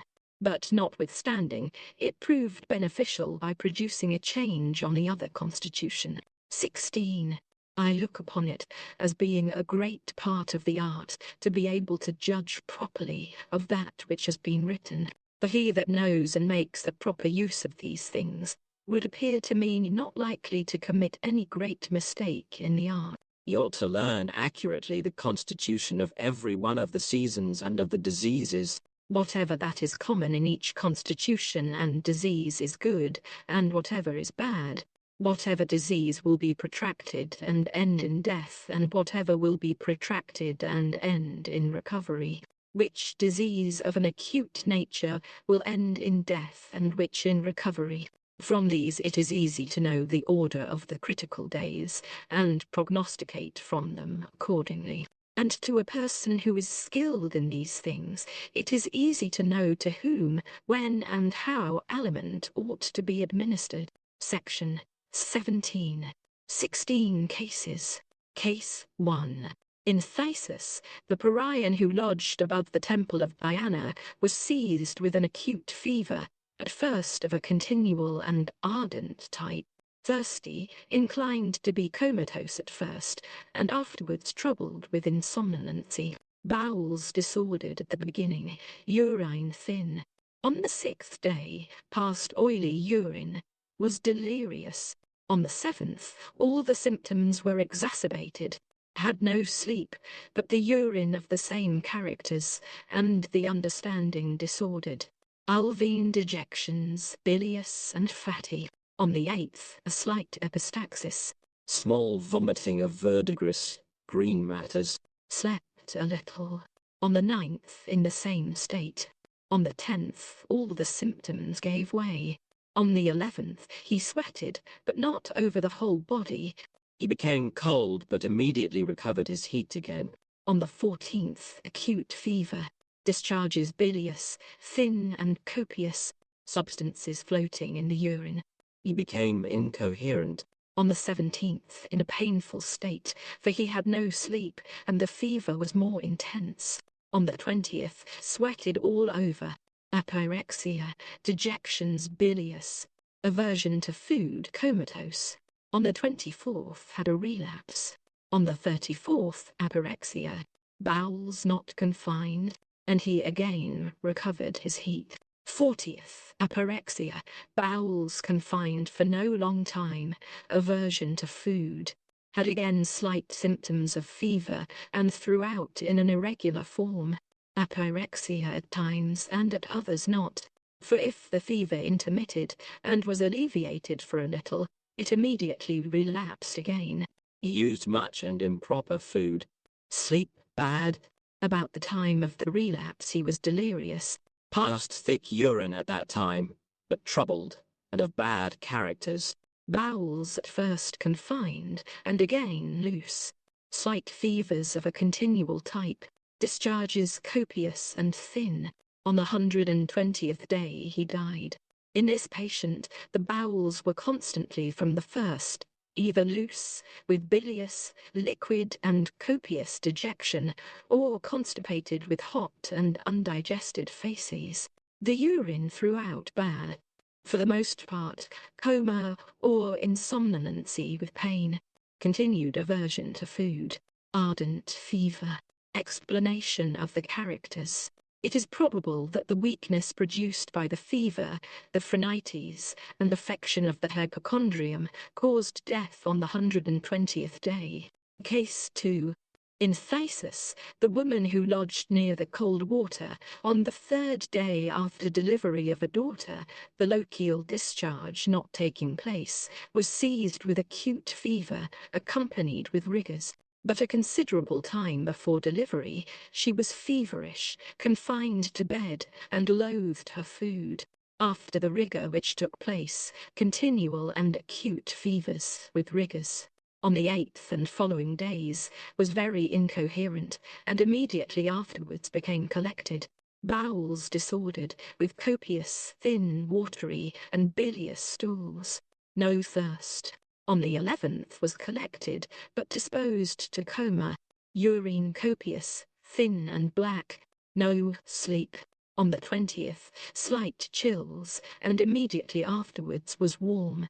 Slight incoherence. No sleep. With regard to the bowels, in the same condition. Urine watery and copious. On the 27th, free from fever. Bowels constipated. Not long afterwards, violent pain of the right hip joint for a considerable time. Fevers afterwards supervened. Urine watery. On the 40th, complaints about the hip joint better. Continued coughs with copious watery sputter. Bowels constipated. Aversion to food. Urine the same. Fever not leaving her entirely, but having paroxysms in an irregular form, sometimes present, sometimes not. On the 60th, the coughs left her without a crisis, for no concoction of the sputa took place, nor any of the usual accesses. Jaw on the right side, convulsively retracted. Comatose, was again incoherent, and immediately became collected. utter aversion to food. The jaw became relaxed. Alveine discharges small and bilious. Fever more acute, affected with rigors. On the following days, lost her speech, and again became collected and talk. On the 80th she died. In this case, the urine throughout was black, thin, and watery. Coma supervened. There was aversion to food, despondency and insomnolency, irritability, restlessness. She was of a melancholic turn of mind. Explanation of the characters. It is probable that the suppression of the lochial discharge caused death on the 80th day. Case 3. In Thysus, Pythion, who was lodged above the temple of Hercules, from labour, fatigue, and neglected diet, was seized with strong rigour and acute fever. Tongue dry, thirsty, and bilious, had no sleep.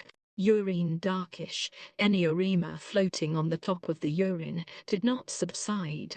On the second day, about noon, coldness of the extremities, especially about the hands and head, loss of speech and of articulation, breathing short for a considerable time, recovered his heat, thirst, passed the night quietly, slight sweats about the head. On the third, passed the day in a composed state. In the evening, about sunset, slight chills, nausea, agitation, passed the night in a painful state, had no sleep. Small stools of compact faces passed from the bowels. On the 4th, in the morning, composed. About noon, all the symptoms became exacerbated. Coldness, loss of speech and of articulation, became worse. Recovered his heat after a time. Passed black urine, having substances floating in it. The night quiet. Slept. On the 5th, seemed to be lightened, but a painful weight about the belly. Thirsty. Passed the night in a painful state. On the 6th, in the morning, in a quiet state. In the evening, the pains greater. Had a paroxysm. In the evening, the bowels properly opened by a small clister. Slept at night. On the 7th, during the day, in a state of nausea, somewhat disturbed. Passed urine of the appearance of oil. At night, much agitation, was incoherent, did not sleep. On the 8th, in the morning, slept a little, but immediately cold.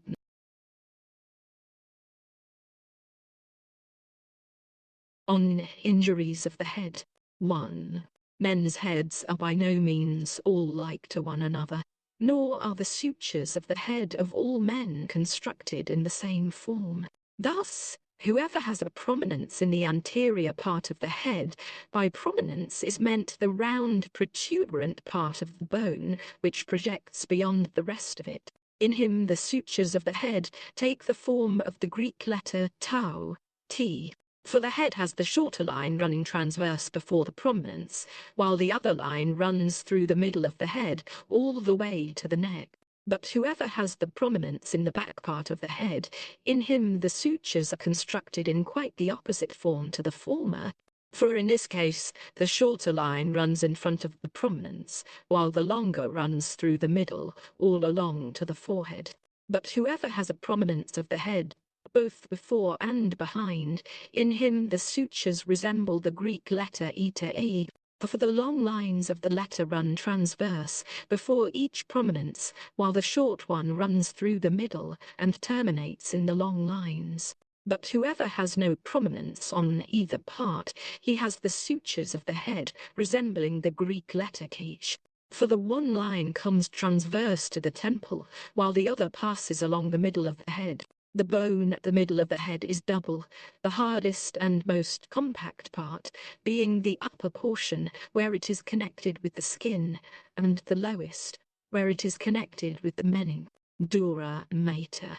And from the uppermost and lowermost parts, the bone gradually becomes softer and less compact till you come to the diplo. The diplo is the most porous, the softest and most cavernous part, but the whole bone of the head, with the exception of a small portion of the uppermost and lowermost portions of it, is like a sponge, and the bone has in it many juicy substances, like caruncles, and if one will rub them with the fingers, some blood will issue from them. There are also in the bone certain very slender and hollow vessels full of blood. So it is with regard to hardness, softness, and porosity. 2. In respect to thickness and thinness, the thinnest and weakest part of the whole head is the part about the bregma, and the bone there has the smallest and thinnest covering of flesh upon it, and the largest proportion of brain is situated in that region of the head. And hence it happens that from similar or even smaller wounds and instruments, when a person is wounded to the same or a less degree, the bone of the head there is more contused, fractured, and depressed, and that injuries there are more deadly and more difficult to cure. And it is more difficult to save one's life in injuries there than in any other part of the head, that from having sustained a similar or even a less wound, a man will die, and that too in a shorter space of time than from a wound in any other part of the head. For the brain about the bregma feels more quickly and strongly any mischief that may occur to the flesh or the bone.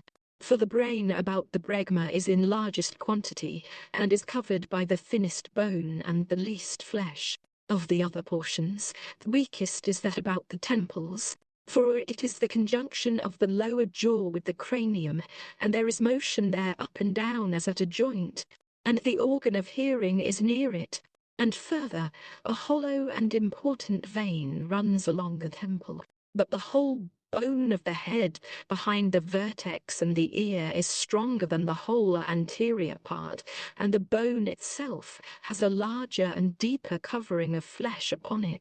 And hence it follows that when exposed to the same or even greater injuries from instruments of the same or greater size, the bone is less liable to be fractured and depressed than elsewhere, and that in a fatal accident the patient will live longer when the wound is in the posterior part of the head than when elsewhere, and that pus takes longer time to form and penetrate through the bone to the brain, owing to the thickness of the bone. And moreover, as there is less brain in that part of the head, more persons who are wounded in the back part of the head escape than of those who are wounded in the anterior part. And in fatal cases, a man will survive longer in winter than in summer, whatever be the part of the head in which the wound is situated. 3. As to the hyoidrae, dints or marks of sharp and light weapons, when they take place in the bone without fissure, contusion, or depression inwards, and these take place equally in the anterior and posterior part of the head, death, when it does occur, does not properly result from them. A suture appearing in a wound, when the bone is laid bare, on whatever part of the head the wound may have been inflicted, is the weakest point of the head to resist a blow or a weapon, when the weapon happens to be impinged into the suture itself, but more especially when this occurs in the bregma at the weakest part of the head, and the sutures happen to be situated near the wound, and the weapon has hit the sutures themselves. 4. The bone in the head is liable to be wounded in the following modes, and there are many varieties in each of these modes of fracture. When a wounded bone breaks, in the bone comprehending the fissure, contusion necessarily takes place where the bone is broken. For an instrument that breaks the bone occasions a contusion thereof, more or less, both at the fracture and in the parts of the bone surrounding the fracture. This is the first mode. But there are all possible varieties of fissures, for some of them are fine, and so very fine that they cannot be discovered either immediately after the injury or during the period in which it would be of use to the patient, if this could be ascertained. And some of these fissures are thicker and wider, certain of them being very wide, and some of them extend to a greater, and some to a smaller distance, and some are more straight, nay, completely straight, and some are more curved, and that in a remarkable degree, and some are deep, so as to extend downwards and through the whole bone, and some are less so, and do not penetrate through the whole bone. 5. But a bone may be contused, and yet remain in its natural condition, without any fracture in it. This is the second mode. And there are many varieties of contusion, for they occur to a greater and less degree, and to a greater depth, so as sometimes to extend through the whole bone, or to a less depth, so as not to extend through the whole bone, and to a greater and smaller length and breadth. But it is not possible to recognize any of these varieties by the sight, so as to determine their form and extent. Neither, indeed, is it visible to the eyes when any mischief of this kind takes place, and immediately after the injury, whether or not the bone has been actually bruised, as is likewise the ease, with certain fractures at a distance from the seat of injury. 6. And the bone being fractured is sometimes depressed inwards from its natural level along with the fractures, otherwise there would be no depression. For the depressed portion being fractured and broken off is pushed inwards while the rest of the bone remains in its natural position, and in this manner a fracture is combined with the depression. This is the third mode. There are many varieties of depression, for it may comprehend a greater and a smaller extent of bone, and may either be to a greater depth or less so, and more superficial. 7. When a hedra or dint of a weapon takes place in a bone, there may be a fracture combined with it, and provided there be a fracture, contusion must necessarily be joined, to a greater or less extent, in the seat of the dint and fracture, and in the bone which comprehends them. This is the fourth mode. And there may be a hedra or indentation of the bone, along with contusion of the surrounding bone, but without any fracture, either in the hedra or in the contusion inflicted by the weapon. But the indentation of a weapon takes place in a bone, and is called hedra, when the bone remaining in its natural state, the weapon which struck against the bone leaves its impression on the part which it struck. In each of these modes, there are many varieties. With regard to the contusion and fracture, if both these be combined with the hedra, or if contusion alone, as it has been already stated that there are many varieties of contusion and fracture, and the hedra, or dint, of itself may be longer and shorter, crooked, straight, and circular. And there are many varieties of this mode, according to the shape of the weapon, and they may be more or less deep, and narrower or broader, and extremely broad. When a part is cleft, the cleft or notch which occurs in the bone, to whatever length or breadth, is the hedra, if the other bones comprehending the cleft remain in their natural position, and be not driven inwards. For in this case it would be a depression, and no longer a hedra. 8. A bone may be injured in a different part of the head from that on which the person has received the wound, and the bone has been laid bare. This is the fifth mode, and for this misfortune, when it occurs, there is no remedy. For when this mischief takes place, there is no means of ascertaining by any examination whether or not it has occurred, or on what part of the head. 9. Of these modes of fracture, the following require trepanning: the contusion, whether the bone be laid bare or not, and the fissure, whether apparent or not. And if, when an indentation hedra by a weapon takes place in a bone, it be attended with fracture and contusion, and even if contusion alone, without fracture, be combined with the indentation, it requires trepanning. A bone depressed from its natural position rarely requires trepanning, and those which are most pressed and broken require trepanning the least. Neither does an indentation hedra, without fracture and contusion, require trepanning, nor does a notch, provided it is large and wide, for a notch and a hedra are the same. 10. In the first place, one must examine the wounded person, in what part of the head the wound is situated, whether in the stronger or weaker parts, and ascertain respecting the hairs about the wound, whether they have been cut off by the instrument and have gone into the wound. And if so, one should declare that the bone runs the risk of being denuded of flesh and of having sustained some injury from the weapon. These things one should say from a distant inspection, and before laying a hand on the man. But on a close examination, one should endeavour to ascertain clearly whether the bone be denuded of flesh or not. And if the denuded bone be visible to the eyes, this will be enough. But otherwise an examination must be made with the sound.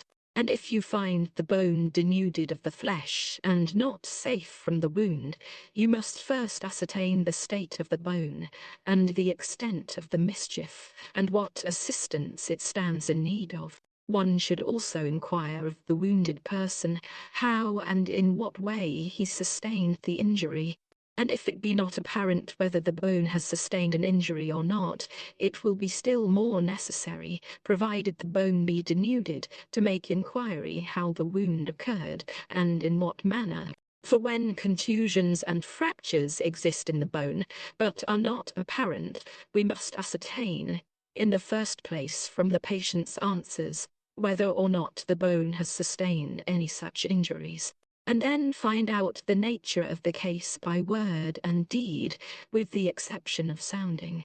For sounding does not discover to us whether the bone has sustained any of these injuries or not, but sounding discovers to us an indentation inflicted by a weapon, and whether a bone be depressed from its natural position, and whether the bone be strongly fractured, all which may also be ascertained visibly with the eyes. 11. And a bone sustains fractures, either so fine as to escape the sight, or such as are apparent, and contusions which are not apparent, and depression from its natural position, especially when one person is intentionally wounded by another, or when, whether intentionally or not, a blow or stroke is received from an elevated place, and if the instrument in the hand, whether used in throwing or striking, be of a powerful nature, and if a stronger person wound a weaker, of those who are wounded in the parts about the bone, or in the bone itself by a fall, he who falls from a very high place upon a very hard and blunt object is in most danger of sustaining a fracture and contusion of the bone, and of having it depressed from its natural position, whereas he that falls upon more level ground, and upon a softer object, is likely to suffer less injury in the bone, or it may not be injured at all. Of those instruments which, falling upon the head, wound the parts about the bone, or the bone itself, that which falls from a very high place, and the least on a level with the person struck, and which is at the same time very hard, very blunt, and very heavy, and which is the least light, sharp, and soft, such an instrument would occasion a fracture and contusion of the bone. And there is most danger that the bone may sustain these injuries under such circumstances, when the wound is direct and perpendicular to the bone, whether struck from the hand or from a throw, or when any object falls upon the person, or when he is wounded by falling, or in whatever way the bone sustains a direct wound from this instrument. Those weapons which graze the bone obliquely are less apt to fracture, contuse, or depress the bone, even when the bone is denuded of flesh. For in some of those wounds thus inflicted the bone is not laid bare of the flesh.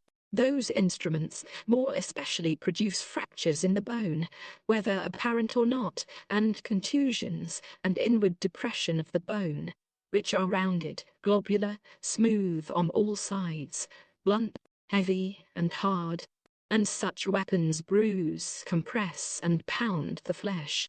And of the wounds inflicted by such instruments, whether obliquely or circularly, are round, and are more disposed to suppurate, and to have a discharge, and take longer time to become clean. For the flesh which has been bruised and pounded must necessarily suppurate and slough away, but weapons of an oblong form, being for the most part slender, sharp, and light, penetrate the flesh rather than bruise it, and the bone in like manner. And such an instrument may occasion a hedra and a cut, for a hedra and a cut are same thing. But weapons of this description do not produce contusions, nor fractures, nor depressions inwardly.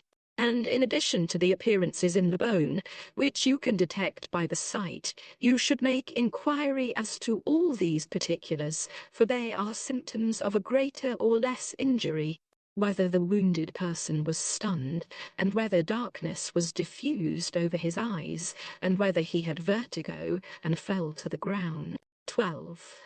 When the bone happens to be denuded of flesh by the weapon, and when the wound occurs upon the sutures, it is difficult to distinguish the indentation, hedra, of a weapon which is clearly recognized in other parts of the bone, whether it exist or not, and especially if the hedra be seated in the sutures themselves.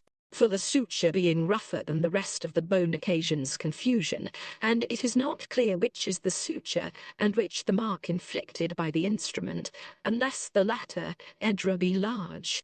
Fracture also, for the most part, is combined with the indentation when it occurs in the sutures, and this fracture is more difficult to